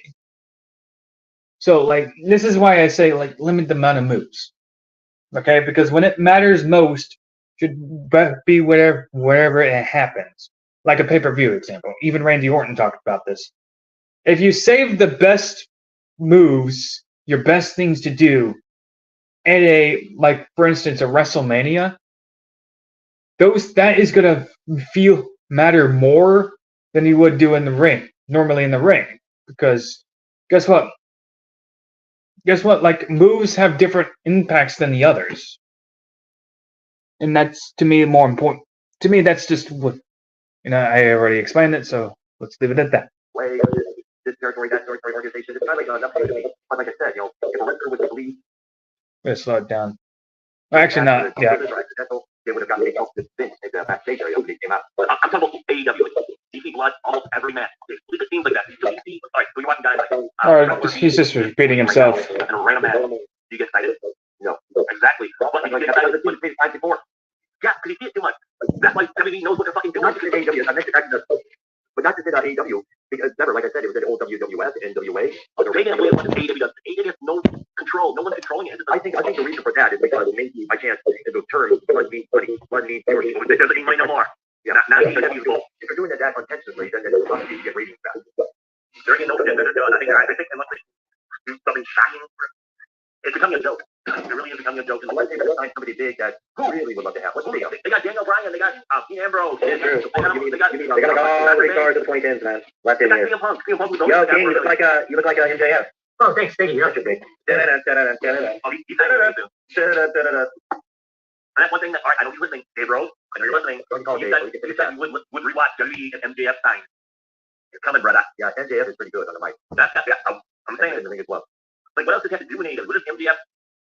What else can he do in AEW? What else can MJF do in AEW? By the way, Dave Rose, if you're watching this, YR bailed off the stream, by the way, that I'm reviewing, that you wanted to review yesterday. I don't know. He was at Rodeo Dallas fucking show. That's it. He was on that show when he was a kid. His dream was to be The Rock. His dream was to be so. His dream. This is the guy who's New York. These guys are just railing on AEW. Just don't watch. Are they really feeling that threatened by competition? Cult mentality. Maybe. The time limit on matches, yes, Brandon. Does he? Where was MJF before? Wire left the call. Oh, he was born in Cold WWE territory. He's fine. He does not want to stick around with a. He's coming out when the during Attitude Era or the Ruthless Aggression Era. One of the two time periods. It's wrestling. The good thing about everything, wrestling out again. So thank goodness for that. Thanks to Triple H. Yeah, because Vince being gone. Yeah, because Vince, so many people were praising that Vince was gone, including JD, but that's why he was given that a big praise because of the fact that Vince's direction was considered senile, it was considered boring, it was considered. He was senile. Yeah. That's what the way I want that next. And Triple H, give him credit. He lives, breathes, eats, sleeps wrestling. I mean, like, he knows how to do things right. I mean, like, when you think about it. I'm gonna have to disagree there. Like, don't get me wrong. I used to. I thought like Paul Levesque knew what to do with their talent. This is just me how I see it. Paul Levesque looks similar to Tony Khan's style. Vince McMahon had a different terms of booking, and don't get me wrong, I'm not saying he had bad booking decisions. I'm just saying when it comes to like Paul Levesque and Tony Khan, it's very similar. And from what I understand from Paul Levesque, he can only tell a story between friendship and betrayal. And I believe TWRP podcasters talk about this, and yeah, when they talk, usually the storyline Paul Levesque always goes for is friendship and betrayal. You'll notice in NXT. That's his only way of telling a real story. Friendship and betrayal. Other than that, he just throws any two people together anytime. And that's basically it. I don't think Paul Levesque does as good of a job as people think he does. I think what really made NXT really great, outside of like the booking of Dusty Rhodes, was in 2018 where Tommaso Ciampa, and a lot of people don't like Ciampa. I get that. I happen to be a Ciampa fan. Let me tell you why. Ciampa, when he returned from injury, he got a bulk. He looked like a Rick man. No, he was 5'11", 200 pounds, 210 pounds, but he looked the part. He was small, but he looked the part. He looked badass. He dressed. He thought about what he's going to do with his character before he came back. And when he was feuding with Johnny Gargano, he thought about different things to do in these matches, right? And that made other people kind of like enhance themselves to what their character is going to be. And even Johnny Gargano started getting development, right? From this naive, baby-faced underdog guy to this kind of like more so like Ciampa evil guy. Ciampa like was influencing a lot of things. Like, don't get me wrong, same booking process, but there were stories being told, and people in NXT started like upping the ante of telling their own ways of stories. It's not because of H's booking at all. It's just that those guys in NXT knew what to do. And I believe it was because of Ciampa's influence. I believe Ciampa's a lot more creative than people give him credit for. I like Ciampa. I understand why people dislike Ciampa, but I think things need to be understand that he's a lot more good than he understands. Some people will disagree with that. I understand, but that's just the Bullzie take. Maybe marrying involved with Stephanie like he did was probably the best thing in his life because look he played the game. Exactly. That's why he became the game, to be a matter of fact. But Earl, my next question is like, do you think The Rock and Triple H they never got along? Well, I really do like Ciampa. I liked his work in 2018. I thought it was really good, Brandon. If you were to tell me that his work sucks in 2018, I'd majorly disagree with you. Like there's actually growth in some people that kind of like, you know what, this guy's leading it. I want to be just as good. There was a point where they just had to give him the title because his work was so good. At that point, they just had to give him it. It was up to a point where he got injured again, though. That really did it in, because now what killed it for me in NXT is that Triple H tried to manufacture a rivalry between Johnny Gargano and Adam Cole, and it felt like so goddamn forced. Especially when they had like Johnny Gargano beat the guys Adam Cole couldn't beat, and all of a sudden Adam Cole is just going toe to toe in 55 minutes with this guy. And the ending of the match was so cringe. And what happens is Johnny Gargano does a Hurricane Rana, taking out all three Undisputed Eras to get him out of the ring so he could beat Adam Cole for the NXT Championship. I thought it turned me off so much. It was just like, really? I mean, really? You expect me to believe that shit? Other than that, I thought Ciampa's work was really good. I think people are not getting enough credit that it is, especially with the lack of training he has received. But he was trained by Bruno Sammartino, as far as I'm concerned. He made mention of that. So he has some good training involved, and so he has a good idea of what he wants to do in the ring. Documentary interviews, 2 interviews with Rock. Well, come on, keep it going. You got 20 people. You got the most people. You got live watching, man. Bro, let's put a party tonight, guys. We got MJF on the call, bro. You going to WWE? I think you're going to meet, and I think King, MJF, you going to WWE? Yes, I'm going to WWE. Thank you. Man, let's get the thing going. James Hetfield on the call. Brian, how you doing, Dr. Pepper, brother? You got that? If you were going to put a time limit on matches, starting with the opening card, the middle card, then main event, what would be the time limit for all of them individuals? I'd make it to 5 to 15-minute matches, just 5 to 15-minute matches. 5 minutes opening match for the opening card for a wrestling match. In the middle card, it's going to be like 10-minute match. Then the main event will be like one of your 2 biggest stars in a 15-minute bout. You could do a lot in 5 minutes. You could do a lot in 5 minutes. I don't think people understand. You don't need like 45 minutes. You could do a lot in 5 minutes. 10 minutes would suffice just to be good enough. The opening is the undercard, which is supposed to like get you hyped for the upcoming thing. And that's going to be like the fast-paced match where the other guys are trying to show themselves, get themselves over. Hey, this is who I am. And sometimes in 5 minutes, it's just going to be a squash match. And 10 minutes, it's more of a mid-card guys of the workhorse, the work rate. That I don't mind being the work rate based on the match, but it's going to be based on 2 guys who might be like, okay, I want to get to the top. I want to be a champion. People don't expect much of me. So they're fighting it out. They're probably going to be winning of the grit of their teeth. That much can be understandable. But as for the main event, you can't have 50-50 booking there at all. Sometimes you need the guy. If you're trying to build a number one guy, the number one guy needs to look as dominant, look like unbeatable as possible. Whether he's technical, he's smart, witty, powerful, anything. Your main event guy, and that's the most important part, because who are you building up in that scenario matters most. And the other guy should kind of be helping the other guy out and build them up. And that's kind of what's missing in pro wrestling now.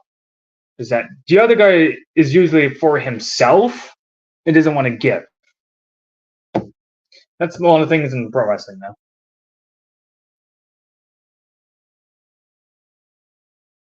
5 to 7 opening, 8 to 10 mid card, 12 to 15 main event. So how many? Those like the amount of matches, I guess. Oh yeah, you're saying how many minutes? That's true. I agree with you. That drink I got is called, it's HEB's version of Dr. Pepper called Dr. B. Yes, I saw that. You sent me a photo of that on Skype. I'm drinking it right now. It's 100% real. Oh, wow. What are you drinking?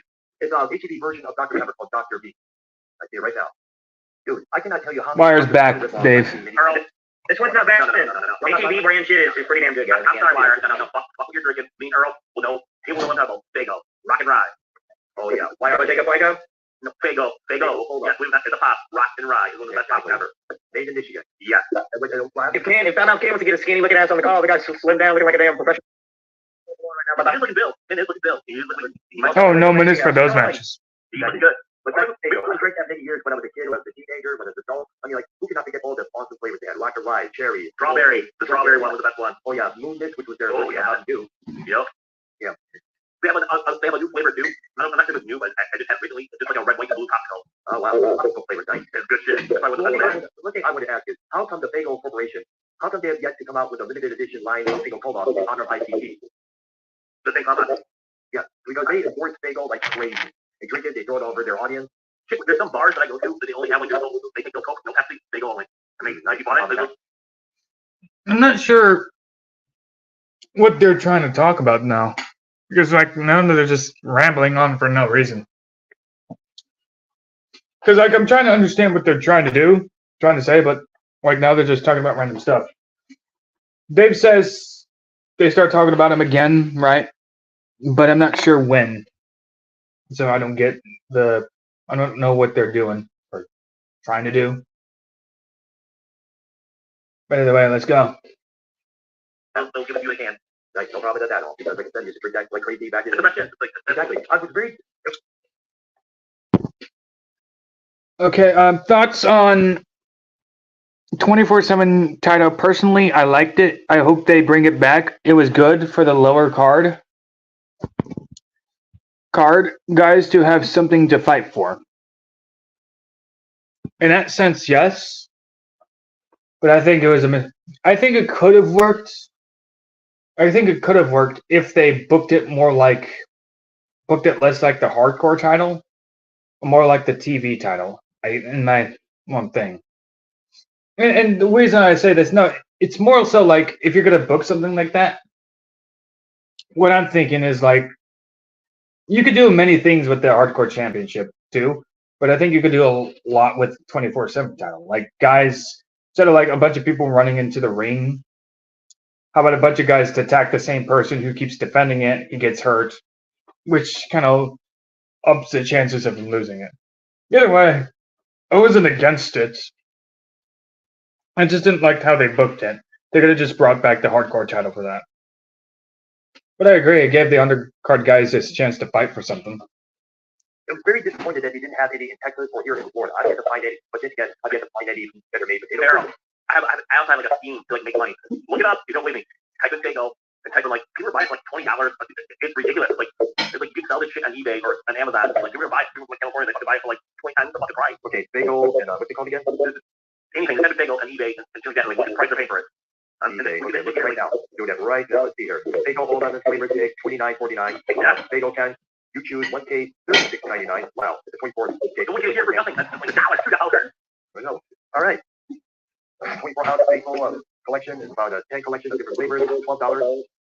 And a Faygo soda drink assorted flavors for the TikTok shop, $3.59. Wow.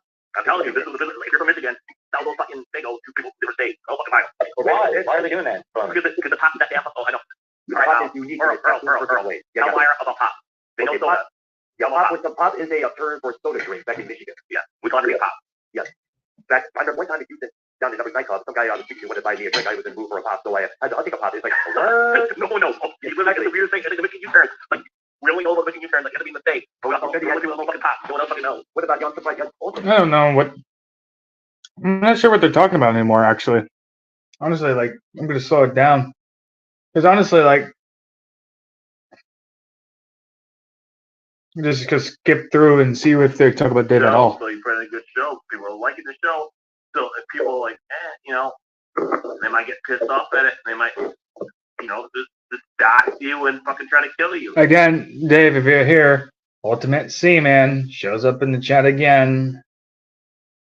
Just to throw that out there.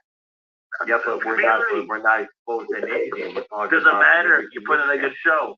You're telling me people get pissed off if you put in a good show. Blown is 50% right. I don't really. It's just.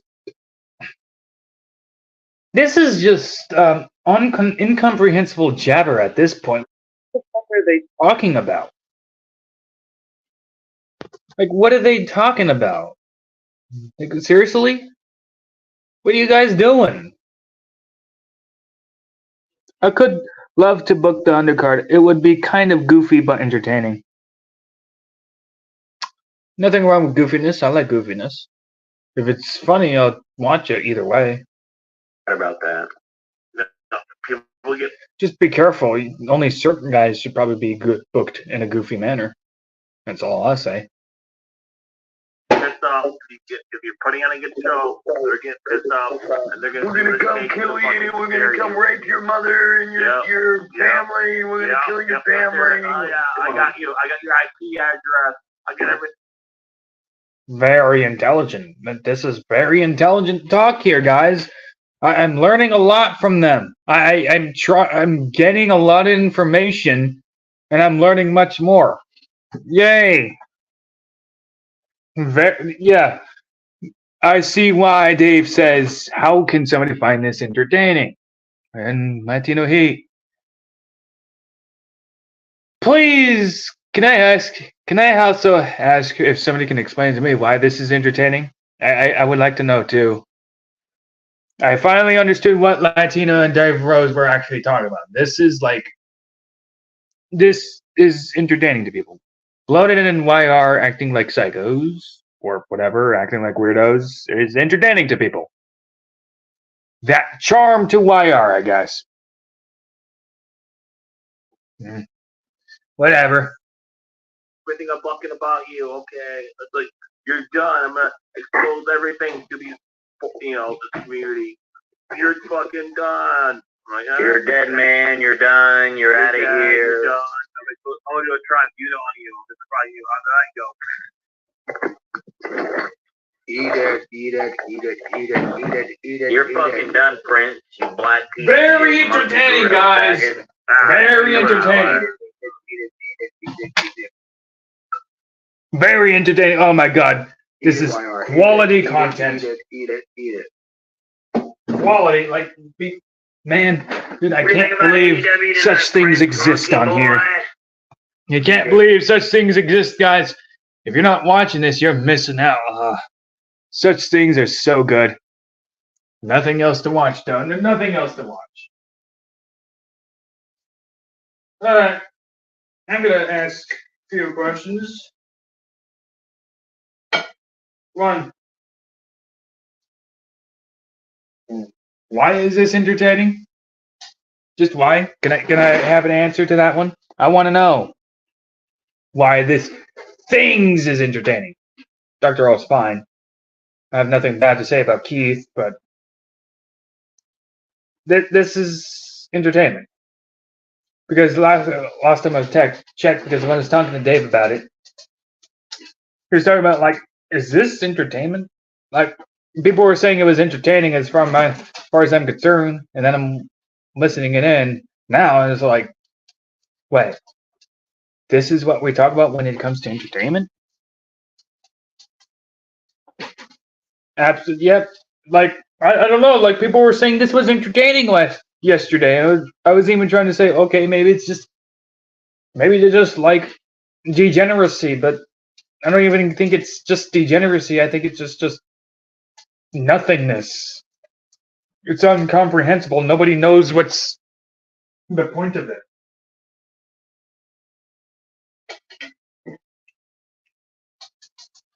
I don't know, man.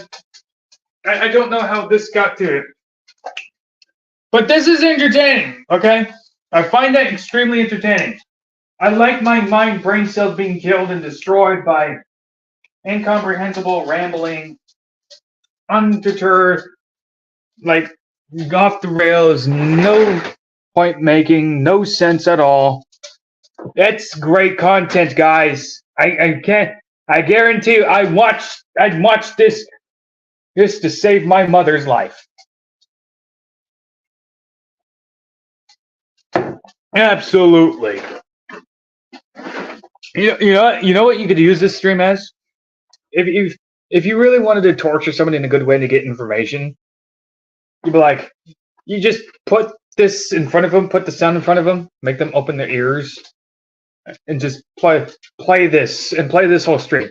And be like, if they're refusing to tell you, you start playing the stream, and it's like, oh no, you better tell us. And you turn it loud and make him listen to it.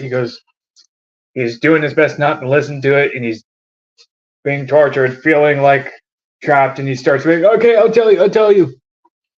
I'm pretty sure this form of torture would work. You won't need to torture anybody. You just play this stream. You just play this stream. It'll help. I'm subjecting people into this torture fest. It's not. This isn't good. This isn't good at all. Like, what the hell? What is this? Ah, poor Dr. Earl. I mean, I know he's smiling on screen, but they're just dumb people, Dr. Earl. They're dumb. You're giving them too much of the benefit of the doubt.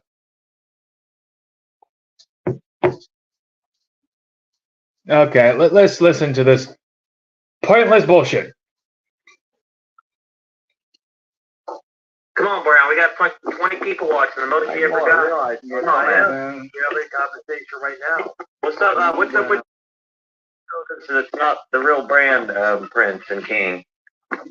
Soda, that's not the real brand? What? Alright, skipping ahead to again. What about this, bro? Please. People were pissing and shit in their pants. It's like, oh my god, a tribunal, oh my god. And then one finally happened. It was hyped up. Maybe 200 people watching live. I was like, oh my god, here we go. And here's the summary of how it went. The first tribunal. Well, Dad, why were you What? talking The about hell was tribunal? that? Why? Because that's the shit they to scare people. It's like, oh, I'll get you. Yeah, I'll but get the you a question is, tribunal. you've done absolutely nothing wrong. Doesn't matter. I don't. I'll get a tribunal on me. Oh, I see. So, Blonin is saying Dave Rose would do a tribunal on Blonin. Okay. I don't know how to break that down. I really don't. I can't tell you how. Like, he thinks Dave Rose is going to do a tribunal on it. If they're still talking about the tribunal, it's clearly made an impact. That's not even why I'm even confused, though. Like, Blonin is worried about having a tribunal done on him by Dave Rose. Like, okay, I don't know how to rationalize that in my head. That's just stupid. There's no reason to worry about that. Why on earth would Dave waste his time doing the tribunal on Blonin? I want to know that. I want to know why Blonin would think that. Well, what's the expectation to happen exactly? Like, Blonin has a tribunal on him. What would this tribunal be about? Hold on, I'll be back.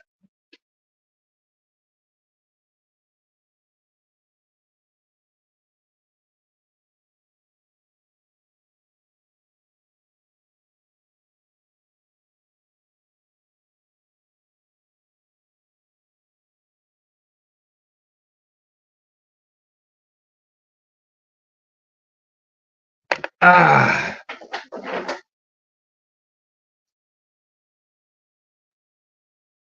There we go. Anyway, I just don't know what that tribunal would be about. Like, what's the expectations here? Like, why would he think that? Why is he so, like, paranoid about that? I'll get a tribunal on me. Maybe 2 weeks now. Then maybe you 4 weeks from now. The only two people that had that done on them, or one actually did, was Scott and Bullfrog. There was supposed to be one on Bullfrog done by Mr. Rose, and fortunately that never occurred. Because it shouldn't have fucking happened. Alright, I didn't know that. That's bullying, man. Now you're talking to someone. Oh, no. Please tell me that. Please tell me you're lying, Earl. I'm not Please lying. tell me that I'm not lying. Dave Rose was going to do a tribunal on freaking poor Bullfrog. You're not Dave, you're a bully. You're that. You're a big bully because you made a video on somebody. Did, yeah. Not all there. We did. I remember the press conference live stream. There's a press conference. That would have been entertaining. Yeah. It would have been entertaining because the guy's not all there. Dude, Of course. Why does Keith look like that? No, seriously. Why does Keith look like that? someone's all there. Like, at least Scott's all there. Ah, whatever. Yeah, well, I won't worry about Don't it. do it on someone who's not all there. the tribunal and Scott did go through. Yeah.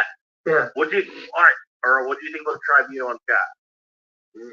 Well, you gotta remember, Scott is no angel. I think he is. Okay, we're skipping ahead again. Dr. L. Brown show. This is beautiful. Yeah, it is. Shout out to all the people watching. And Simo, get on the call. Let me put the link in the chat so we can talk more. Hey, Dave. This stream was stupid. You were right. It's not entertaining. Yeah, this was a waste of a stream. That was, Earl, to be honest with you. I wouldn't have done that again. Even if it was good viewership you're better off not doing it at all. That's just my take on it. Pointless rants to a pointless, stupid statement. Oh. Jesus, that was bad. I haven't, you know, I think the stream speaks for itself. I don't think I need to rib into it. It's just bad. Like, how are you supposed to rib into something that kind of just ribs into itself, basically? I don't know how this even happened. How is this even possible? 4 hours, 34 minutes, and 14 seconds. We just went. We got good timing. So, I still got time to take a call or two. Actually, my phone is about done, so I think I'll plug this in. Alright, we're just about done. Anyway, I talked about what I wanted to talk about overall. Dave Rose called in. We went 5 hours, and I'm wondering if anyone else has something to say. So I'm just about done with that bull crap. Just about done with that bull crap. Freaking done. What the hell was that? What the hell was that? Why did that even have to happen? I would like an explanation why that would be entertaining to somebody as well. I honestly can't find that to be entertaining.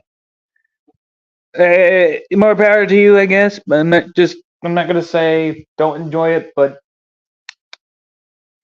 I'm just gonna throw that out there, Dr. Earl. Your music stuff is more entertaining than those guys having whatever things they were having. Like, I'm not sure what that was. At least I wasn't a topic of discussion themselves. Apparently, they liked bringing me up at times, from my knowledge and what I was told. So, how's everybody doing today? I've talked about a great deal of many. I went quite a while now.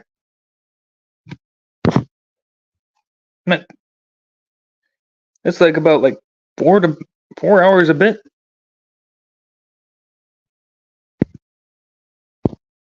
Yeah. Alrighty then. I'll just relax for a bit before I get doing my own things anyway. So, anybody want to talk? They can talk. Because right now, I'm just about tired. Yeah. I'd imagine you're doing all right, Brandon. That's enough of the dumb streams of that.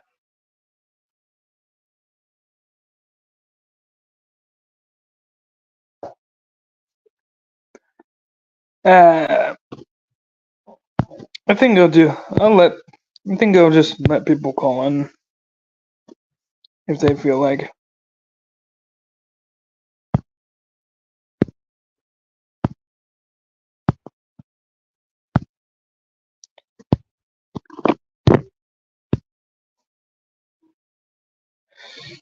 There we go. Other than that, if nobody has anything else to say, I'll be going. Just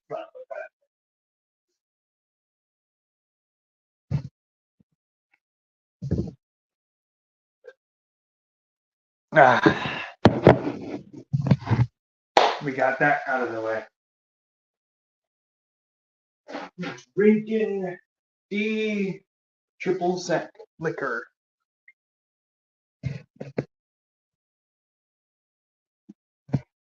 3 viewers. Shout out to the 3 viewers of guys that are watching. Yeah, well, have a great day to you too.